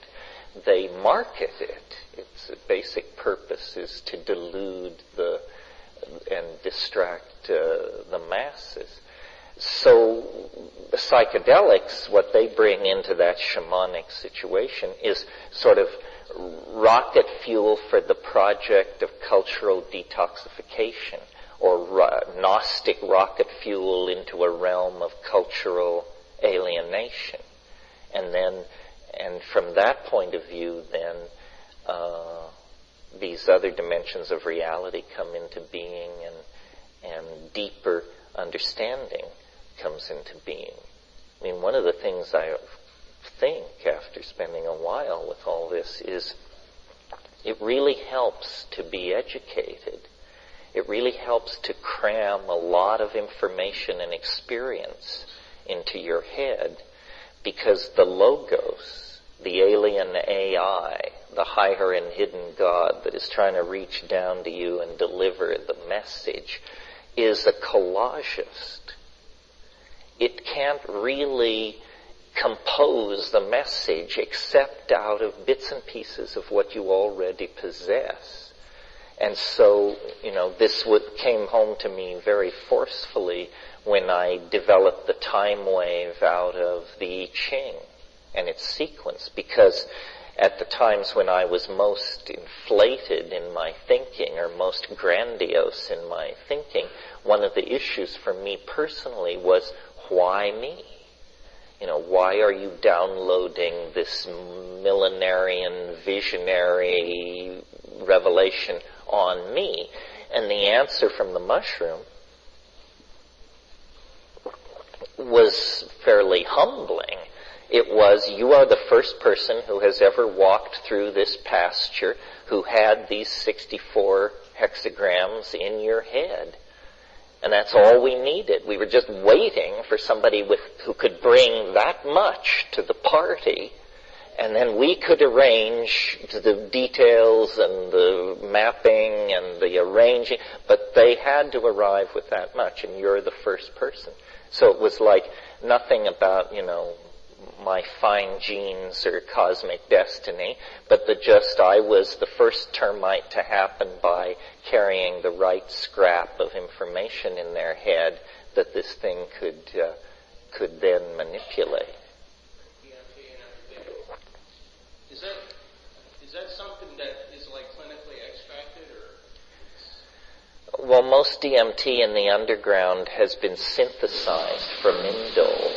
It's a fairly simple process, like third-year organic chemistry. DMT does occur in nature, in many plants, but usually there is little of it, so you have to process a lot, or it occurs complexed with other tryptamines that have various psycho and physiological activities that you don't want, and that's very difficult to separate them.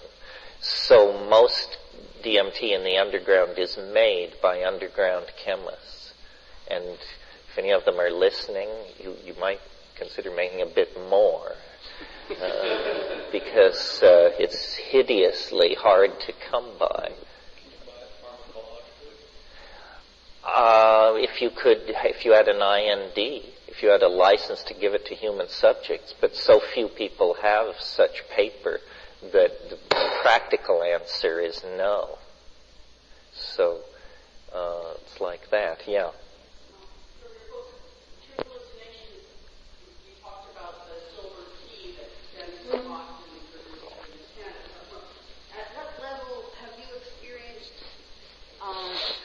Shamanic ability to manifest these miracles at a rush hour hamburger stand level? Well, aside from the story you mentioned, put on? no. The answer is the truthful answer is always complicated, although the truth itself is always simple. If you're asking me to tell a story of a miracle that I still cherish as authentic, I don't think it's told in True Hallucinations, the book, because it involved, well, you'll soon see why, but here's an incident that happened at La Chorrera that didn't make it into The Invisible Landscape, I don't believe. Dennis had this notion of what he called the good shit. This developed in the days after the ideas about hypercarbylation. And he claimed it was like a fantasy, it was like a joke, it wasn't clear exactly what it was, but it was this idea that there was this hash somewhere that had been rolled into cow dung and cut with cow dung and then infected with psilocybin mycelium so that the mycelium had completely replaced the cow shit in this ball of hash, or this hypothesized kilos of hash somewhere in the world. And so there was this psilocybinated, the good shit. And at one point he envisioned us actually forming a rock and roll band which would play instruments that would condense this stuff out of the air over large audiences. And, we would go on tour, and at the end of the tour, the whole thing would be in a shambles because Uncle John's band really did come out of the woodwork. But so at one point, he predicted, one night after he had been moved to the river and was sort of in semi-incarceration, he predicted that the good shit would come that night. And by this time, he was very suspect. I was highly suspect. Everybody in the expedition was polarized against everybody else, and it was a pretty uptight scene. And so I left with my girlfriend of the time, and it may have even been the same night as the Silver Key incident. And it was pouring rain. And we made our way like a quarter mile, half a mile back into the jungle to this other place where we were staying, where the original experiment had been done. And so then we get to the hut and it's pouring rain. And I had scored this kilo of Santa Marta gold for the expedition. And we had smoked nothing but this, for Colombia, relatively reg weed for weeks. So I got it out to roll the evening's joint, and I was fumbling with it, and I got this thing lit, and this little crumb, this little burning thing fell on the floor, and I lifted it up and smelled it, and the transubstantiation had occurred. It was, like Mazari Sharif AAA Red Lion hashish of some sort. And I know hashish. And here we were in the center of the Amazon, in this hut, in this pouring rain. And I could tell that it was the good shit. It had actually manifest. And I showed the woman who was with me, who was easily led one way or another, but anyway, she didn't say it wasn't, And I stayed up late that night smoking this incredible hash and waiting for the rain to stop so that at the first gray light of dawn I could go down to the river and confound my critics with, the stone itself, the alchemical quintessence, the concrescence, the excreta bonum, the good shit. Here it was. And so as dawn broke and the fog lifted, I made my way across this rainy pasture and sat down by the hammock of the sleeping form of my most vociferous critic and sort of elbowed her awake. And, there were other instances where this was the principle at work. It didn't work. Everything had returned to normal. It was the Cinderella screw-up, It was just that I was a char girl who washed pots, and there was no prince, and there was no coach, and there was no... And plus I was once again humiliated in the presence of my critics who had further reason to think that a check into the local mental health care delivery system might not be a bad idea. These things happen. Now enslave yourself to the machine. Can you expand on the 2012 date and this whole idea, what's going to be happening in your idea? Well, I talked this morning about how the story of the universe is that information, which I call novelty, is struggling to free itself from habit, which I call entropy, and that this process, which informs the whole history of the universe on all scales, chemical, biological, cultural, etc., is accelerating, speeding up. And it seems as if what wants to happen is the whole cosmos wants to change into information, or put another way, in a geometric model, all points want to become connected.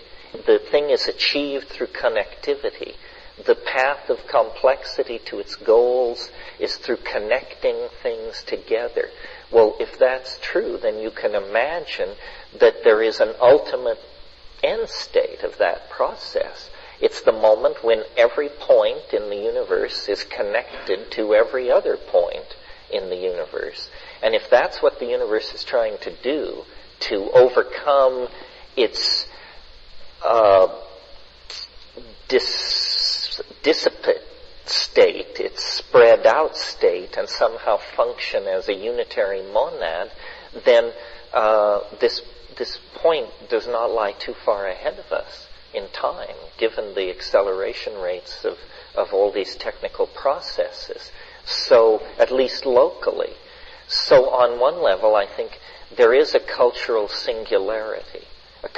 What I mean by that is a place in our cultural development where we can't predict or understand what will happen to us. A kind of flip point, if you want, or doorway, if you want, or revelation, if you want. And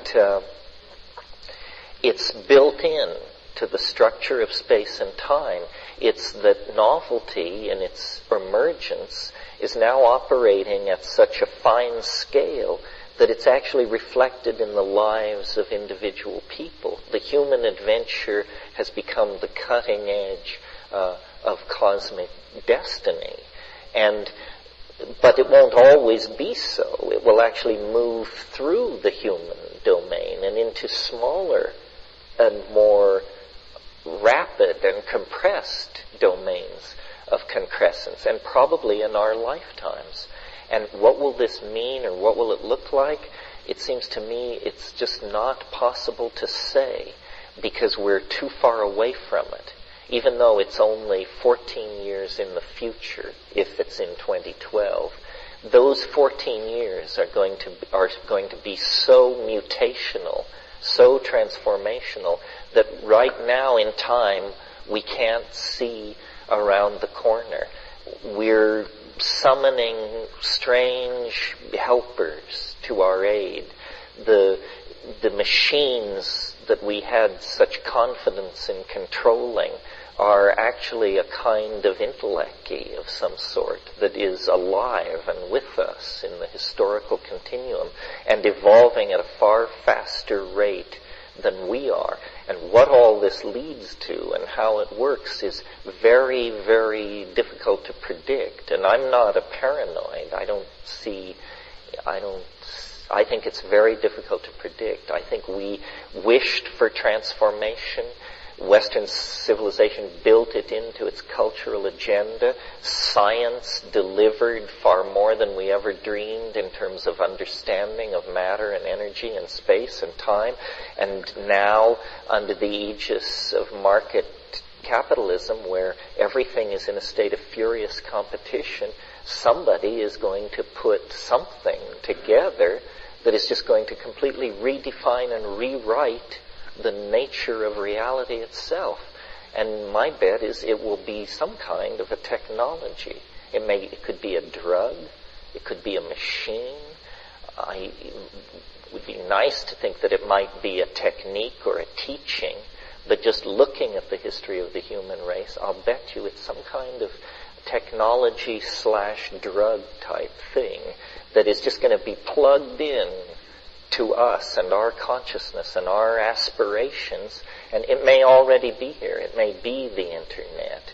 It may be nanotechnology. It may be biotechnology and cloning and quantum teleportation and virtual reality and all the rest of this. I mean, we are just at the brink of taking these various pieces of the God-magician puzzle and putting them together and figuring out, well, what can you do? What do you do if you can do anything? I mean, that's really the question at the end of history. Once you have overcome all limitation, what is the human agenda? Yeah. Do you believe then that this is something that we're observing, or we actually play a part in its development? So what is the purpose of these hallucinogenic experiences? Is it to get information so we can influence the outcome, or are we just watching? No, I think we're more than watching. I think we spin it. We're the spin doctors of the thing. In other words, if there is a prophecy which must be fulfilled, it's a kind of general prophecy, something like, and man shall become dirigible in the last decades or the first decade of the third millennium. It's general. In other words, what does that mean? Man becomes dirigible. We turn into airships. We become oblate spheroids. We what? What does it mean? Well, that's open to human definition through specific acts of creation. The levels of novelty or habit in any given moment will be fulfilled, but how they're fulfilled is a matter of human decision. An example which maybe makes this clearer is from statistics. For example, we know that in the next 12 months, between 8 and 11 people will jump off the Golden Gate Bridge. But who those people will be is surely not decided today. They have the right, through the experiences they meet along the way, to either include or disinclude themselves in that group of victims. So in that same way, I think the future, the details are ours to fabricate.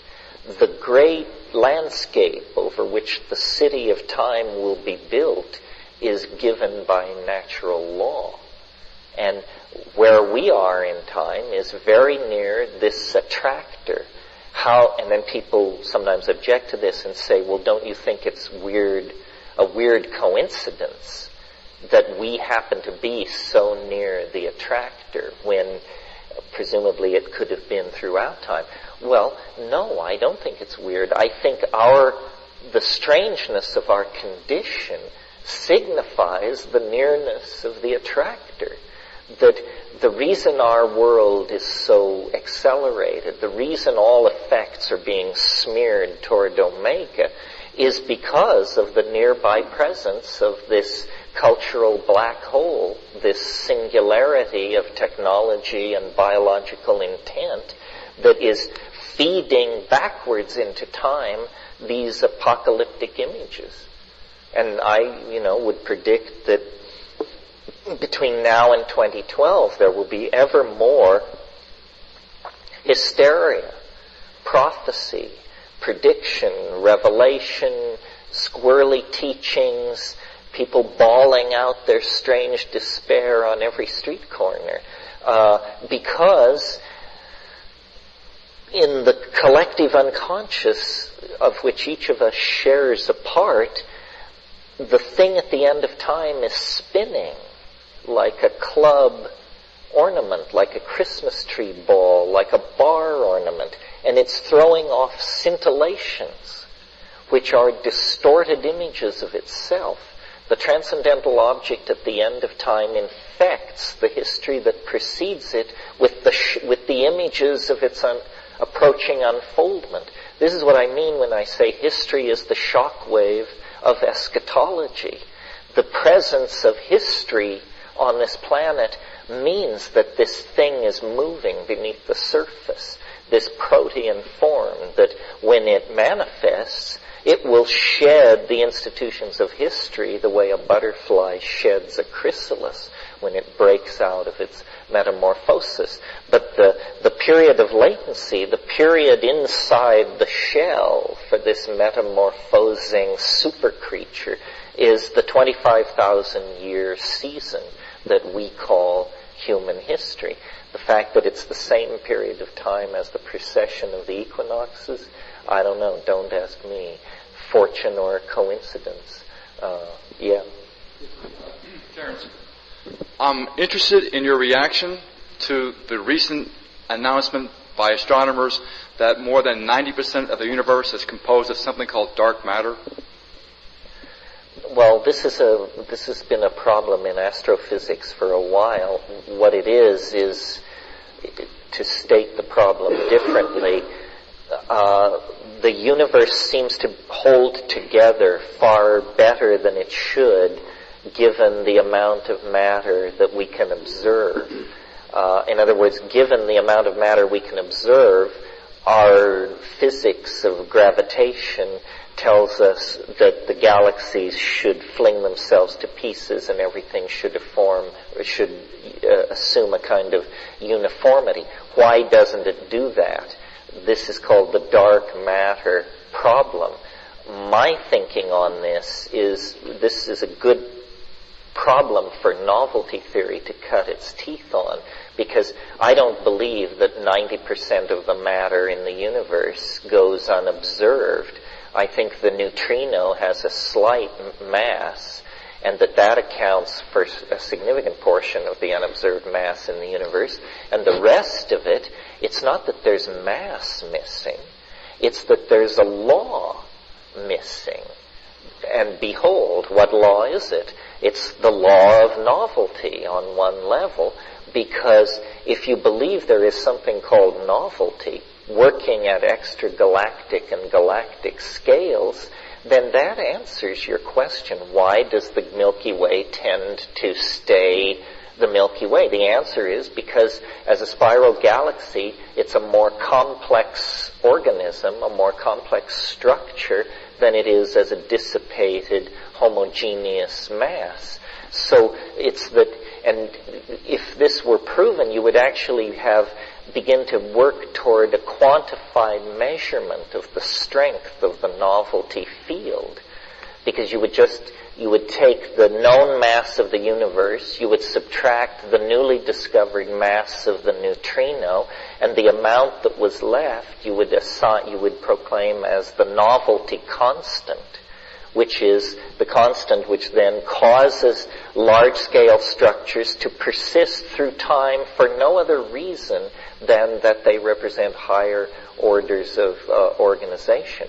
Recently, the most recent ultra-revolution in astrophysics, which means in the last 6 weeks these days, is the discovery that there seems to be some kind of repulsive force, a kind of anti-gravity, if you will, that the universe seems to be expanding slightly faster than the laws of physics say it should.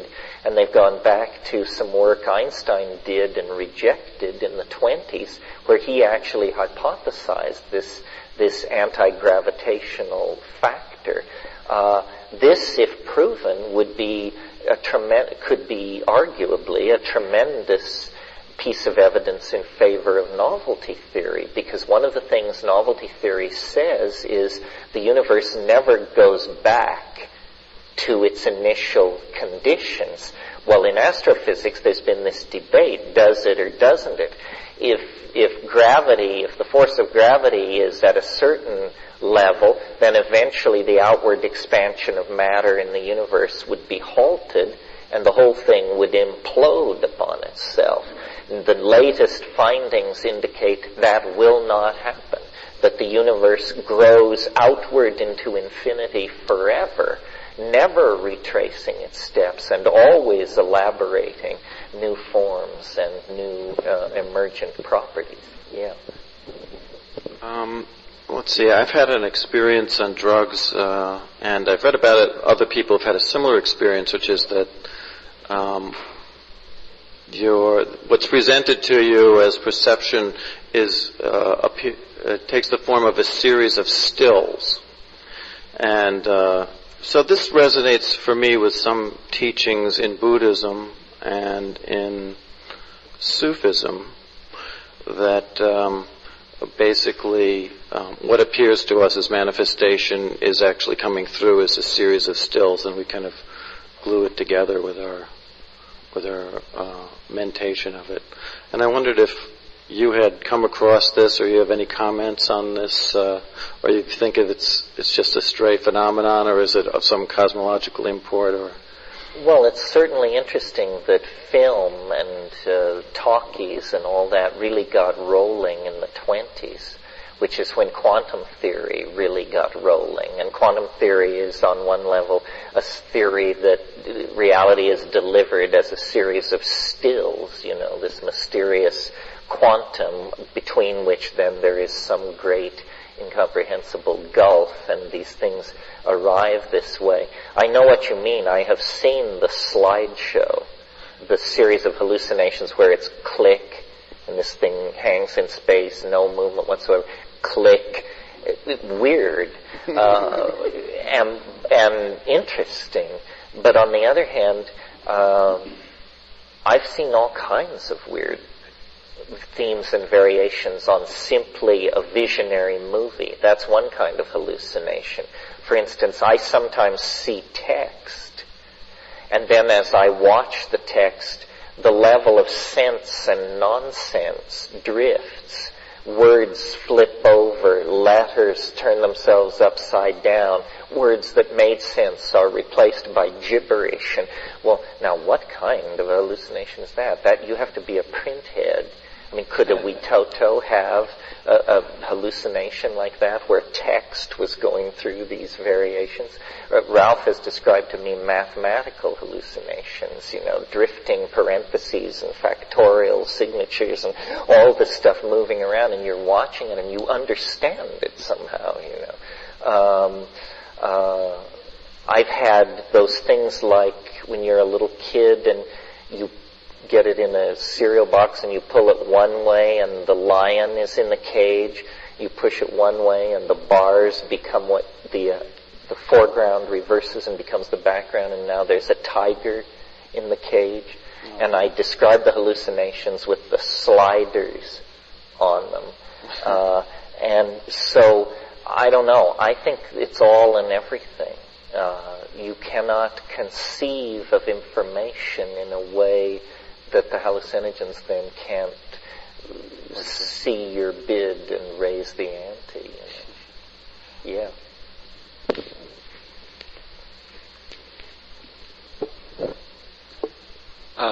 What is it about the I Ching that qualified you in the eyes of the entity that it revealed the time wave? I have a sense of an attractor. I see what the I Ching is, but I don't see the relationship.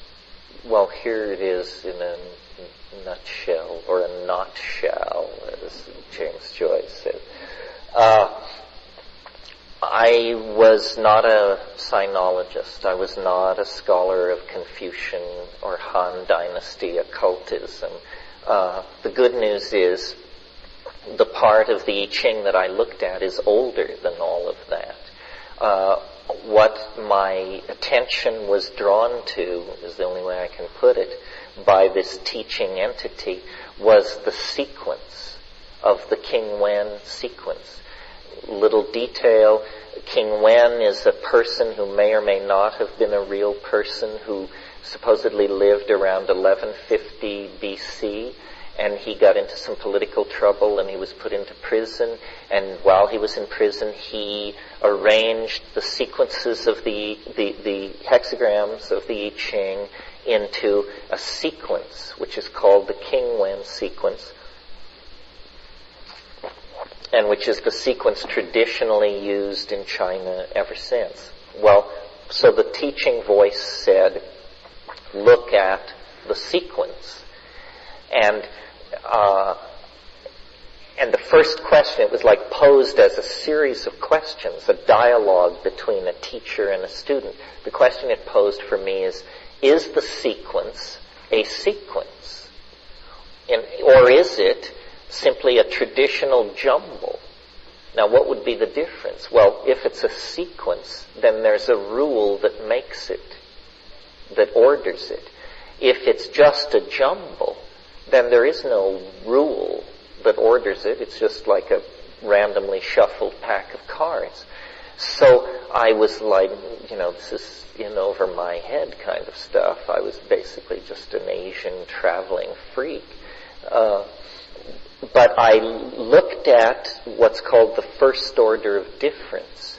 The first order of difference is how many lines change as you go from one hexagram to the next. Not a very deep concept. I mean, the first hexagram is all solid lines. The second hexagram is all broken lines. Hexagrams have 6 lines. Therefore, what is the first order of difference as you go from hexagram 1 to 2? 6. 6. All lines change. So I graphed this, and make a long story short, I discovered artificial arrangements. I discovered that these hexagrams had been arranged to cause certain results to occur. That somebody had gone in there with an intent to achieve certain mathematical conservation effects. And I worked on it, and eventually what came out of it was a fractal algorithm, a wave for you and I. And this wave is like a stock market graph, except that it's not showing the price of something. It's showing the ebb and flow of habit and novelty. And when the wave moves upward, habit, entropy, conservation, recidivism is increasing.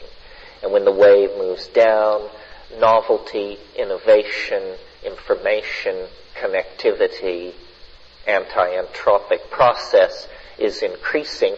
And the idea was that this would allow an understanding of history, that you would be able to lay the wave over the past, and when you got a perfect matchup with past revolutions, breakthroughs, atrocities, migrations, language changes, and so forth, you would just propagate the wave forward into the future, and you would have not only a theory of history, you would have a theory of future time.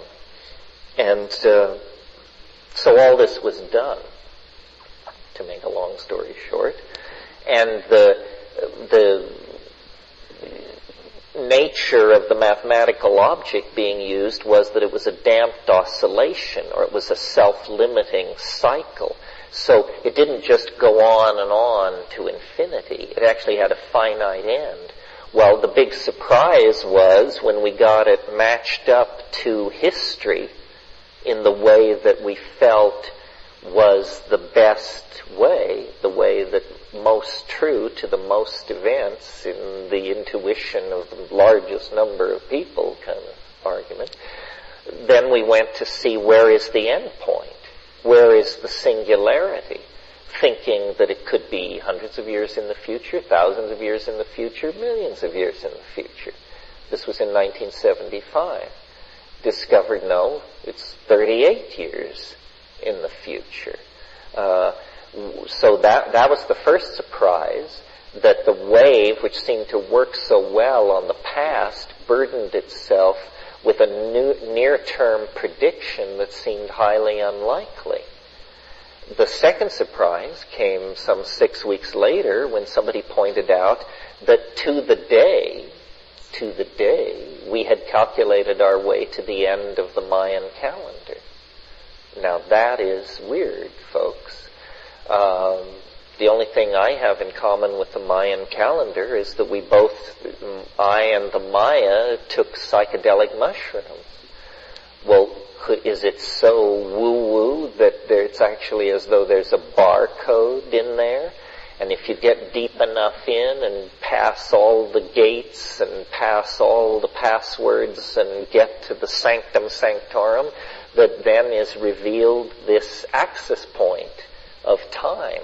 Whether you are doing it 1,000 years ago or 2,000 years ago, even as the Maya did it, or whether you're doing it 38 years in advance of the moment, that this is the message, the mathematico-astronomical Pythagorean download that the mushroom seems to give a lot of people. I mean, I don't say if you take mushrooms you will find yourself caught up in the dynamics of the Mayan calendar, but you might. Many have. I certainly, I'm more rational than I may sound here. I'm a good person to be the message for such a squirrely idea because I doubt. I know absolutely how flaky this sounds, how unlikely, how lightly anchored. So I'm not here to found a cult. I just had a very wiggy experience that, unlike, the problem with most people's really wiggy experiences is that it never gets down to the nitty-gritty. And by the nitty-gritty, I basically mean a mathematical formula that you can then throw up on a blackboard and say to the experts, this is what God said to me, is it horseshit or what is it? Usually what happens in these self-risen kundalini or psychotic break or shamanic whatever or psychedelic runaway states is that there is a revelation, and it's quirky, and it's personalistic, and it's usually messianic, and it's unanchored. So people put you away because they just say, well, you have no proof that you're the Kavitz Haydarak sent from Arcturus to lead mankind to milk and honey. You just say this, and you say it too much and too loudly and inappropriately, and so now we're going to drop a net over you. The good thing, in my view, of what happened to me is it actually got down to a mathematical proposition, a law, a hypothesized law, which it may turn out to be false, but it was a contender. You understand what I mean? It played in the highest class of competition of all, which is in the realm of formal mathematical theory, as did Pythagoras, as did some of Plato's work. If you're interested in this kind of thing, read the 10th book of the Republic, the myth of Do any of you recall what's going on there? This Plato.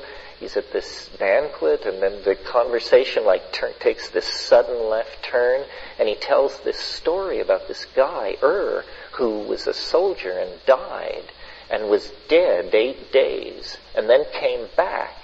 And then he lays out this rap, one of the most puzzling passages in the entire Platonic corpus, the myth of and it's this mathematical treatise about this thing called the spindle of necessity, which is the ratios are given and how it's something inside something else, and something turns one way and something turns another way, and the ratios are like this and like this. This is one of the most argued about passages in the ancient literature. What is being described? What does it mean? Well, it's another one of these mathematical downloads. I am still willing to argue that what I put down about the I Ching is true, or that a truth is very close to the surface in all of that. Think about the I Ching for a moment. This is one of the world's oldest intellectual artifacts. This is a mathematical notation system of some sort for the purpose of creating a physics of time, a phenomenological description of the order of time based on human observation. And it arises in a completely non-Western context. It arises in a context, we presume, of shamanism and proto-Taoist values. And I think that what happened was that people with a very different set of agendas than those of Western civilization chased after an understanding of time in the same way that we chased after an understanding of matter. And the way you understand time is not by building enormous instruments or clashing elements together, or no, time, the essence of understanding time lies in understanding organism. And so it yields to a very low-tech observational style of natural science, which we call yoga. By looking inside the body and the mind as you still gross physiological functions, subtler and subtler shells of vibration and emanation and physiological activity come into view. And eventually, my hypothesis is that eventually, if you do this with sufficient care and attention, you get down to some kind of level where you're actually at the level of the primal quantum mechanical vibrations that lie behind everything. In other words, you are in the realm of the primal patterns whose activity downloads and eventuates as the macrophysical world. In other words, you're in the realm of the butterfly's wing in the chaos theory that says the butterfly's wing can start the cascade that leads to the hurricane. Well, these people who penetrated to this realm mapped it phenomenologically. They said time is a thing of elements, in the same way that Western science discovered matter is a thing of elements. Said time is made of elements. Well, then the question immediately becomes, for the rational mind, how many elements? 1,000,000? 10,000? 100? The answer is observe, make notes, observe similarities, observe differences, mathematically analyze your data. The answer is 64. Time comes in 64 irreducible species. And the hexagrams of the I Ching are simply a way of noting and assigning each one a distinct Gestaltung for purposes of manipulation. And in the same way that plutonium is not sulfur and tin is not oxygen, these species of time display properties. Time is not, as Newton thought, pure duration, some kind of intellectual abstraction necessary for a serial universe. Time is a real thing. It's as palpable as electricity. It's as real as radiation. It's a thing. And so then what's going on is that objects which arise in time carry the impress in their structure of the medium in which they arose. And so organism becomes a microcosmic downloading, a mapping of the architectonics of being. I don't find this occult at all. This seems to me quite reasonable. Let me give you an analogy to help you understand what I'm saying here. Think of a sand dune. Notice that when you envision a sand dune, that it looks like wind. The thing in your mind looks like wind. Well, now let's analyze what's going on here. The sand dune looks like wind because sand dunes are made by wind. Okay, what is wind? Wind is a pressure gradient phenomenon that is variable in time. What is a sand dune? It's a download, a flattening. It's a one-dimensional picture of the wind. If you had a good computer and you had a sand dune, you could compute backward from the sand dune to the speed of the wind. Well, now, taking that image, think of it this way. Think of the grains of sand as genes. Think of the wind as 500 or 700 million years of time, moving those genes around, blowing them around, recombining them, breaking them apart, pushing them together. At the end of that time, life would bear the imprint of the medium in which it came to be. So it is, in fact, not a leap of occult faith that the human organism would have impressed upon it the categories that shape time, because we arose in time. And you keep talking about biology, and you talk about the leap from biology into culture, and that you talk about the medium.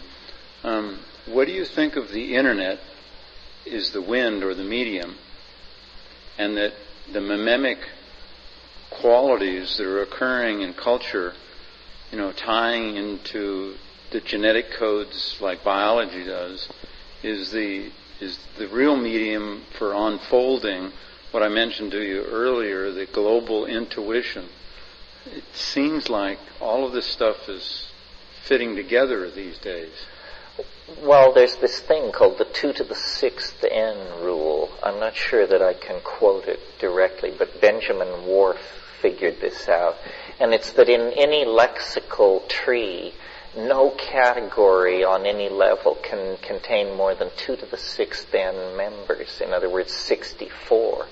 So, in a way, we're dimensionally imprisoned inside this because our minds work this way and so do our bodies.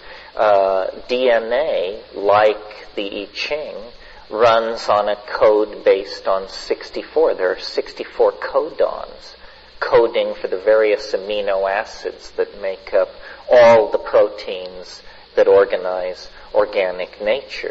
Well, so you have the I Ching, which categorizes time as having 64 categories.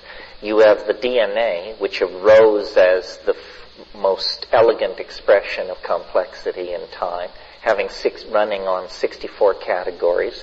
Then you have the human brain running on the platform of animal organization run by DNA, and we discover through Whorf's law, the 2 to the 6th n rule, that our lexical categories are ruled by these same limitations.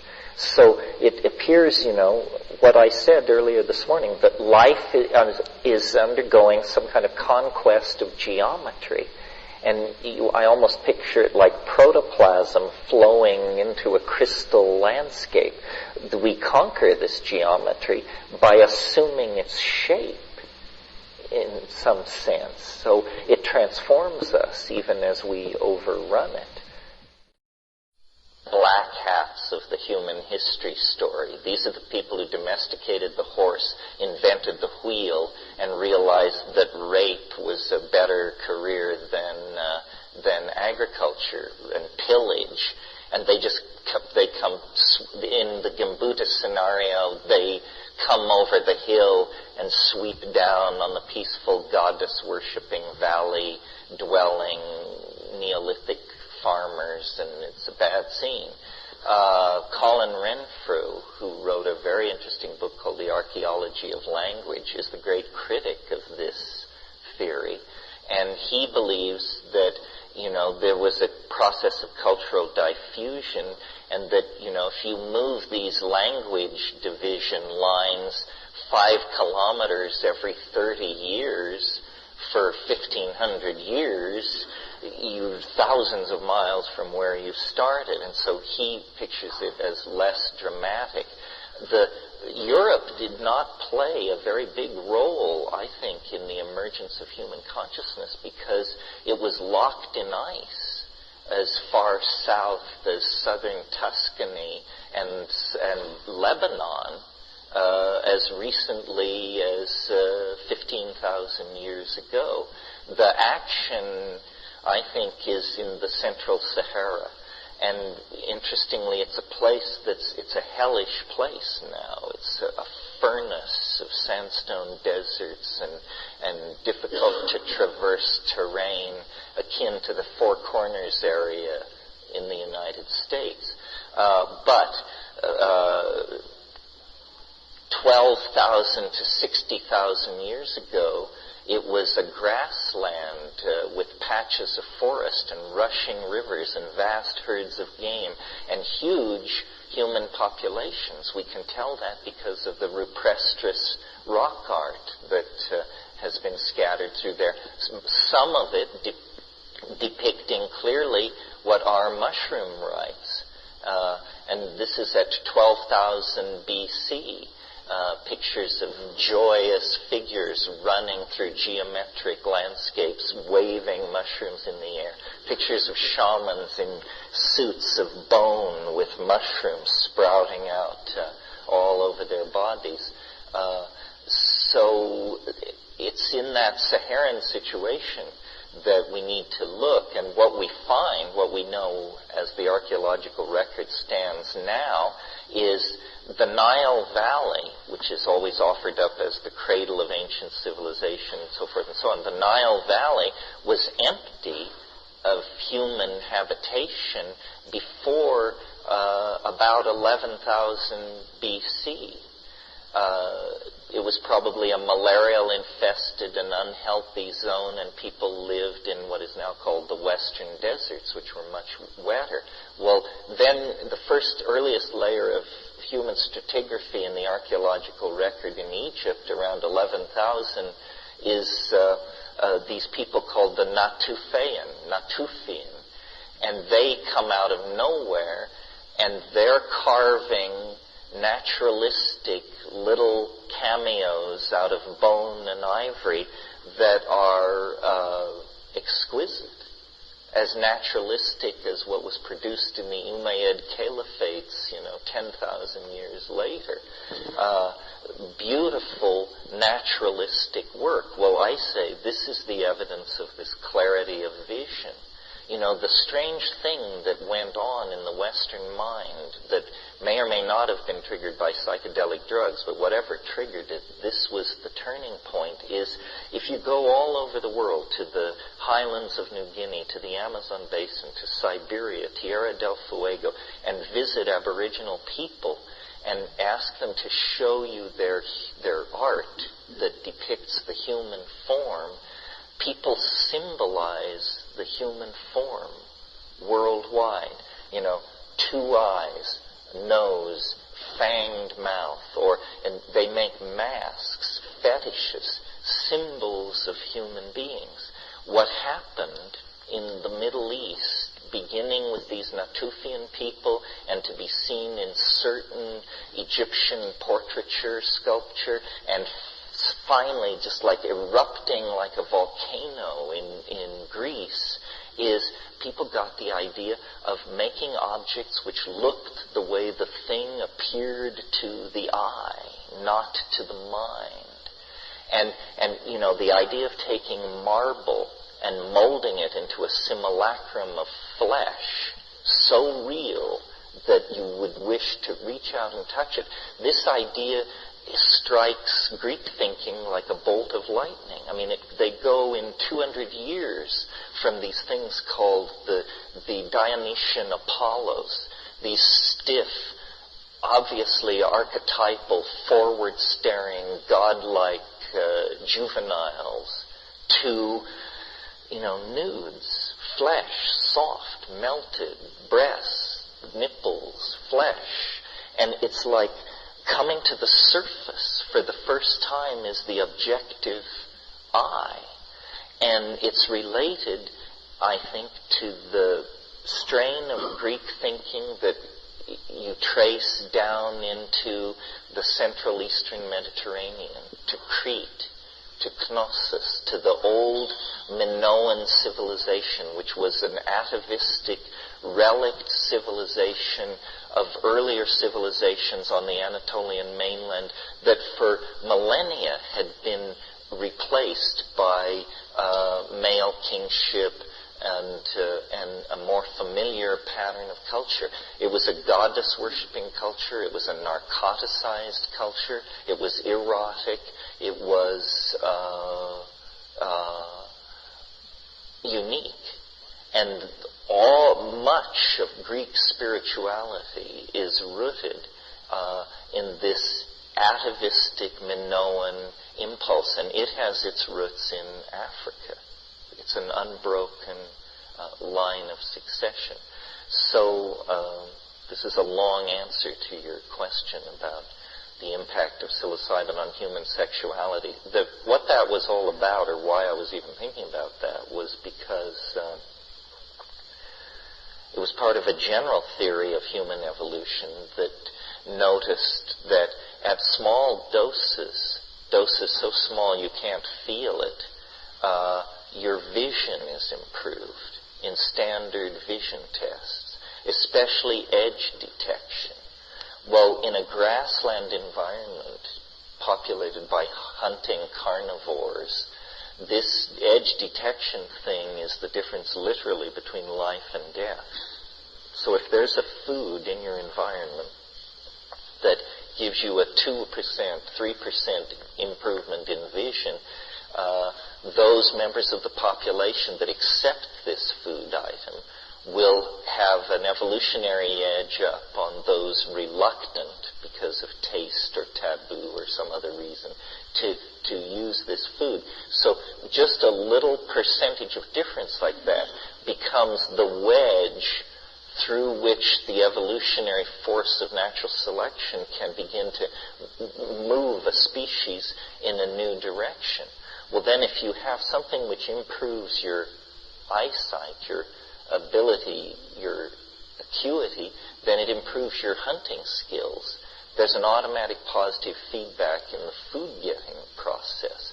Well, then if this same compound at still higher doses increases your sexual arousal, increases the amount of sex generally that's going on, then that's obviously going to outbreed the members of the population that are not stimulated in this way. And then, if you have on top of this, first you have this drug which hits you in these two very different ways, but then thirdly, if you go beyond the sexually stimulating dosage level, it stimulates the imagination.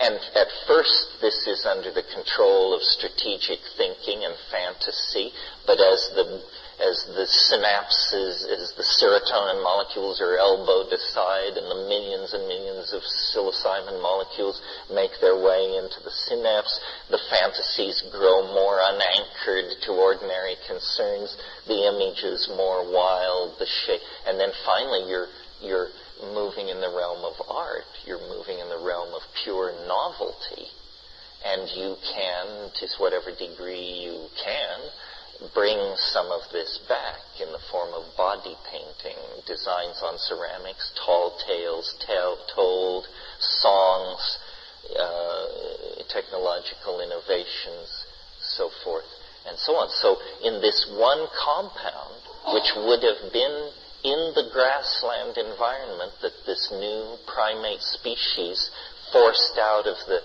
collapsing and retreating rainforest environment, going omnivorous, testing various foods, we would surely have encountered these mushrooms. And I think in a way it was a symbiotic relationship. Paul Stamets has pointed out how the psilocybin mushrooms, you don't find them in the primary forest. You don't find them in remote, unvisited ecosystems. You find them on the lawns of courthouses, libraries, and public buildings. You find them in the rhododendron duff in city parks. They accompany mankind.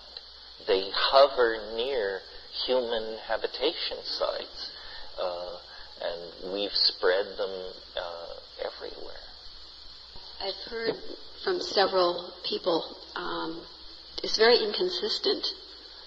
I don't think it's inconsistent so much as you have to learn how to do it. It seems many drugs are hard to get off on the first time. What I recommend with salvia is do it in a gravity bong, which is, a bong where you cut the bottom out of a water bottle and put a mouthpiece full of whatever the substance is on top, and have a bucket of ice water, and you sink the water bottle into the ice water, and then you put the pipe, the place where the stuff will burn, into a cork, and you hold a match over it, and you slowly pull the bottle up out of the bucket of ice water, and a vacuum forms in the bottle, and it fills with immense amounts of white smoke, and you don't quite withdraw the thing from the water. You'll keep a seal down here, and then you get over it, and you whip the burning, the pipe part off the bottle, and you cover it with your mouth, and you sink it into the ice water.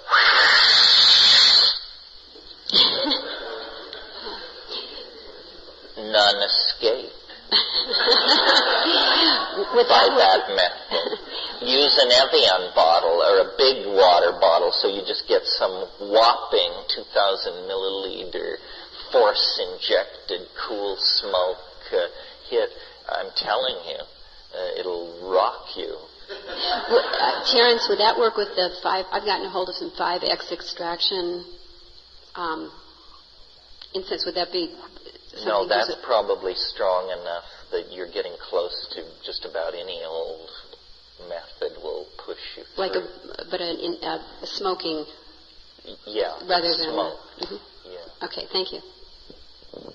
Back here, yeah. I had a quick question on what you were talking about previously, and then a longer question. Is there any evidence, some kind of analysis that of traces of psilocybin and skeletons, things like that from the past that something that would support this theory of yours? You mean archaeological evidence for early human use of psilocybin? Right. The primary evidence would be these rock paintings in southern Algeria, in what's called the Tassili Plateau, the Hogar and Azur region of Algeria. Henri Flotte wrote a book called The Rock Paintings of Tassili, and you can see them in there.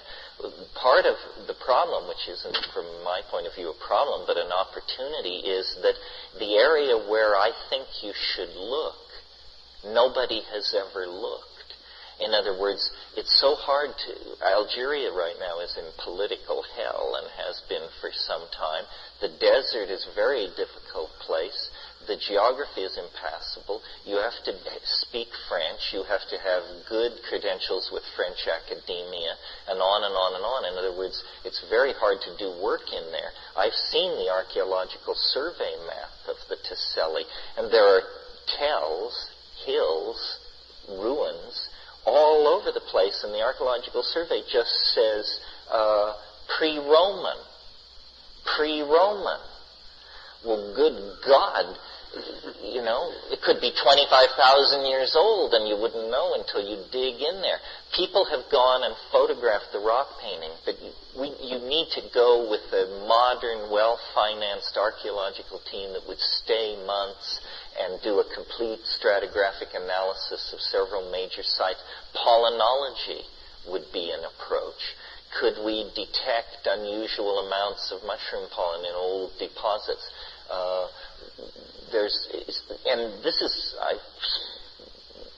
In Turkey there is a very interesting site called Çatalhöyük that's on the Anatolian plain. It's the oldest city in the world. It was flourishing. It's 6,500 BC, 8,500 years ago, when the pyramids were but a distant dream of the mad future. This city was flourishing on the Anatolian plateau, and it's very clear that the cultural motifs and design style of Çatalhöyük can be traced back into this Natufean thing, and then to the motifs of the Thessalian Nahur region. So there is this, it's almost like if you give up the idea of water, if you get water out of the myth, Atlantis really existed, but it sank into an ocean of sand. It's North Africa.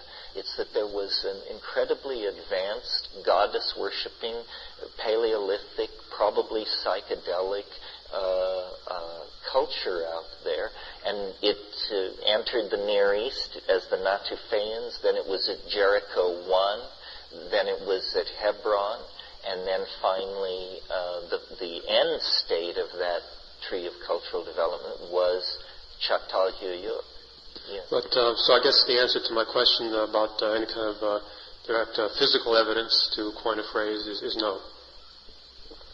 Well, I take you mean because arguably the rock paintings are of something else? No, I'm not arguing that at all. I'm just asking if somebody has done anything to establish, with some kind of measurement that there's traces of something which is psilocybin, either in skeletons or in the pottery or something like that. No, there was the famous case of the Iceman, which was, as you probably all know, this guy, 9,000-year-old man found in a crack in a glacier in Switzerland, and he had a mushroom with him in a little leather bag. But it was impossible to identify it, and the doubters said it was tinder. So it was an inconclusive thing. The funny story about the Iceman that I love is they could get DNA off him. So they sequenced his DNA, and then they wanted to search the world to find out what people on Earth had the genetic component most like the Iceman. It turned out the Swiss couple with a cabin 600 yards away down the valley were the tightest match. And it just, those Swiss, they've just been staying home forever. Well, if I may, could I ask my longer question? Oh, yeah. Sorry. Last night when your encounter with Ralph Abraham, which I enjoyed tremendously, and I really thank you for that, you described the World Wide Web as being... Hello? Yeah. You described the World Wide Web as being possibly some sort of a device for capturing an alien intelligence. And I was wondering if we could step back a little bit and just think of it as being sort of a site where a sort of a homegrown intelligence might sort of emerge. You don't have to really need to imagine an alien intelligence coming from outside. It can sort of emerge from the web itself. Well, yeah, we touched on that possibility too. That I think is more likely. The AI, I think this is a real issue. Ralph poo-pooed it, but it's a philosophical problem for human beings. First of all, as someone last night mentioned, the famous Turing test, which is somebody calls you on the phone. If you can't tell whether it's a person or a machine, and it is a machine, then it is an artificial intelligence. there are theories of emergent network properties that hold that when you get enough simple switching devices connected together in a complicated enough way, that there will begin to be self-reflective forms of behavior. And of course the net is a vast self-monitoring, self-observing, self-designing thing. And we're making it more and more flexible all the time. Like in a few months, it's going to be able to call processing power as needed to any task. So the people who actually really know about this stuff and have built careers in it seem quite concerned. Hans Moravec, who wrote a book called Mind Children, The Future of Human and Machine Intelligence, he says that it's an inevitable consequence of the net and that we could never turn back from this. And there are a lot of essays on the net called What Would Ultra Intelligence Look Like? In other words,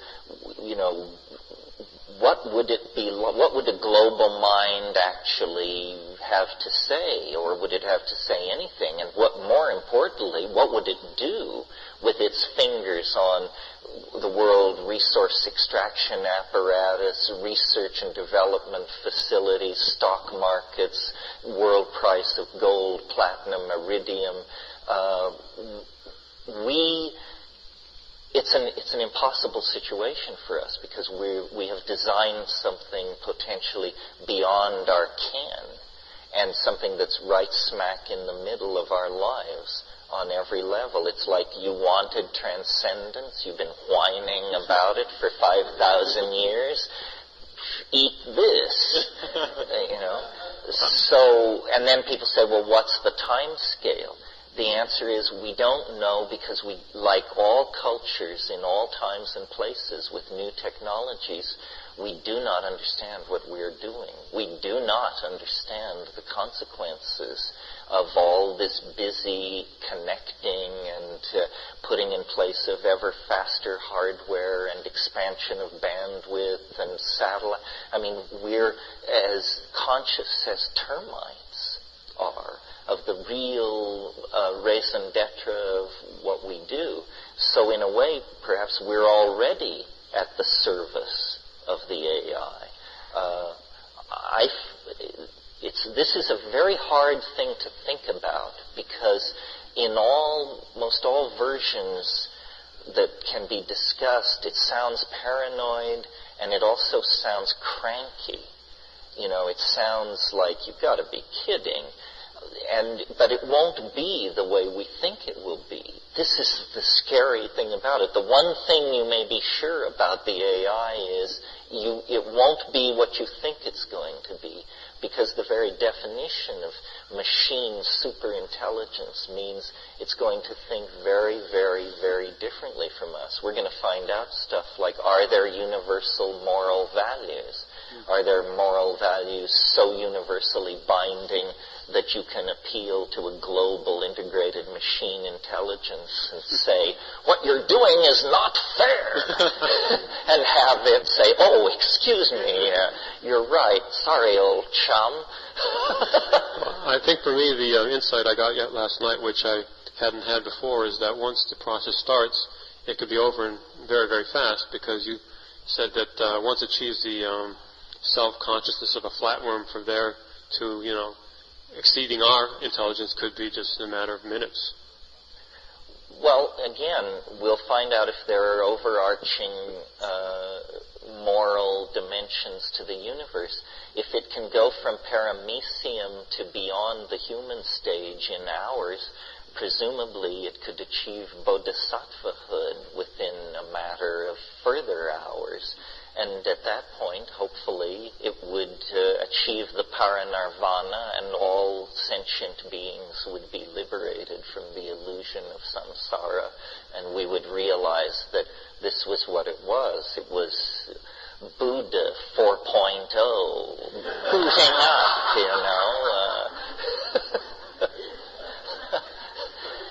Yes. Are you, shall we move on? Okay. Yeah. I was wondering to what extent you think change is cyclical. And I'm thinking more particularly of the archaic revival now. And to what degree it's linear, how things don't go back. Well, I think it's cyclical on all levels except the largest level.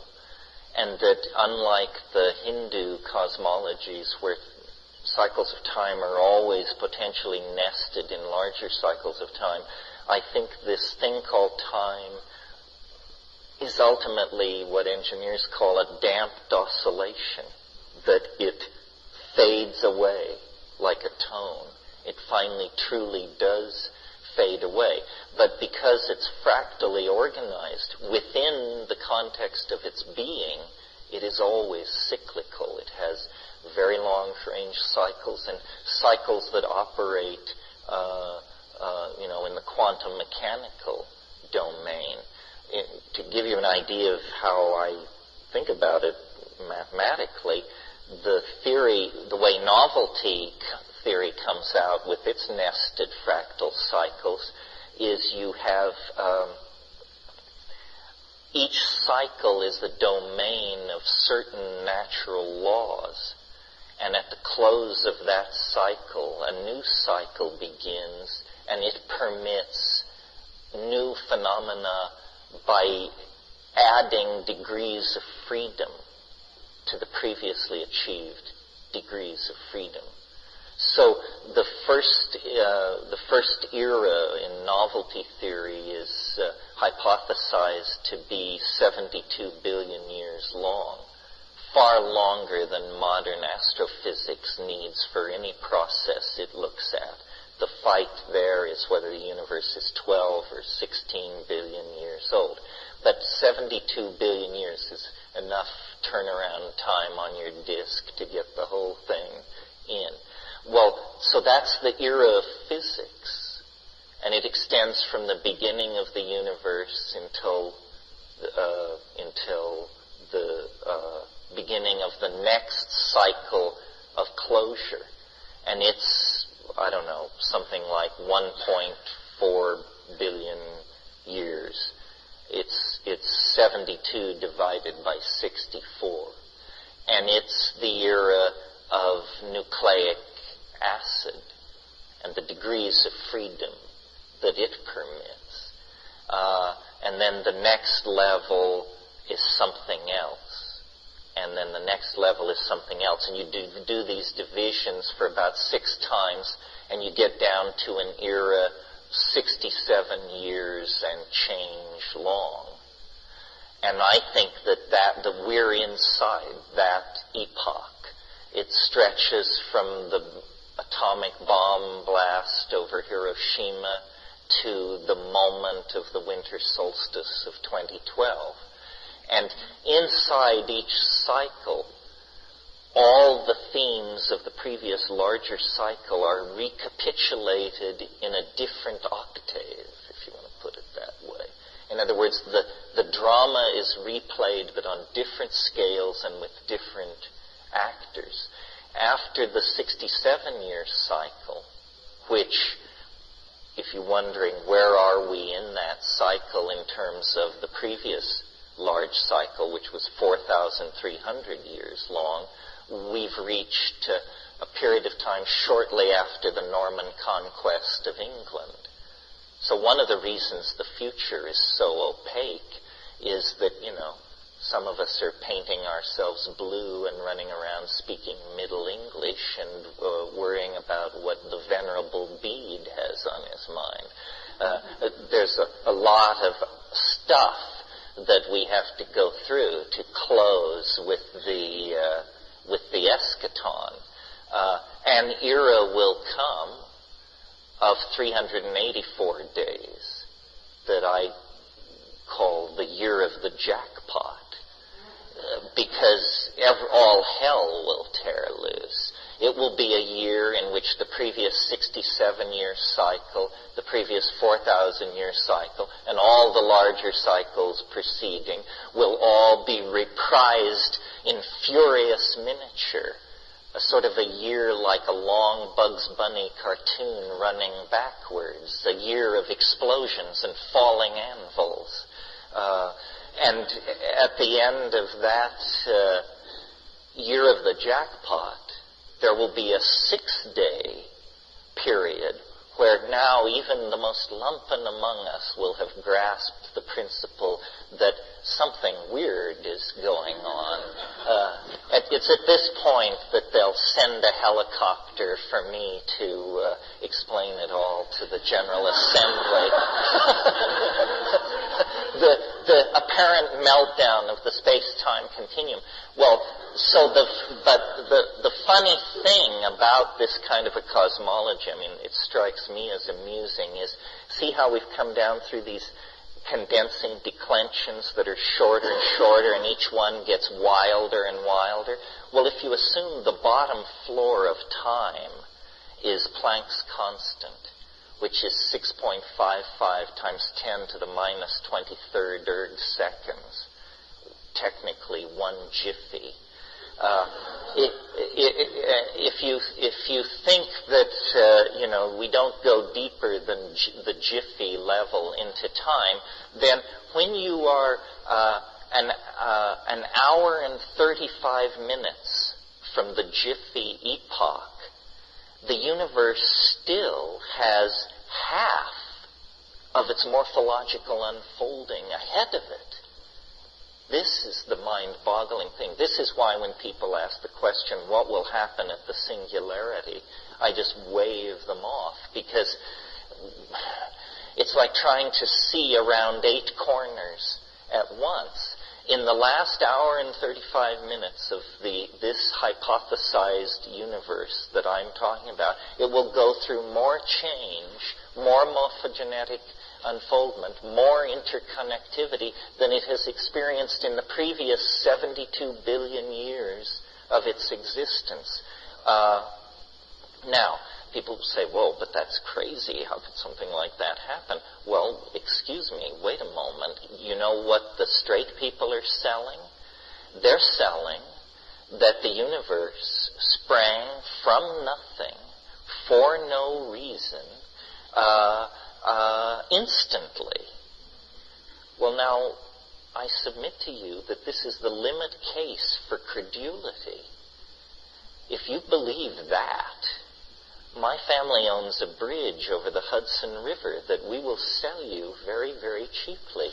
The idea that the universe could spring instantly from nothing for no reason is, they're just saying, test them with this, Charlie. If they'll buy that, what wouldn't they buy, for crying out loud? And this is tenet 1 of science. Essentially what science is saying is, give us one free miracle.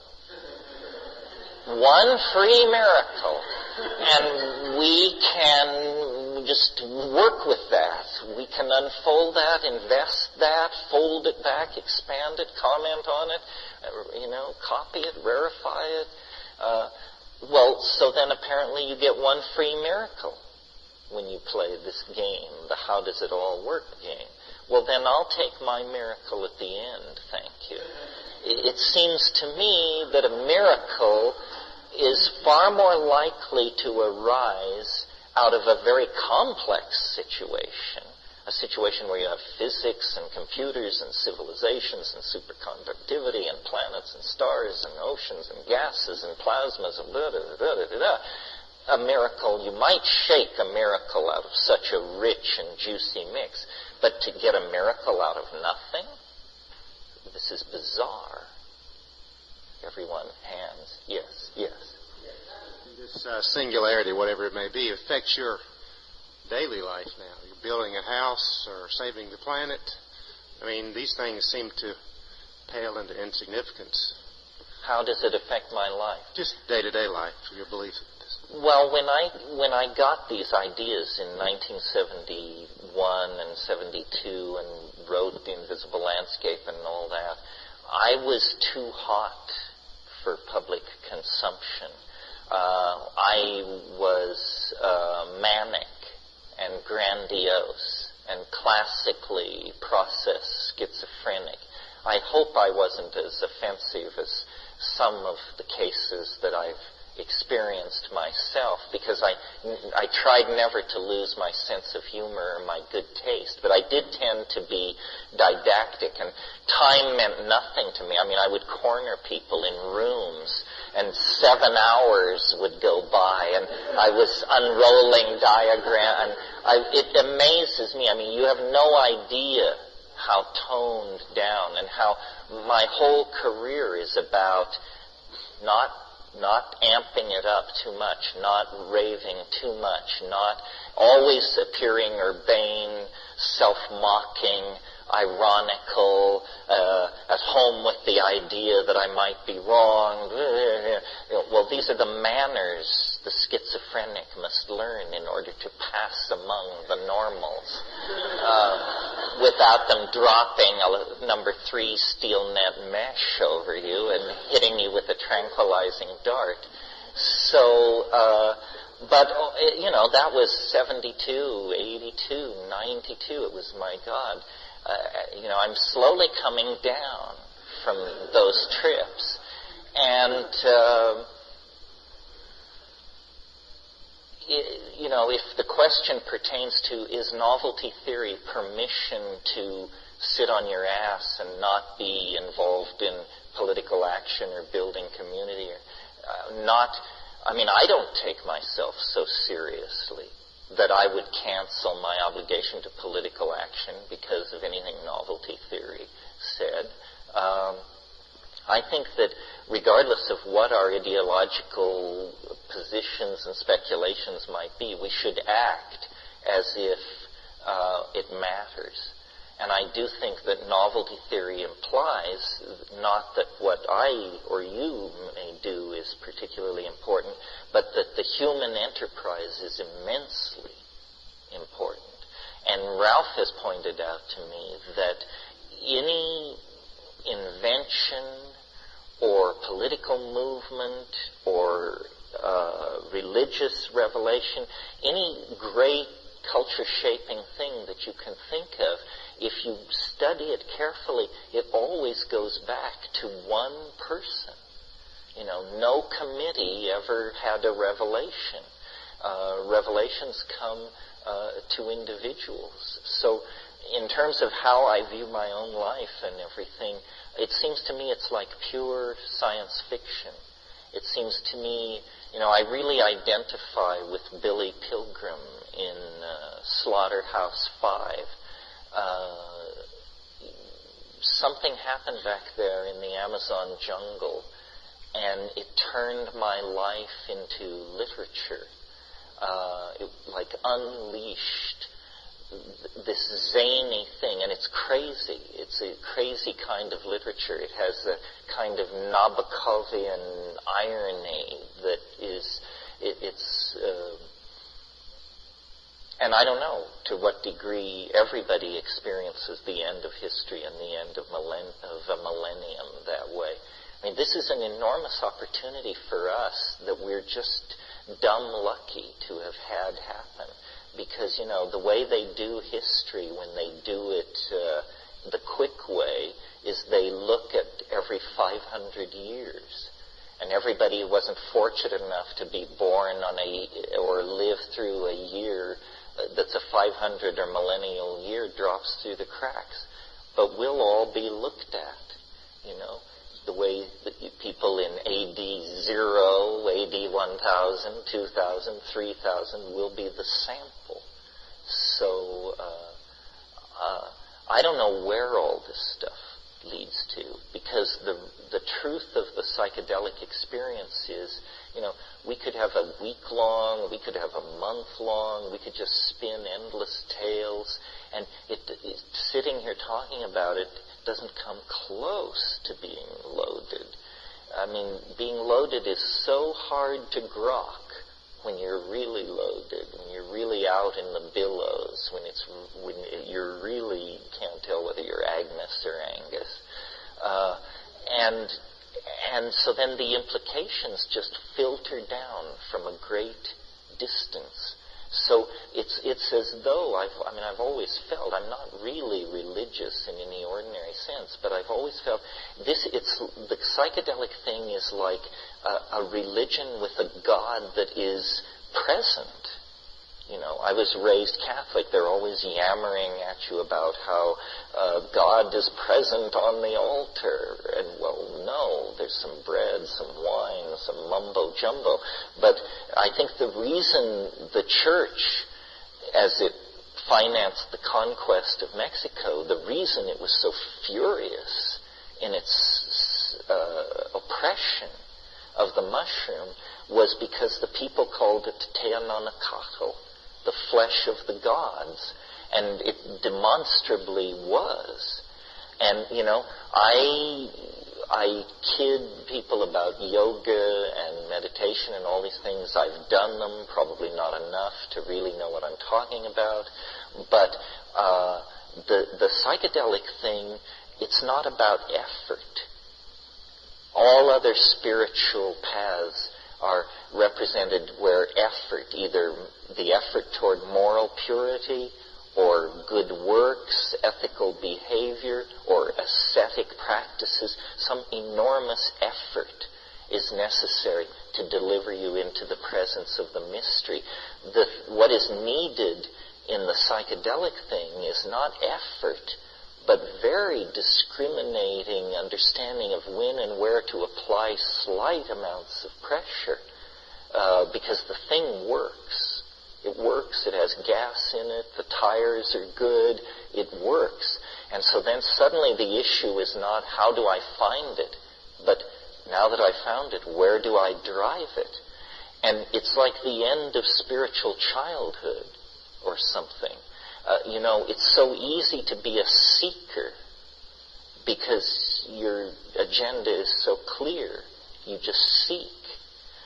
But when you find, then suddenly all that seeking malarkey, all those good times around the ashram and flying to these exotic countries and trekking around behind bare-tailed natives in the forest and all that, that comes to an end. And you say, here it is. Here's the MIDI.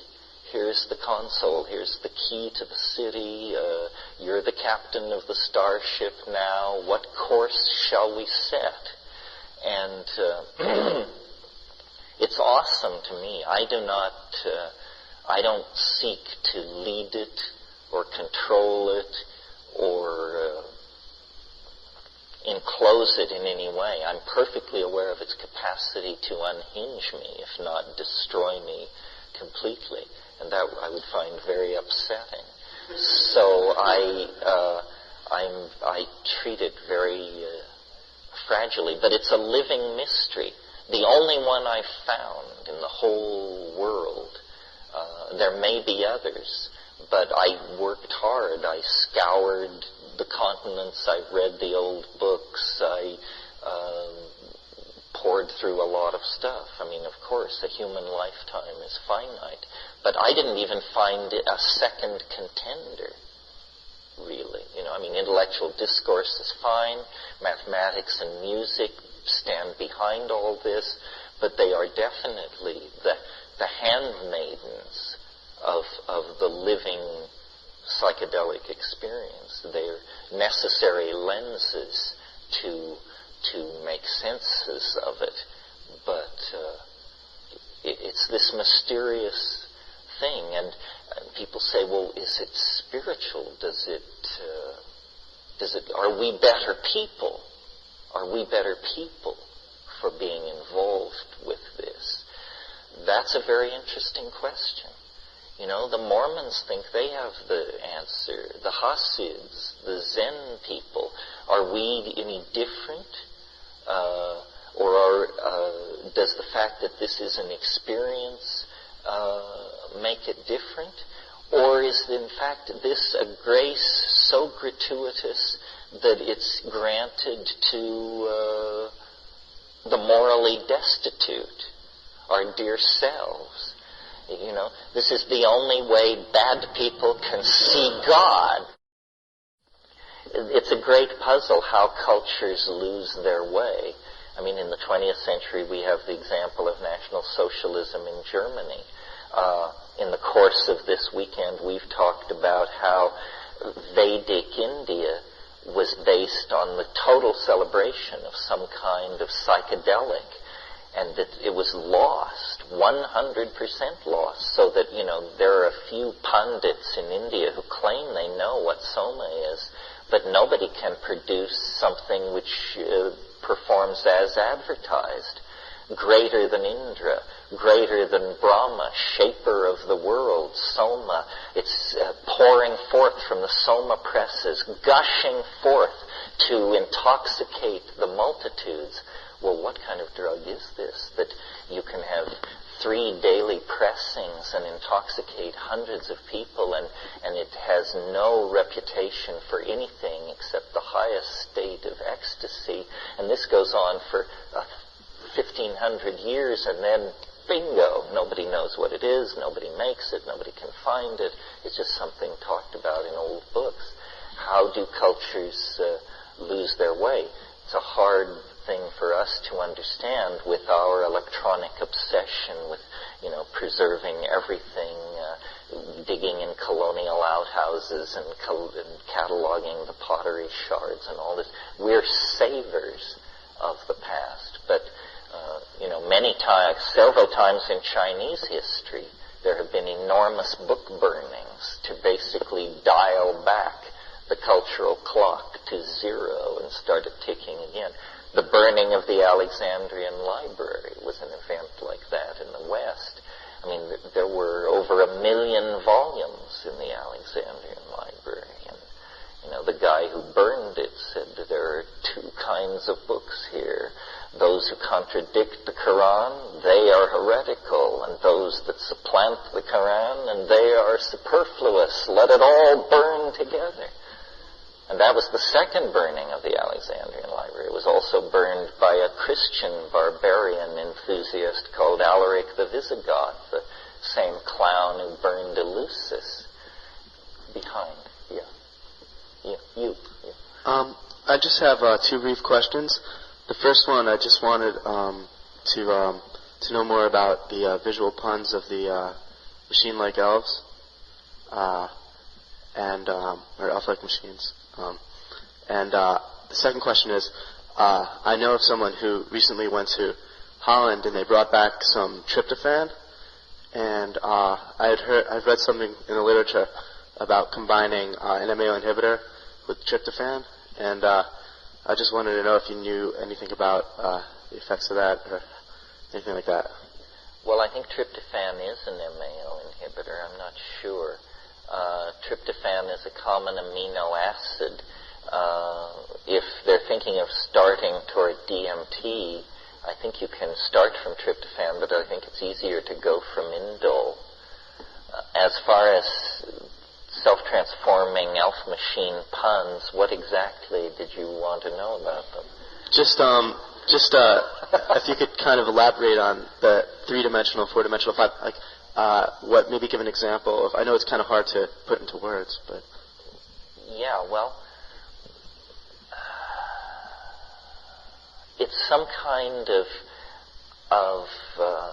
transformation of category, where things are made out of things which are impossible. I mean, as I said, how can something be made out of yesterday, consomme, and hope?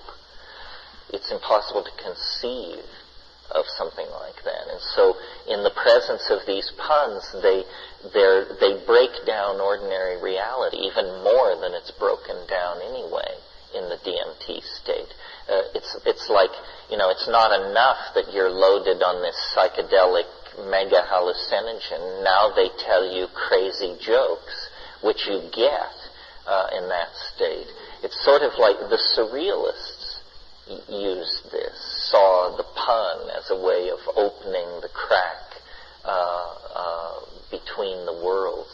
And it would be a great challenge to artists to do this. I mean, the surrealist I'm thinking of who certainly leaned on this was René Magritte, where, foreground and background trade shape, and outlines of things are silhouettes of other things, and this sort of thing. Maybe it's a uniquely human capacity.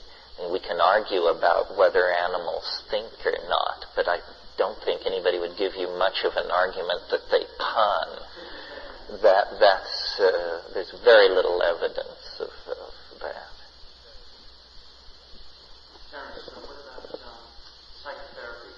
Well, I think anything which gets people free associating and talking freely and making previously hidden connections in their biographical material, in doing that in the presence of a skilled therapist, if the therapist then practices their craft with skill, it's hard to see how that isn't going to synergize the therapeutic process. Is there a venue for that in this country? You mean, are there people doing it? Yes. Well, it's very underground because giving people these things without an IND is illegal, and here you're dealing with people who are already self-defined as needing psychotherapy. But some of you may know that book, The Secret Chief, about a psychotherapist. To this day, those of us who know him don't use his real name in public. In the book, he's called Jacob. But Jacob was a guy who so strongly believed in psychedelics. He was a superb therapist to begin with, fully credentialed. And he taught hundreds of people how to do psychedelic therapy. And someday that story will be told, because I think that was the heart and soul of transpersonal psychology in the 70s, 80s, and 90s. The joke on psychotherapy is whether you're Jungian, Reichian, Kleinian, whatever you are, 1/3 get better, 1/3 get worse, 1/3 stay the same. Well, I don't really think that's true of psychedelic therapy. And the psychedelic therapy, it's arguable, or it's a complex issue, whether it should be used in cases where people are severely disturbed. The people who seem to profit most from psychedelics taken in the presence of psychotherapists are people I would describe as the worried well. People who are anxious or have hit a block in their career or have a relationship coming apart, but these things happen to people.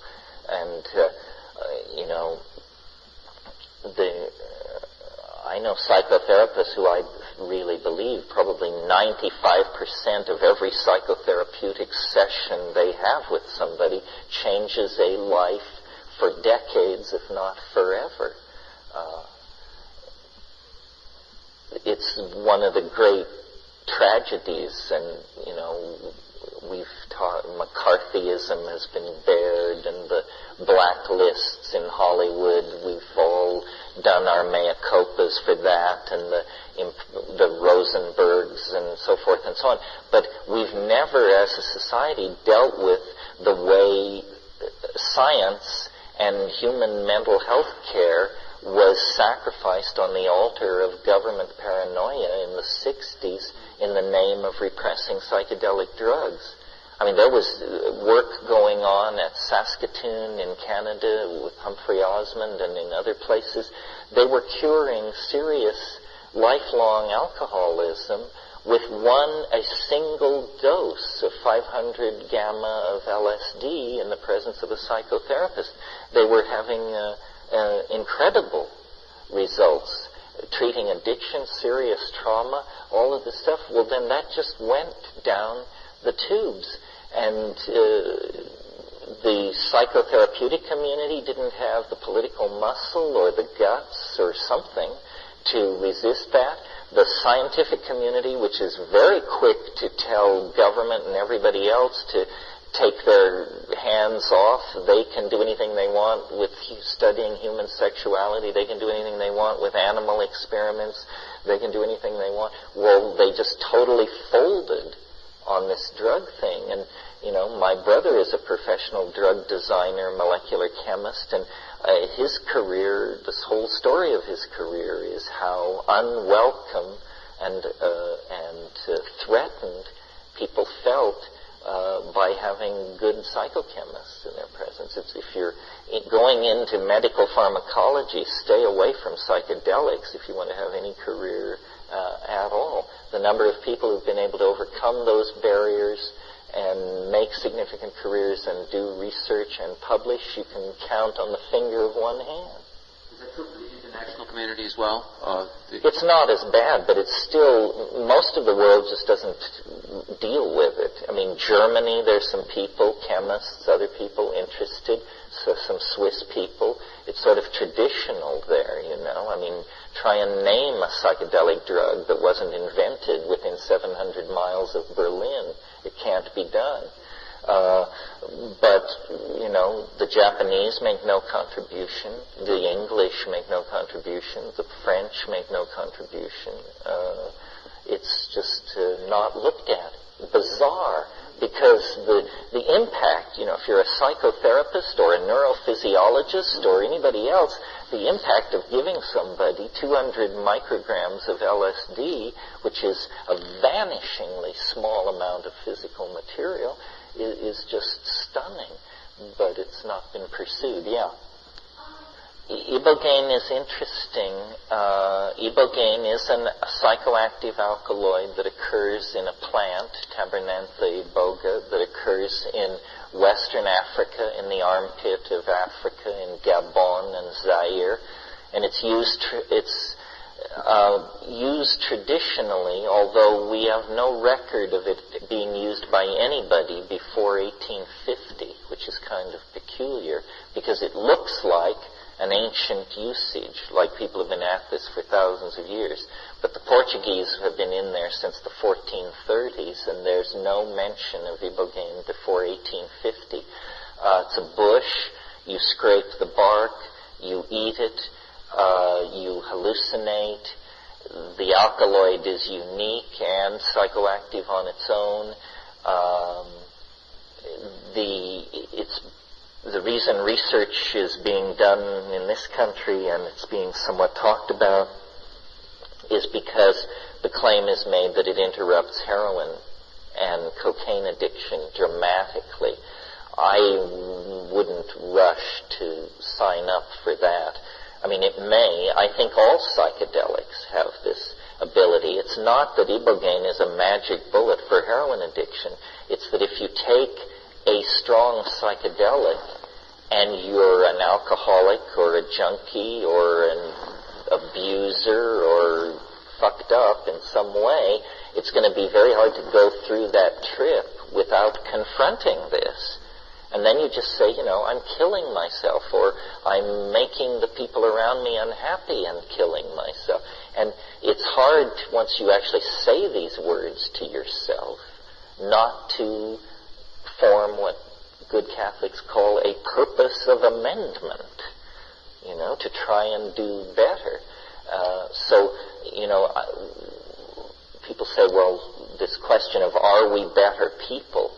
I think it's possible to be a bad person and take psychedelics, but it's rare because it requires enormous powers of denial and ego. Most psychedelic people are pretty mellow because they're used to looking at the shadow and confronting the various facets of themselves and other people. It's a tolerant, gentle crowd, generally speaking. If you look at the records, we have millions of people, even in this country, who claim to have some kind of encounter. And studies of most of them that have been done have shown that they tend to be very what we would call normal people. A lot of them have had no previous interest in this field at all, housewives, accountants, and so forth. So from that point of view, and many of them have also been scientists or people who are credentialed in some way. So to dismiss them as, people who have had some kind of bias in that area, I don't think I think we'd have to delve into that a little bit more, as I'm sure you've thought about.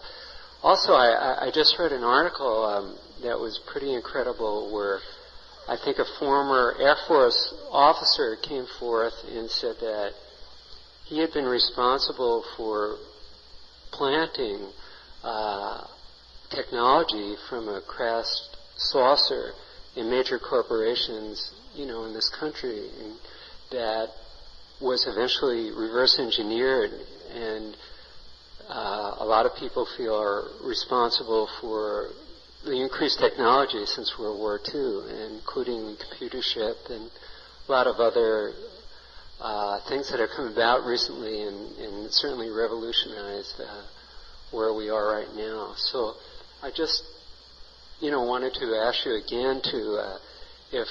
Did you hear me right, is what you're wondering? Yeah, right. I know your previous writings have been somewhat more liberal in that regard. First of all, let me say, I saw a flying saucer. I saw it up close. I wrote about this in True Hallucination.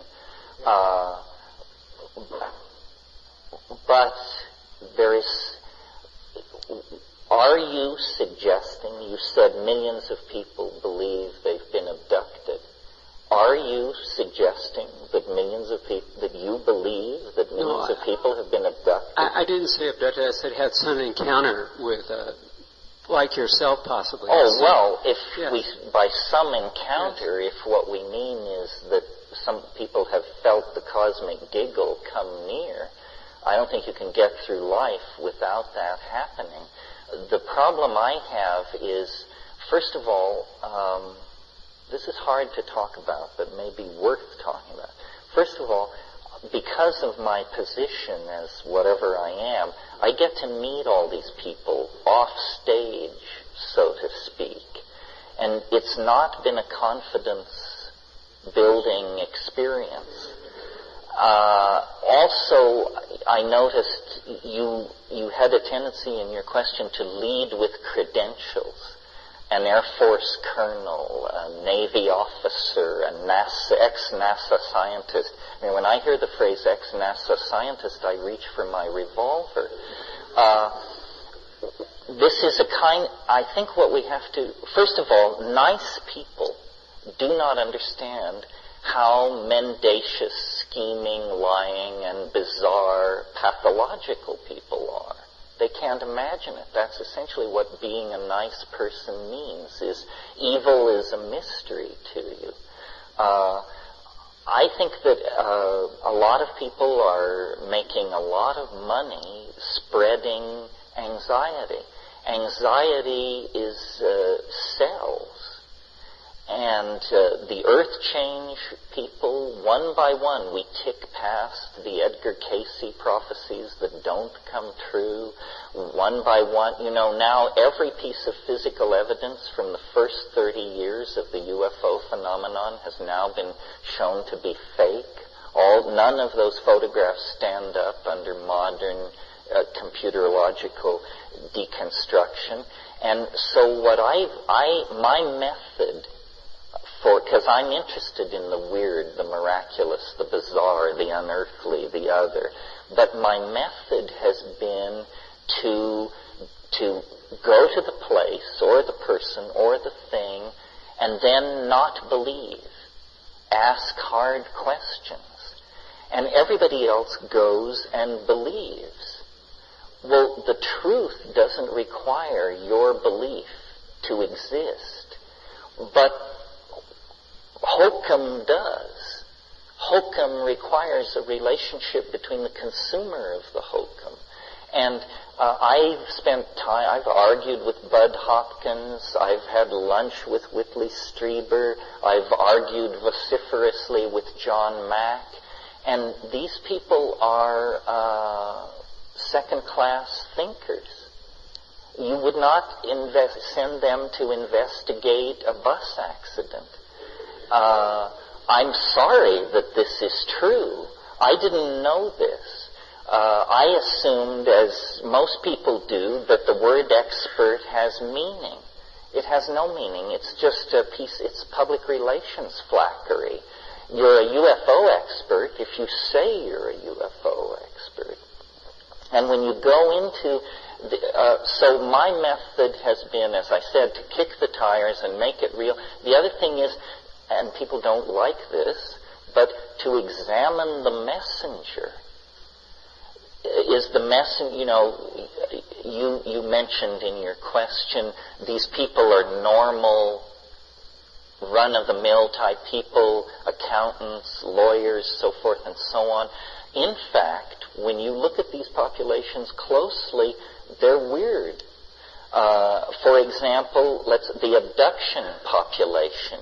A paper was written showing that the abduction population tends to cluster in middle-aged white women of the middle class who stay home. Well, what is that population, folks? That's the population of people who watch more daytime TV than any of the rest of us.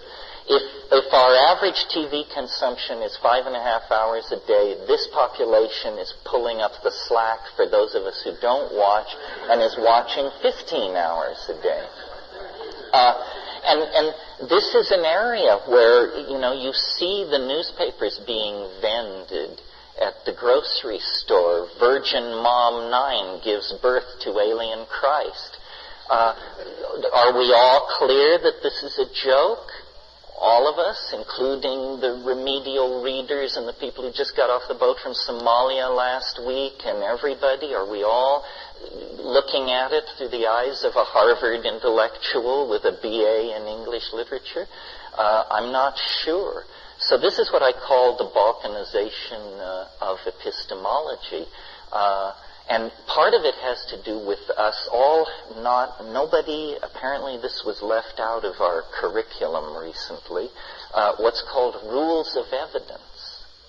If you're a lawyer, you learn what are called the rules of evidence. What do a given set of facts actually mean?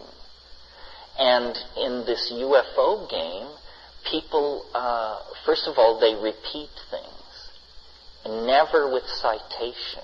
They say, did you see that article the other night or that thing on Channel 6 a few weeks ago about this thing that happened in Argentina where and it's never accompanied by citation. So it's a multi-networked game of telephone where these rumors move out and are endlessly adumbrated and changed around. And all for the purpose of filling in people's blank spaces. And I don't like see, I think there are two phenomena. I'm not saying there aren't strange lights in the sky, that we may not know what they are and that they could be anything. But that's subject A. Subject B is the UFO community as a social phenomena. It's a paranoid community. These myths that are being propagated are always myths of disempowerment. It's that they came to Babylon and gave us an alphabet because we couldn't think it up ourselves. It's that they're giving us fiber optic technology and computer chips because we couldn't think it up ourselves. It's always about poor humanity receiving the largesse of the Space Brothers, and all we have to do is trade them human fetal tissue and some other stuff and they'll be happy. It's a backward fantasy that the media has drummed up into a hysteria. And if you really care about it, if it really speaks to you, then you must go and investigate it. You cannot understand it by consuming it from the media. Because all these people that you hear about, Jacques Vallée and Bud Hopkins and John Mack, the gods of this, do you think they would stand out if they were sitting here in this room? Do you think if we had them in front of us that these would be towering geniuses or men of deeper insight than you and I? Get real. It's just the New Age book circuit. It's just marketing and people making careers. Not that they're insincere, but they're limited, as you and I are limited by our understanding and our past history. I was invited a few years ago to speak at a big UFO conclave in LA, and I had never been to one. And I thought, as I'll bet most of you think, who have a moderate interest in this, that if you go to one of these things, what you will find is a whole bunch of sincere people who have had strange experiences and who are trying to figure it out together. That is not what you find. What you find is booths, the Urantia book, Commander Rama, the Raelians, Billy Meyer, the Palladians, the Roswell incident. And these people operate side by side, having coffee, holding smokers for each other, and so forth and so on, with no sense of cognitive dissonance whatsoever. It doesn't ever strike them that if the Raelians are right, then how can Commander Rama be right? And if he's right, how can Billy Meyer and this doesn't come up as an issue. And you realize these people are having a lot of fun. But they are not, this is a support group for some kind of fallout from a religious hysteria. This is not about the study of strange lights seen in the sky at night. And if you try to talk about that, people will just look at you like, who let you in? It's now all about channelings and prophecies and the rise of Atlantis and the beam from the center of the galactic whoop-de-doo and the photon belt and the coming of Melchizedek if Maitreya will get out of the way, and on and on and on. And I find the only defense against this is the conjuring rod of irony and reason. If it seems absurd, it probably is absurd. Now, I'm not saying that the world isn't strange. I'm actually saying that the world is stranger than these cheerful UFO enthusiasts can even begin to imagine. The stars are so diffuse in space and time, the evolutionary time spans available to life so vast, that the idea that the alien intelligence will, communicate through sparkling-eyed, blue-eyed, middle-aged women with bold haircuts and muumuus is mind-boggling to me. And so it's just a matter of, how do you tell? And I have this argument with Ralph all the time, and Rupert, because they're both softer than I am. And I'm getting more hard-boiled in my old age because I see how a lot of people take all this stuff much too seriously and can't even really think straight. I read an interesting essay a few months ago in a book about all this by Douglas Stillings, and he said, when you encounter somebody with a strange belief, the question we have been asking the wrong question. The question we've been asking is, why do you believe this? Wrong question. The question we should be asking is, why do you believe that you believe this? Because the interesting thing is these people don't act differently than you and me. Somebody can claim they were an abductee and they did this and they did that. They don't act the way I would act if I were abducted. If I were abducted, I would come apart at the seams. Do you realize the implications of being abducted by an alien spacecraft? I don't think I would be satisfied to just tell my story to John Mack and become case number 232 and then sit back and let him handle the public relations fallout of it. These people do not behave as though their story was true. They behave as though it's a story. And so somehow what we're dealing with here is clashes of epistemic values. The Carlos Castaneda phenomenon was a good example. Half the people who want to talk about Castaneda want to talk about, is it true or not, or was this guy some kind of a charlatan? The other half says, what kind of a question is that? You don't even understand the issue. It doesn't matter whether it's true or not. Well, without taking sides on that issue, notice that these two groups don't have much to negotiate, because for them the very notion of truth has taken on a different meaning. One is saying the truth of myth is truth, and the other is saying the truth of myth is a bullshit concept. We want to know if this is the truth or not.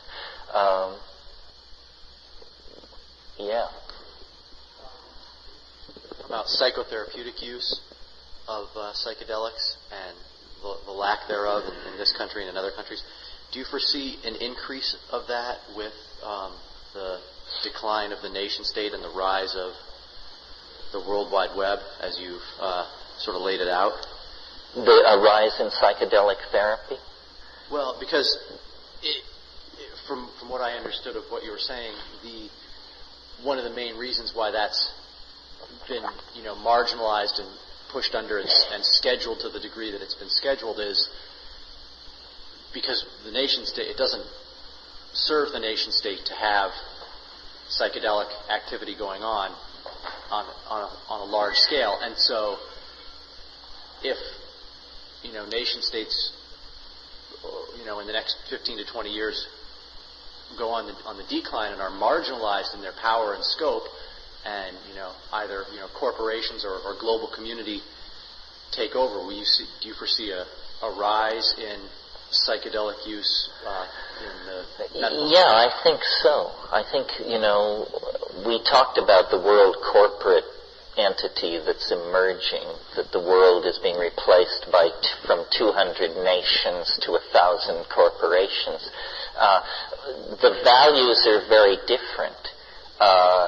Corporations are not particularly interested in suppressing dissent in quite the same way that nations are, because corporations don't argue their existence from a philosophical position.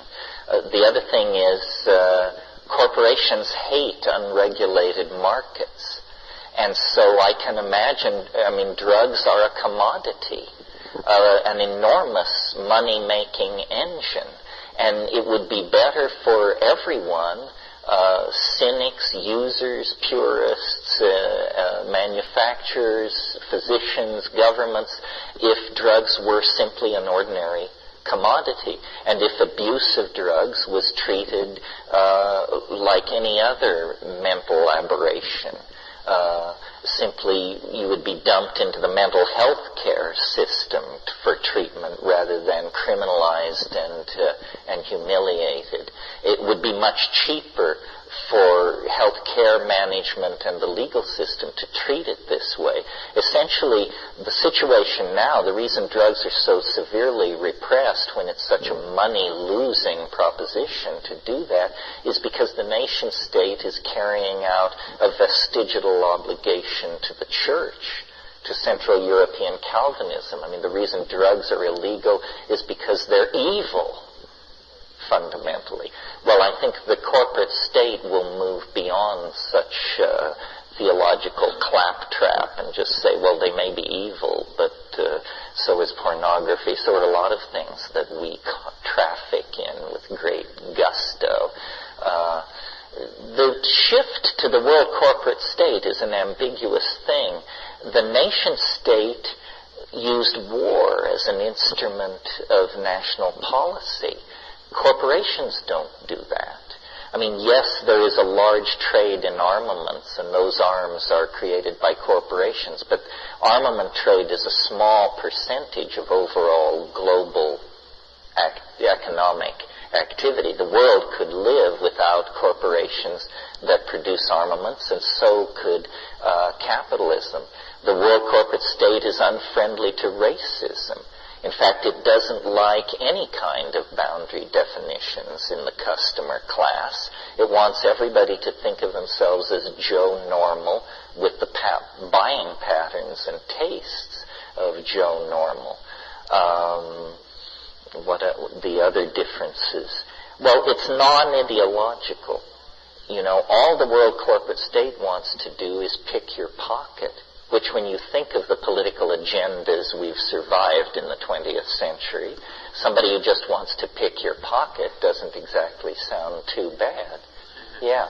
Yeah, that's a difficult question because of when you have corporations, you have things that have to be manufactured. I've been dealing with the uprising in Chiapas. Somebody has to make the stuff. There is a point where there are uprisings, and where it is shut down, where there is great violence that occurs. We don't hear about it. You mean violence at the behest of corporatism? Indeed. Yes, but it's nothing and we have a like record of it. I mean, it's if you go to the nothing like library, erasing the cities of Europe by aerial bombing or something like that. I agree. There's a low level of it may be low level. It seems fairly high level where, a company will go in and say, Guatemala is becoming socialist. Let's go to the law firm.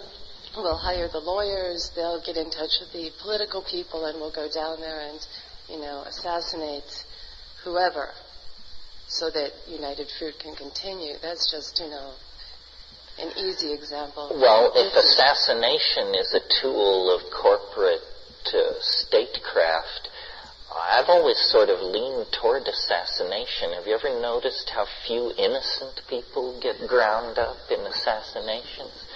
I mean, if someone had assassinated Saddam Hussein, those 100,000 Iraqi soldiers who were buried alive in the pits in the desert might have lived to tell the tale to their grandchildren.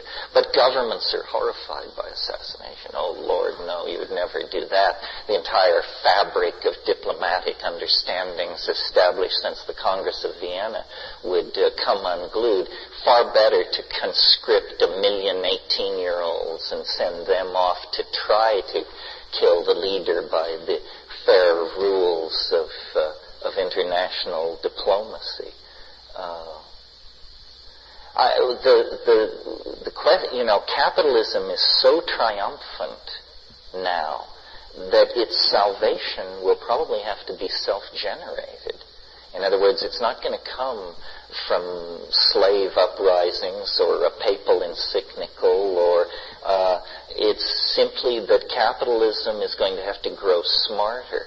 And they're trying to do this. And once they smarten beyond a certain point, they will carry out what is essentially a Marxist analysis of their own situation and realize we can't keep doing this because the open system of exploitable natural resources that we are assuming doesn't exist anymore. And we can't lift everybody to the level of the American middle class without cutting down every tree and digging every vein of metal on the planet.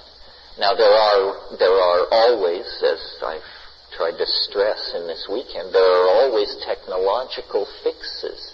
And it may be that there will be a technological fix for this as well.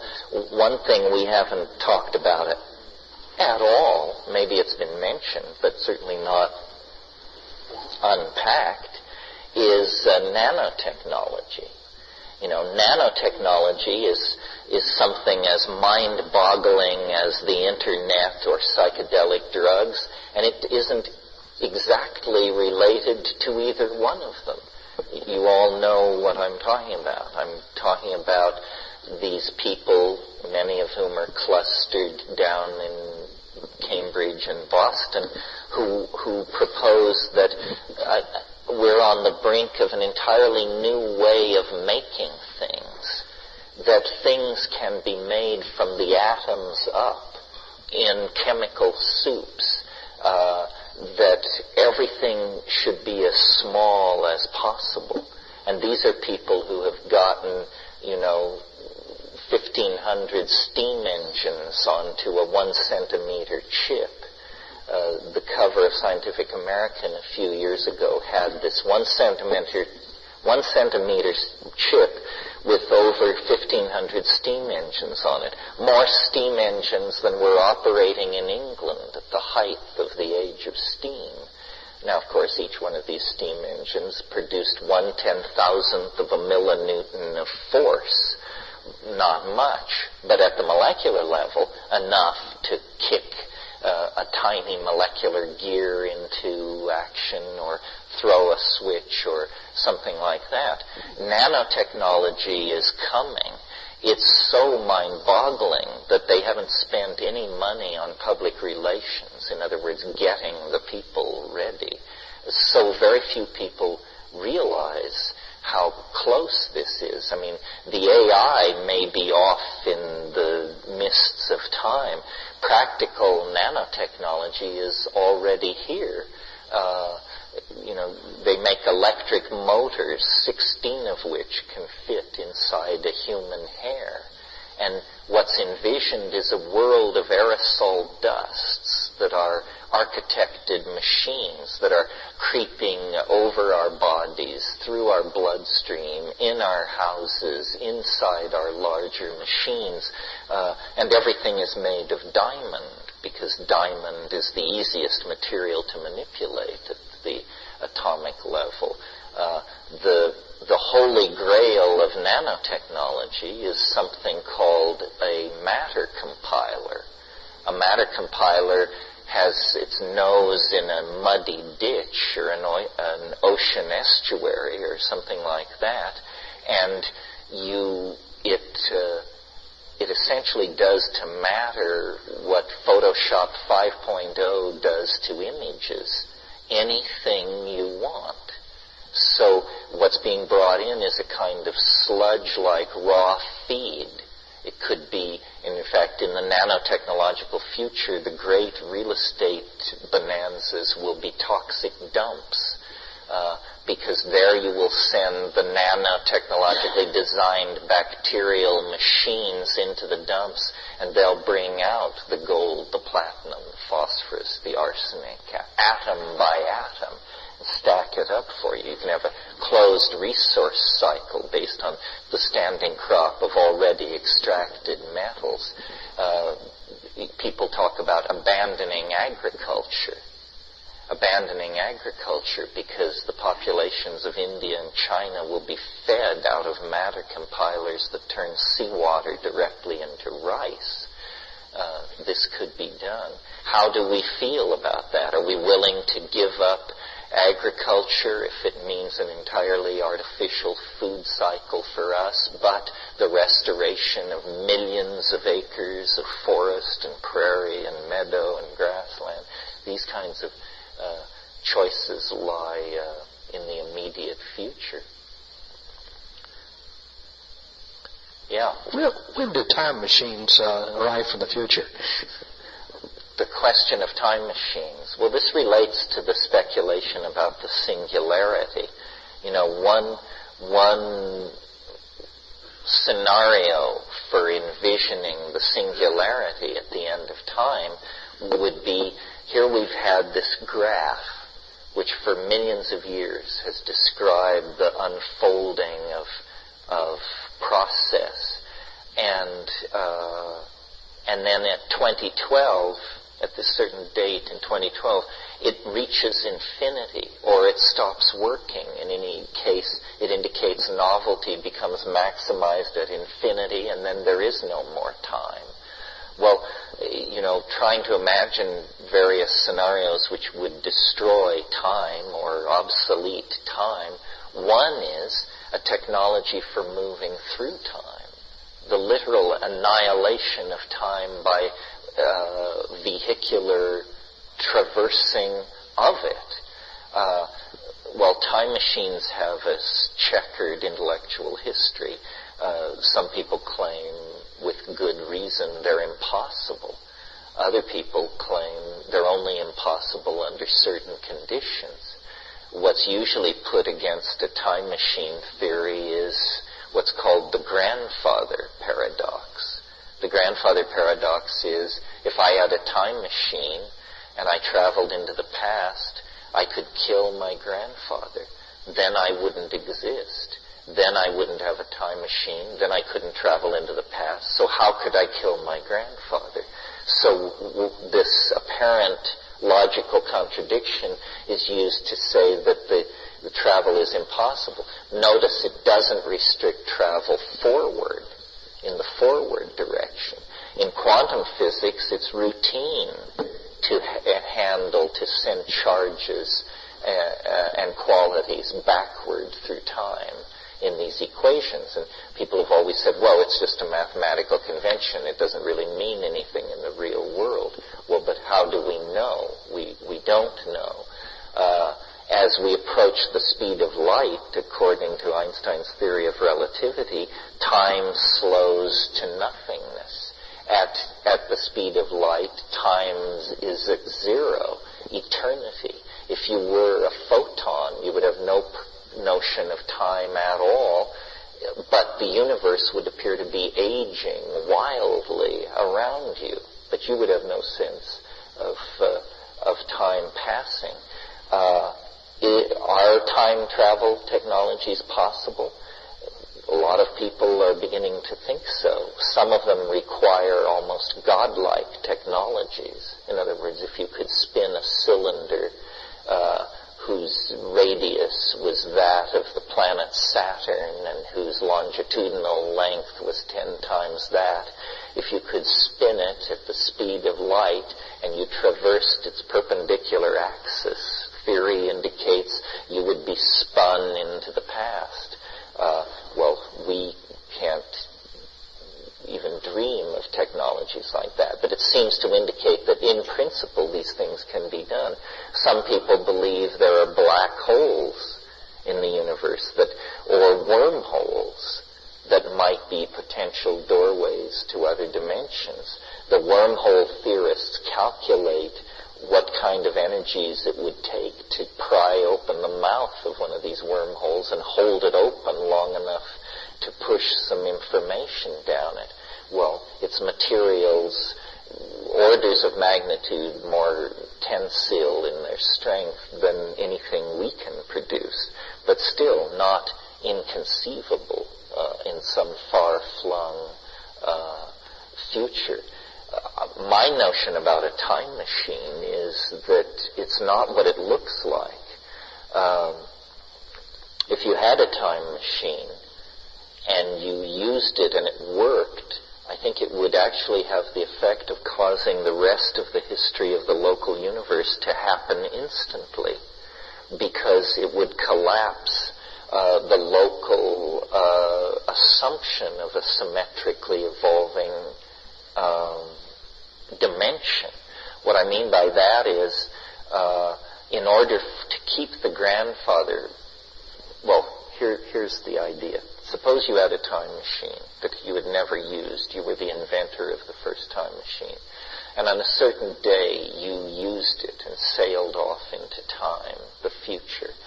Well, then the presumption would be, since you're the inventor of the first time machine, that just moments after that event, time machines from all points in the future would converge on your departure point. People who would come back to see the first voyage into time. This is presuming a universe where you can travel back into time, but only as far as the invention of the first time machine. This is the kind of universe I think we're living in, for no good reason other than this is what the mushroom told me. I said, is time travel possible? And it said yes. And I said into the future, and it said yes. And I said into the past, and it said only as far into the past as the moment of the invention of the first time machine. I said why? And it said because before that there were no time machines. Duh.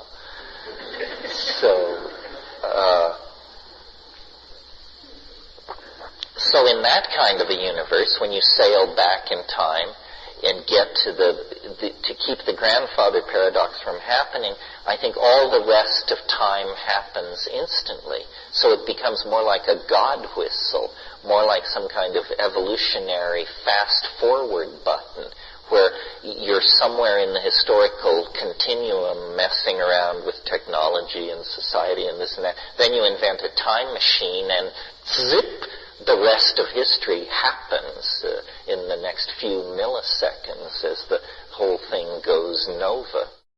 Yeah, machine is a very general term. I mean, the machine might be a mantra, a drug, a physical position. This is the kind of stuff we were playing with at La Chorrera. But I'm now afraid of it because I know that it's real. You have to believe you're going to fail to attempt to build a time machine, because no one in their right mind, if they thought it was going to work, would in fact climb into the gleaming saddle and slam the lever forward. You have to believe that you're going to fail, or you wouldn't do that. I had a particular psychedelic journey where I was going into the wormholes and I was realizing, wow, if people really are serious about doing this, this is the way, because I was actually feeling like I was able to go wherever I wanted. But at that moment I refrained because, oh, wow, this is real.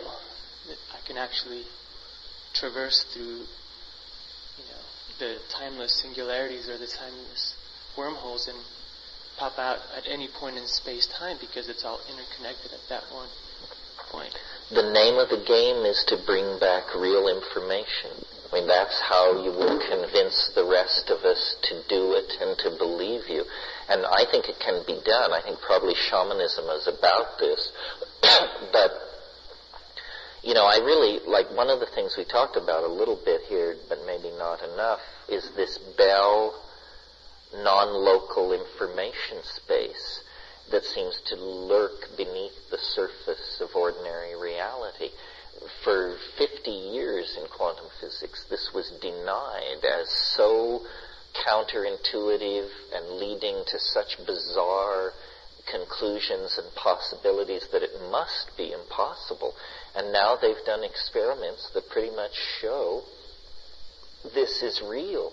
This is real. And what it means is all the mystics of history were right. You can journey from any place in the universe to any other place instantly.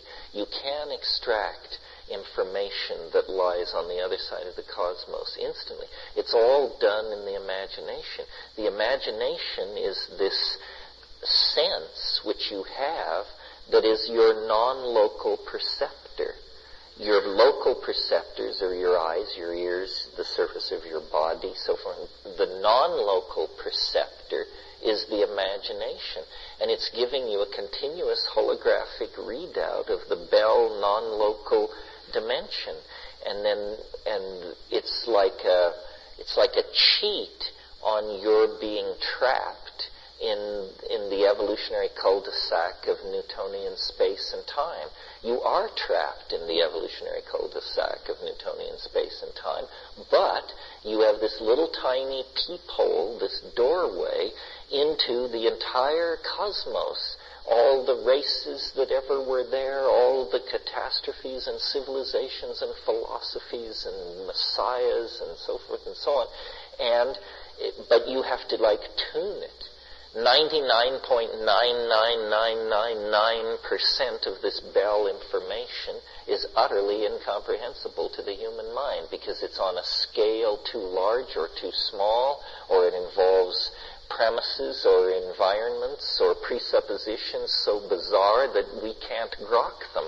But the remaining 0.0000001% of this data is absolutely fascinating. Beings, philosophies, works of art, ruins, planets, hierophanies, strange music, strange art, strange ideas, endlessly to be explored and then to be brought back as much as can be to the human camp and examined. I mean, we are hunters and gatherers in hyperspace as much as we are in 3D. And what we're roving and scanning for in those informational spaces is things which delight us or make life more comfortable or inform our relationship to each other or our environment. The future lies in the imagination. The imagination is going to get louder and louder and louder. William Blake saw this. We talk about virtual realities, designer drugs, downloading ourselves into circuitry, travel through time, disincarnate bodies, cloned identities, gender shifting, point of view shifting, all of these things. This is all about the rules of mind overwhelming the rules of physics. The rules of physics say, you are a body, you are on a planet, you have weight, you have momentum, you have specific gravity, you must behave like this and like this and like this. And mind says, no, I want to be pure, unleashed conceptuality. I want to be a thought blown in a hyperdimensional wind. I want to move from planet to planet with the twink of an eye. I want to know everything, see everything, be everything, feel everything. And then by that means, somehow, I will make my way back to my higher and hidden source. And who knows, maybe this always awaited us beyond the grave, and what we're doing, in some sense, is drawing death into the world and erasing that most profound of all boundary distinctions. The distinction between life and death itself becomes thin, becomes transparent in these contexts. It's very easy to imagine technologies such that human identity will be scrambled beyond imagining. If you can download yourself into circuitry, you can make copies of yourself. If you can make copies of yourself, you can collage these copies and make selves that never were or might have been. You can have multiple identities. In one of Greg Egan's stories, people have this thing inside them that is implanted when you're 2 years old that's called, it starts out being called the dual, and it ends up being called the jewel. And what it is it's a thing which simply maps and studies your nervous system and creates a perfect copy in silicone of your being for the first 23 years of your life. Well, then when you're 23, you go through this ceremony where the body is vaporized, and the dual, this eternal copy of your youthful self, lives on. This is, within reach. Hans Moravec had the idea that you could nano-engineer bacteria such that you could nanotechnologically engineer a leprosy bacteria, because leprosy moves along the nerves from the point of infection. A bacteria that would lay down a thin wire of molecular gold along every nerve. And so you would undergo these operations where you would slowly be changed into a thing of gold and silicon, glass and arsenic. But there would be no moment of transition, no loss of consciousness, no speed bump, no transition of identity. It's just over time you would become something completely eternal and machine-like. That poem by William Butler Yeats, Sailing to Byzantium, where he says, "Once out of nature I would be a thing of gold and gold enameling, set before the lords and ladies of Byzantium to sing of what was and what will be. Once out of nature," what he means is when I am dead, I will be a thing of gold and gold enameling. There's the image of the flying saucer coming out of the collective unconscious. We want to become the stone. We want to become somehow a living thing that is nevertheless has the character of machinery and objectification.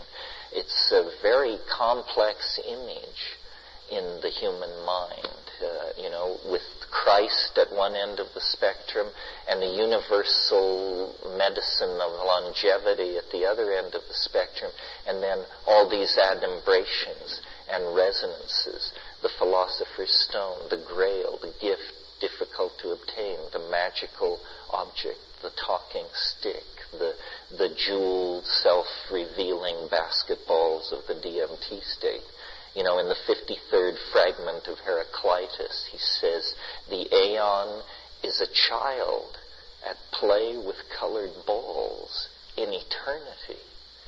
And, you know, this makes no sense until you smoke DMT, and then you find yourself in the presence of the aeon, the archon of the world age.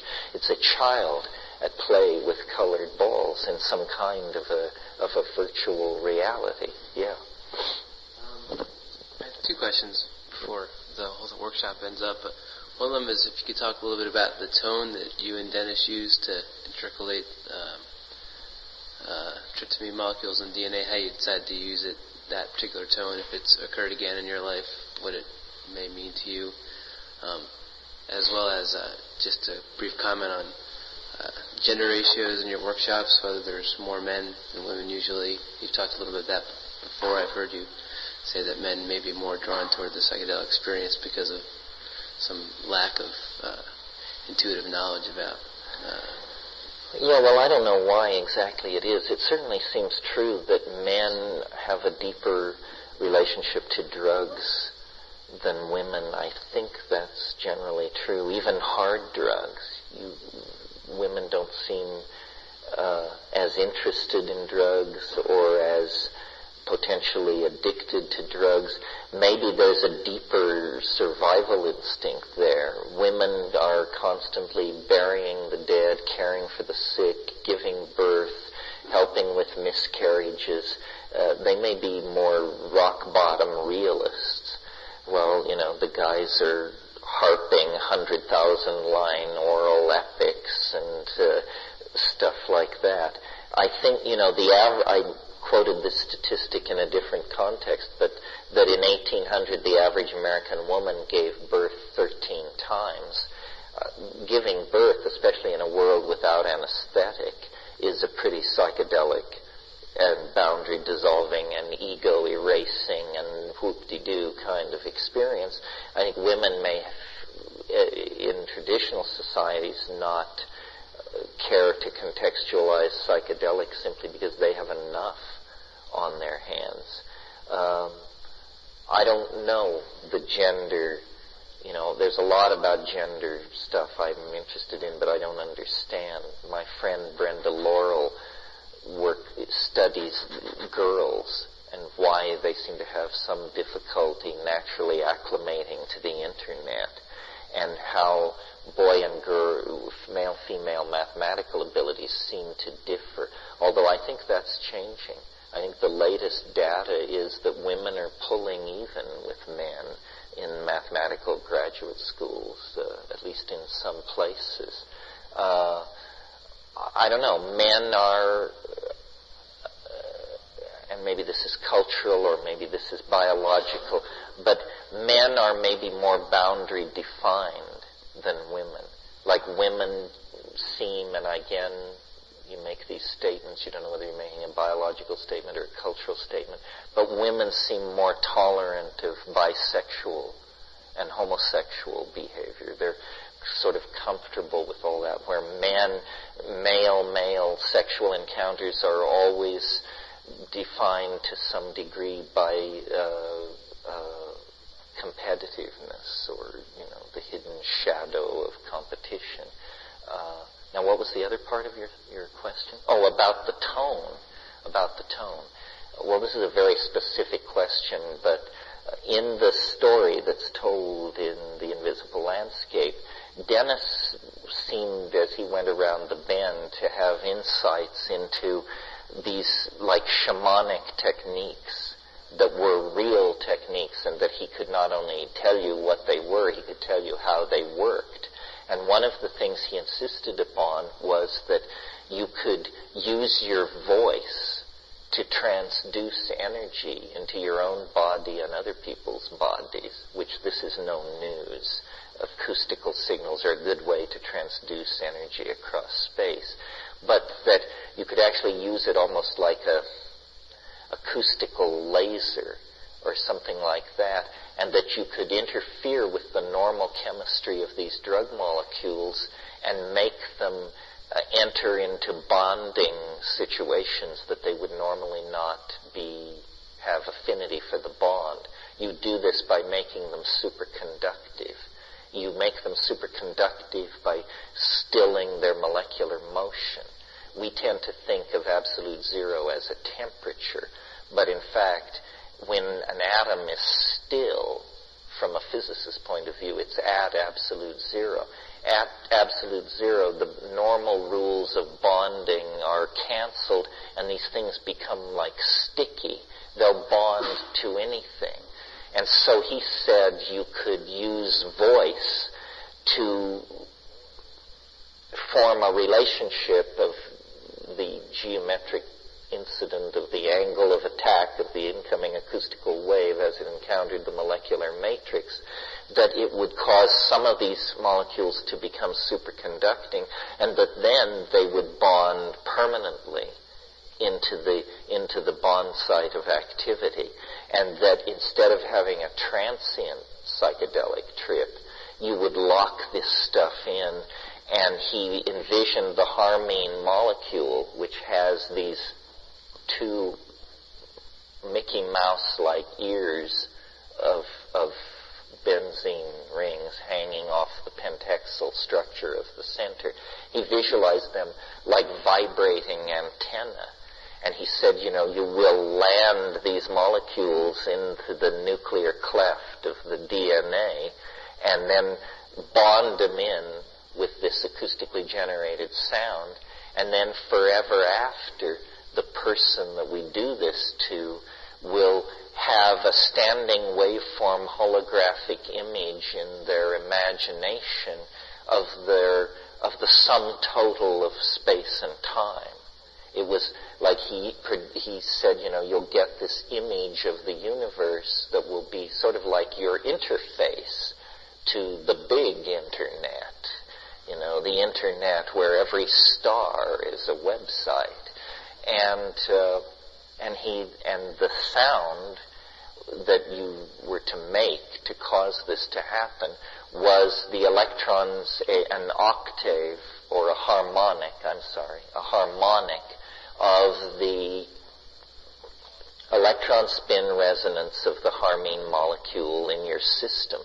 And it is true that a significant percentage of the people who take ayahuasca report a loud hum. A hum. It was a hum.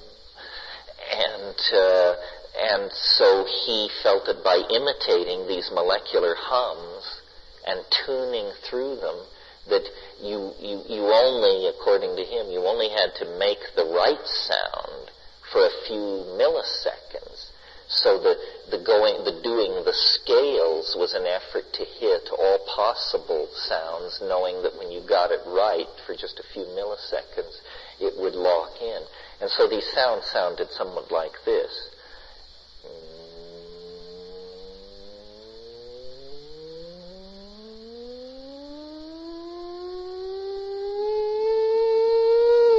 And then he somehow was able to keep going, and then he would start over and do this, and he called this the strum. And it would not have been worth talking about 32 years later or whatever, except that it seemed to work. It caused him to go spectacularly bananas, and me to go arguably nearly as spectacularly bananas. And in a way, that trip we've never come down from. I mean, I'm not saying that as I sit here I am in contact with the eschaton or the spinning violet torus of hyperdimensionally stored holographic information. But on the other hand, I feel a very strange, weird connection to those times, probably because he put all kinds of strange suggestions into my mind. I mean, at one point he said, we can never leave this place. We'll never leave this place. He said, but we have to fashion an image and send it forth we have to send forth holographic images of ourselves. And I've often wondered, am I still down there, rising at dawn to walk the grassy pasture loaded out of my skull? And, this is all some sort of, it's all a dream, actually. After that experience, you said before, I've heard that, you felt that the mushroom gave you your powers of locution or memory, and that's something that you didn't have access to before. It certainly oiled my tongue. It did. And when psilocybin facilitates language. I mean, it wants to be expressed. Henry Munn's essay that I mentioned to you makes this clear. Yeah. A couple weeks ago, I was giving a talk at the World Future Society in Chicago, and it was entitled Beyond Alternative Medicine. And in that talk, I bring up the internet, and I talk about the shift from the industrial paradigm to the information age and all that kind of stuff. And I was presenting that, and I was going down the list of the industrial things: massification, to customization, quantity to quality, hard resources to soft resources.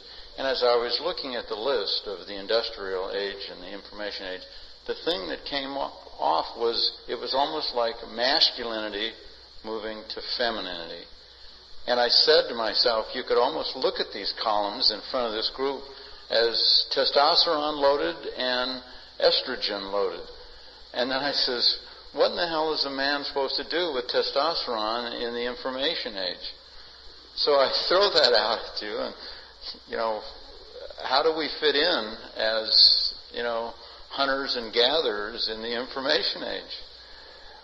Well, the internet is a large and multi-level forest environment with all kinds of... I think there's a place for the stealthy and the swift. I think it's a place where steely-eyed courage pays off, and chance-taking is rewarded. We're probably, this whole gender thing, it's locked into the way we're focused on identity. I would think probably we're on the brink of I'm not sure I would say transcending gender, but having a different relationship to it as we have a different relationship to our bodies. And in the future, it will be thought absurd for people to think of themselves as heterosexual, homosexual, exclusive this, exclusive that. After all, Freud showed that our fantasies are almost always contain counter-elements to our expressed choices, gender or otherwise. And I think, hyperspace is going to give a lot of space for acting out, and it's harmless acting out. It doesn't shake the social boat. How we deal with our sexuality, because it's at the center of our biological nature, is going to be one of the most interesting things about how we manage cyberspace. The things that are usually put against cyberspace is that, people just become lumpen and they never leave the keyboard and they're not interested in smelling the roses, still less in making love. That's objection number one. Number two, people just spend all their time fantasizing and looking at pornography and making distant friends in different places under false pretenses. So it seems to be, it's either it's too sexy or it's not sexy enough. Howard Rheingold got taken to lunch 1 million times for inventing the word teledildonics, which always gets a laugh, but teledildonics is nothing more than sexual prosthesis extended over space and time. And it's interesting to me that pornography is the most successful business on the net and drives technological innovation, because they're the only people who actually care about having the server always up, having the downloads occur fast, having the real audio not flicker, having the sound of high quality. They keep pushing the platforms and upgrading. Sexuality without being anchored to biology is naughty in the Western canon of values. But nevertheless, for quite some time, naughtiness has held a real fascination for large numbers of people. And virtual reality, people want to act out strange fantasies. Should you feel guilty about a fantasy acted out with pieces of software rather than poor, hard-working prostitutes? Is it a more horrifying thing, a less horrifying thing? Shouldn't even be mentioned? What is our relationship to the eroticization, potentially, of our technology? Is that healthy? Is it not healthy? We don't know. I mean, for crying out loud, we're barely 80 years from Freud, and now look what we're going to have to deal with. On one level, the way to think of the Internet and what it is it's simply the collective unconscious is becoming conscious. They're draining the water out of the bathtub, and suddenly the toys that were hidden there are now to be seen for all to behold.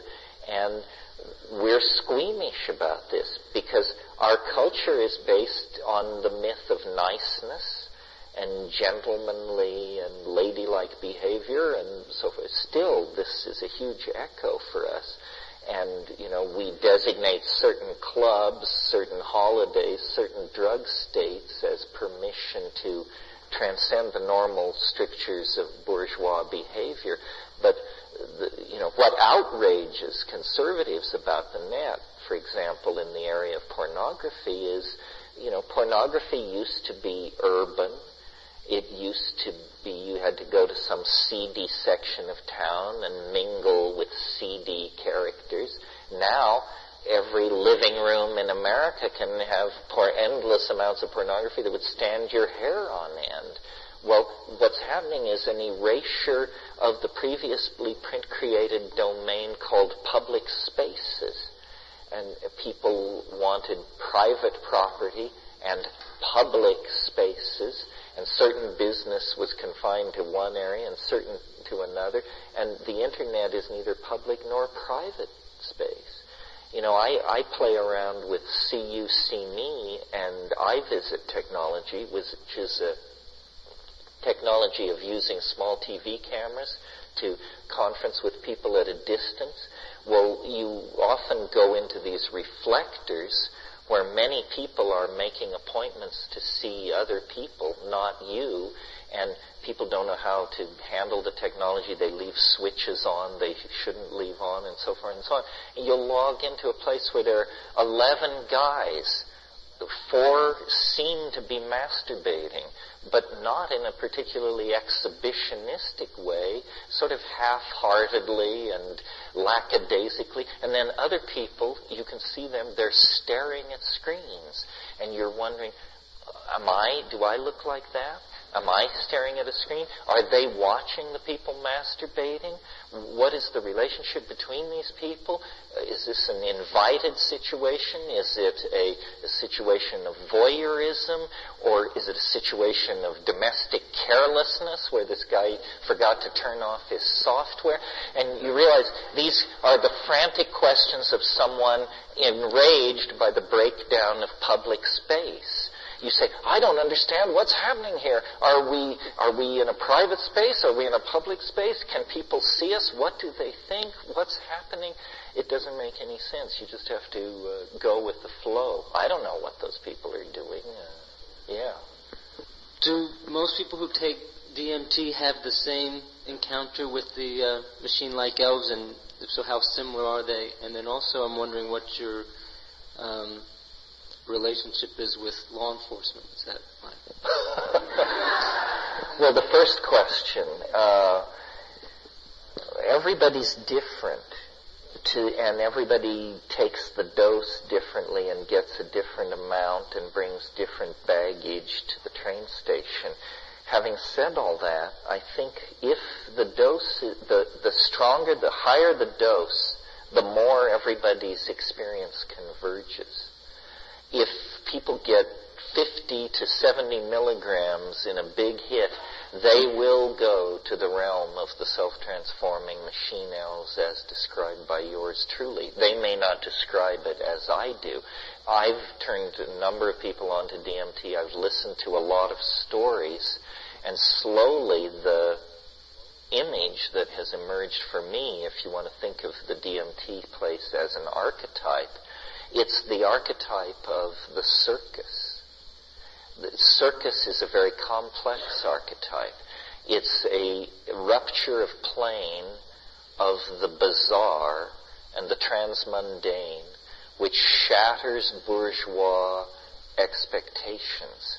The circus comes packaged in several ways. First of all, it's a great place for children. Clowns, animals, bright music, cotton candy, the hurdy-gurdy, and the calliope. Great place for children. But also, the circus traditionally packaged and marketed eros. I think my earliest intimation of sexuality and eros was when I was a creature so small that I was wrapped in a blanket and handed from shoulder to shoulder.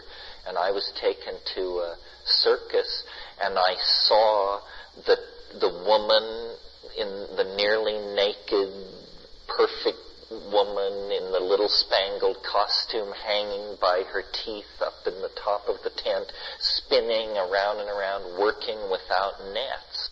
But I imprinted this thing very strongly, and I got the feeling of the fear of death, the beauty of youth, the risk of performance, the glamour of it. So that's part of DMT. Clowns. DMT is always characterized by clowns, They arrive in a tiny automobile, exploding and chugging. 15 of them get out, huge noses, huge shoes. They're poking each other in the eye. They're dropping anvils. They're flinging irons around. But then just off the center ring, it gets weird. The goat-faced boy, the thing in the bottle, the hermaphrodite, the harlequin, it's all this, strange stuff.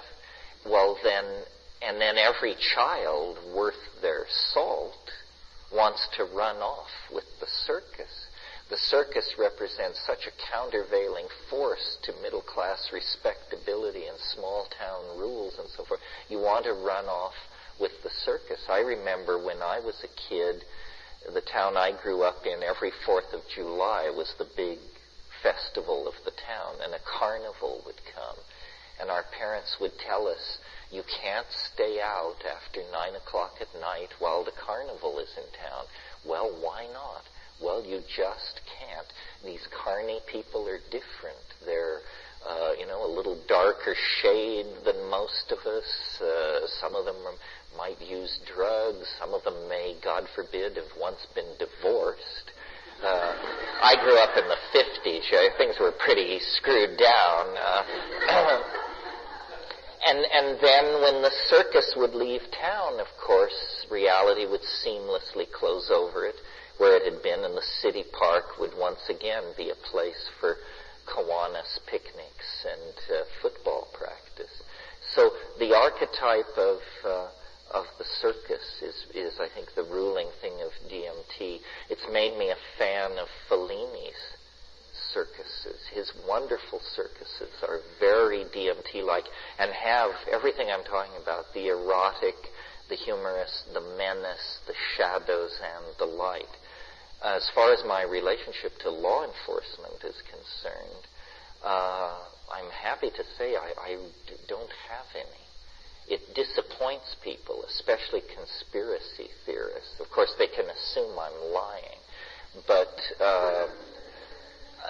nobody has ever bothered me. Years ago, I was a hashish smuggler, and then they did bother me. They indicted me when I was in India, and I had a whole opera as a youth, and had to come back and work all that out. But that was all settled by the mid-'70s. Why do I not have a relationship to law enforcement? In other words, why don't they watch me, bother me, tell me to shut up? I mean, it's sort of disappointing to people to hear, I think, because I love it when people come up and congratulate me on my courage and say, we're so happy that you're doing what you do. It must take enormous courage. No, I think if it took enormous courage, I probably wouldn't be doing it.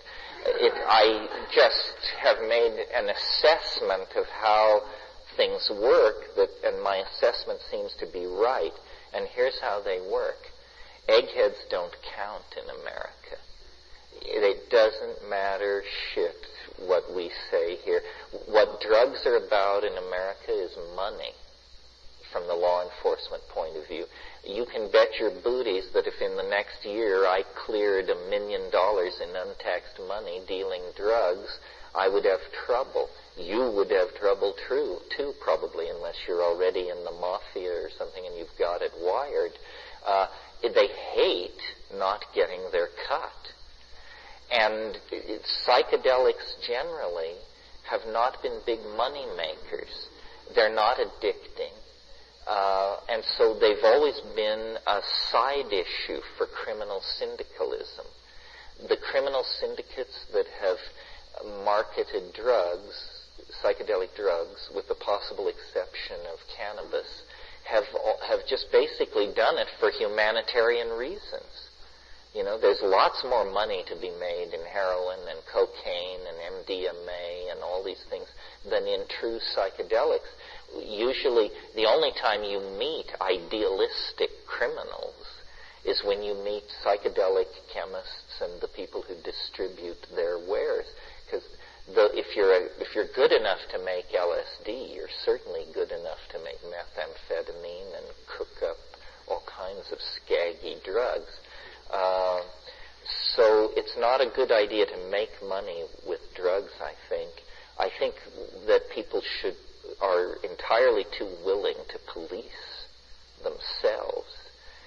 The Internet is solving some of this problem by creating an incredible forum of information where, when I was a kid, if you wanted information about drugs, it was like the most forbidden thing imaginable. Now you just log on to lyceneum.com or the maps page, or if you go to my website, there are buttons there to enormous ongoing discussions.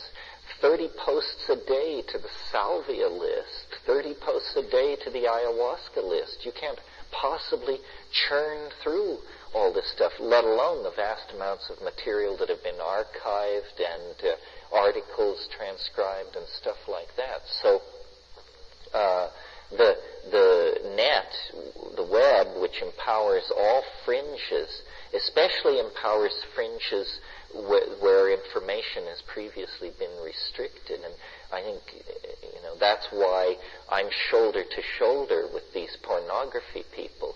I mean, some pornography may be odious, but if you let the Calvinist mentality start digging there, the next thing you know, it'll be drug information and then sexual, contraceptive information and then certain political points of view and on and on. And it just can't be that way. No nation state can set an agenda.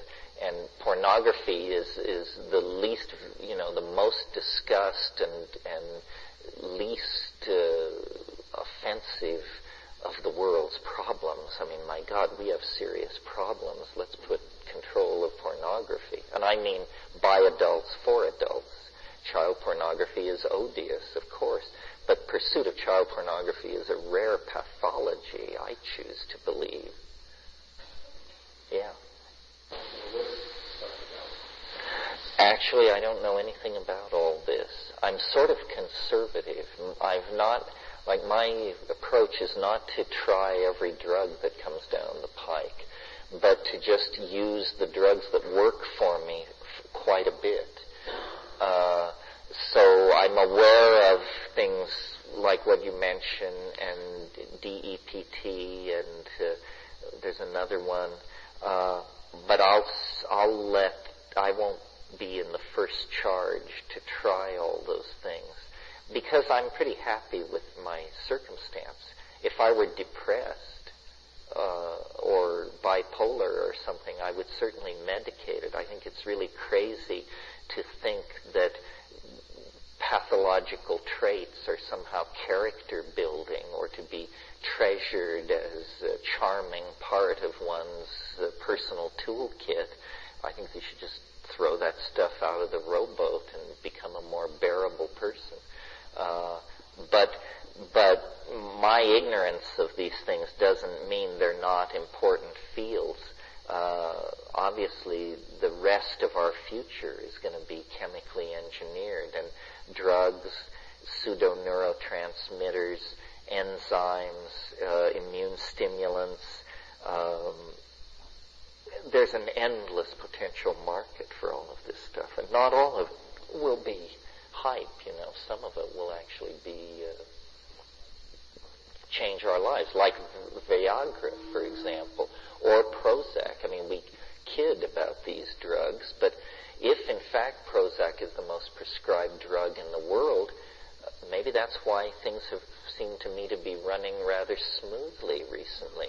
A whole bunch of people who would be moping in their beer or snapping or dragging their tail or not cooperating are in fact cheerful, bright-eyed, and bushy-tailed. And Viagra, it can't hurt that people are having more orgasms and more profound sexual encounters with each other.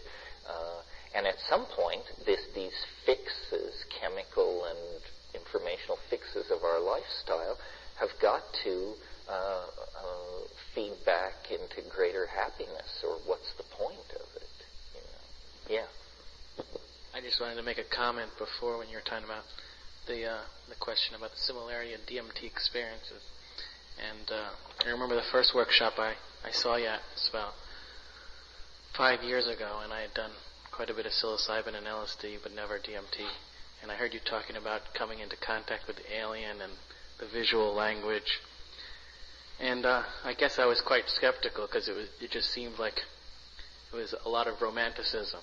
And then I had my experience, and it was all there. These jeweled basketballs, the carnival-like quality. So it kind of was the evidence for me that it was more than just a vague memory of a trip, that it was really something outside of our own consciousness, that we weren't creating it and experiencing some variation on our path. So... Yeah, I mean, something, we talk about DMT and all this. Remember, it's just 3 tokes away, and it only lasts 10 minutes. So your major problem, I suppose, is accessing it. Well, why are you sitting here, for crying out loud? In other words, if you worked at accessing it 24 hours a day, how the hell long would it take before you accessed it? I'm sure there are people in this room who could help you. So if you didn't meet them this weekend, well, then you wandered in the wilderness. What were you doing? Sitting by the brook, browsing in the bookstore? You blew it. It's to be sought. And what? Well, it's an intelligence test. That would give it away. You're supposed to figure it out. My notion is, once I have performed my job, which is telling you this stuff exists, and I tell it in such a dramatic way that you're supposed to doubt me. And so then the only way to prove that I'm full of it is to go out and find this stuff, smoke it, and then come find me and tug at my wrist and say, I smoked it, and nothing, or whatever. And one person in 20 will be able to do that, but the other 20 will come, with flowers, offerings, incense, and the sound of yellow brass, because this is there, and it's a real thing. I mean, if I were to tell you that you should go meet the flying saucers, or go find Atlantis, or go find Bodhi-mind, for that matter, it's a pretty tall order. Where do you begin? But finding DMT, it's matter. It's an object in this world. If you wanted a print by Hieronymus Bosch, you'd know how to proceed. If you wanted to buy the Koh-i-Noor diamond, you'd know how to proceed. If you needed a Mercedes, you'd know how to proceed. If you wanted a first edition of the poetry of E.E. Cummings, you'd know how to proceed. Why do you have so much trouble figuring this out? Just proceed as you would in the pursuit of any other defined material object. Basically put the word out that money is no object. And I'm sure you'll be amazed at how the market responds. I'm wondering, I find my balance in meditation, and psychedelics have given me tools, I think. I'm wondering if you have any suggestions for preparing ourselves for this evolutionary acceleration. You mean practical tools? Basically, in the short term, I don't eat for 6 hours. I don't call that fasting. I just call it emptying my stomach. I don't fast because I get dizzy and have headaches, and why fast? It's going to work anyway. But I don't eat meat or stuff, greasy food and sugar and stuff like that leading into it. I fast for 6 hours, and then I do it in a quiet, secure, not likely to be interrupted space. And so those are the short term, and I smoke cannabis on psychedelics. I navigate with cannabis. I cannot imagine taking psychedelics without cannabis. In fact, wouldn't. That would just, if there was no cannabis, that would be the problem to be solved, and we couldn't think of getting loaded until we had that nailed down. In terms of longer-term preparation, how do you really prepare? By cultivating wonder, imagination, and curiosity. Curiosity is really the psychedelic impulse in the absence of psychedelics. If you like to look at things, paintings, ants, bugs, butterflies, flowers, and, pay attention. Look at things. And then the other thing is love knowledge and love the weird. Love the fringes of knowledge. I said at some point in this weekend that the alien intelligence is a collagist. It can work. The more you put into your head, the more far out your trips can be.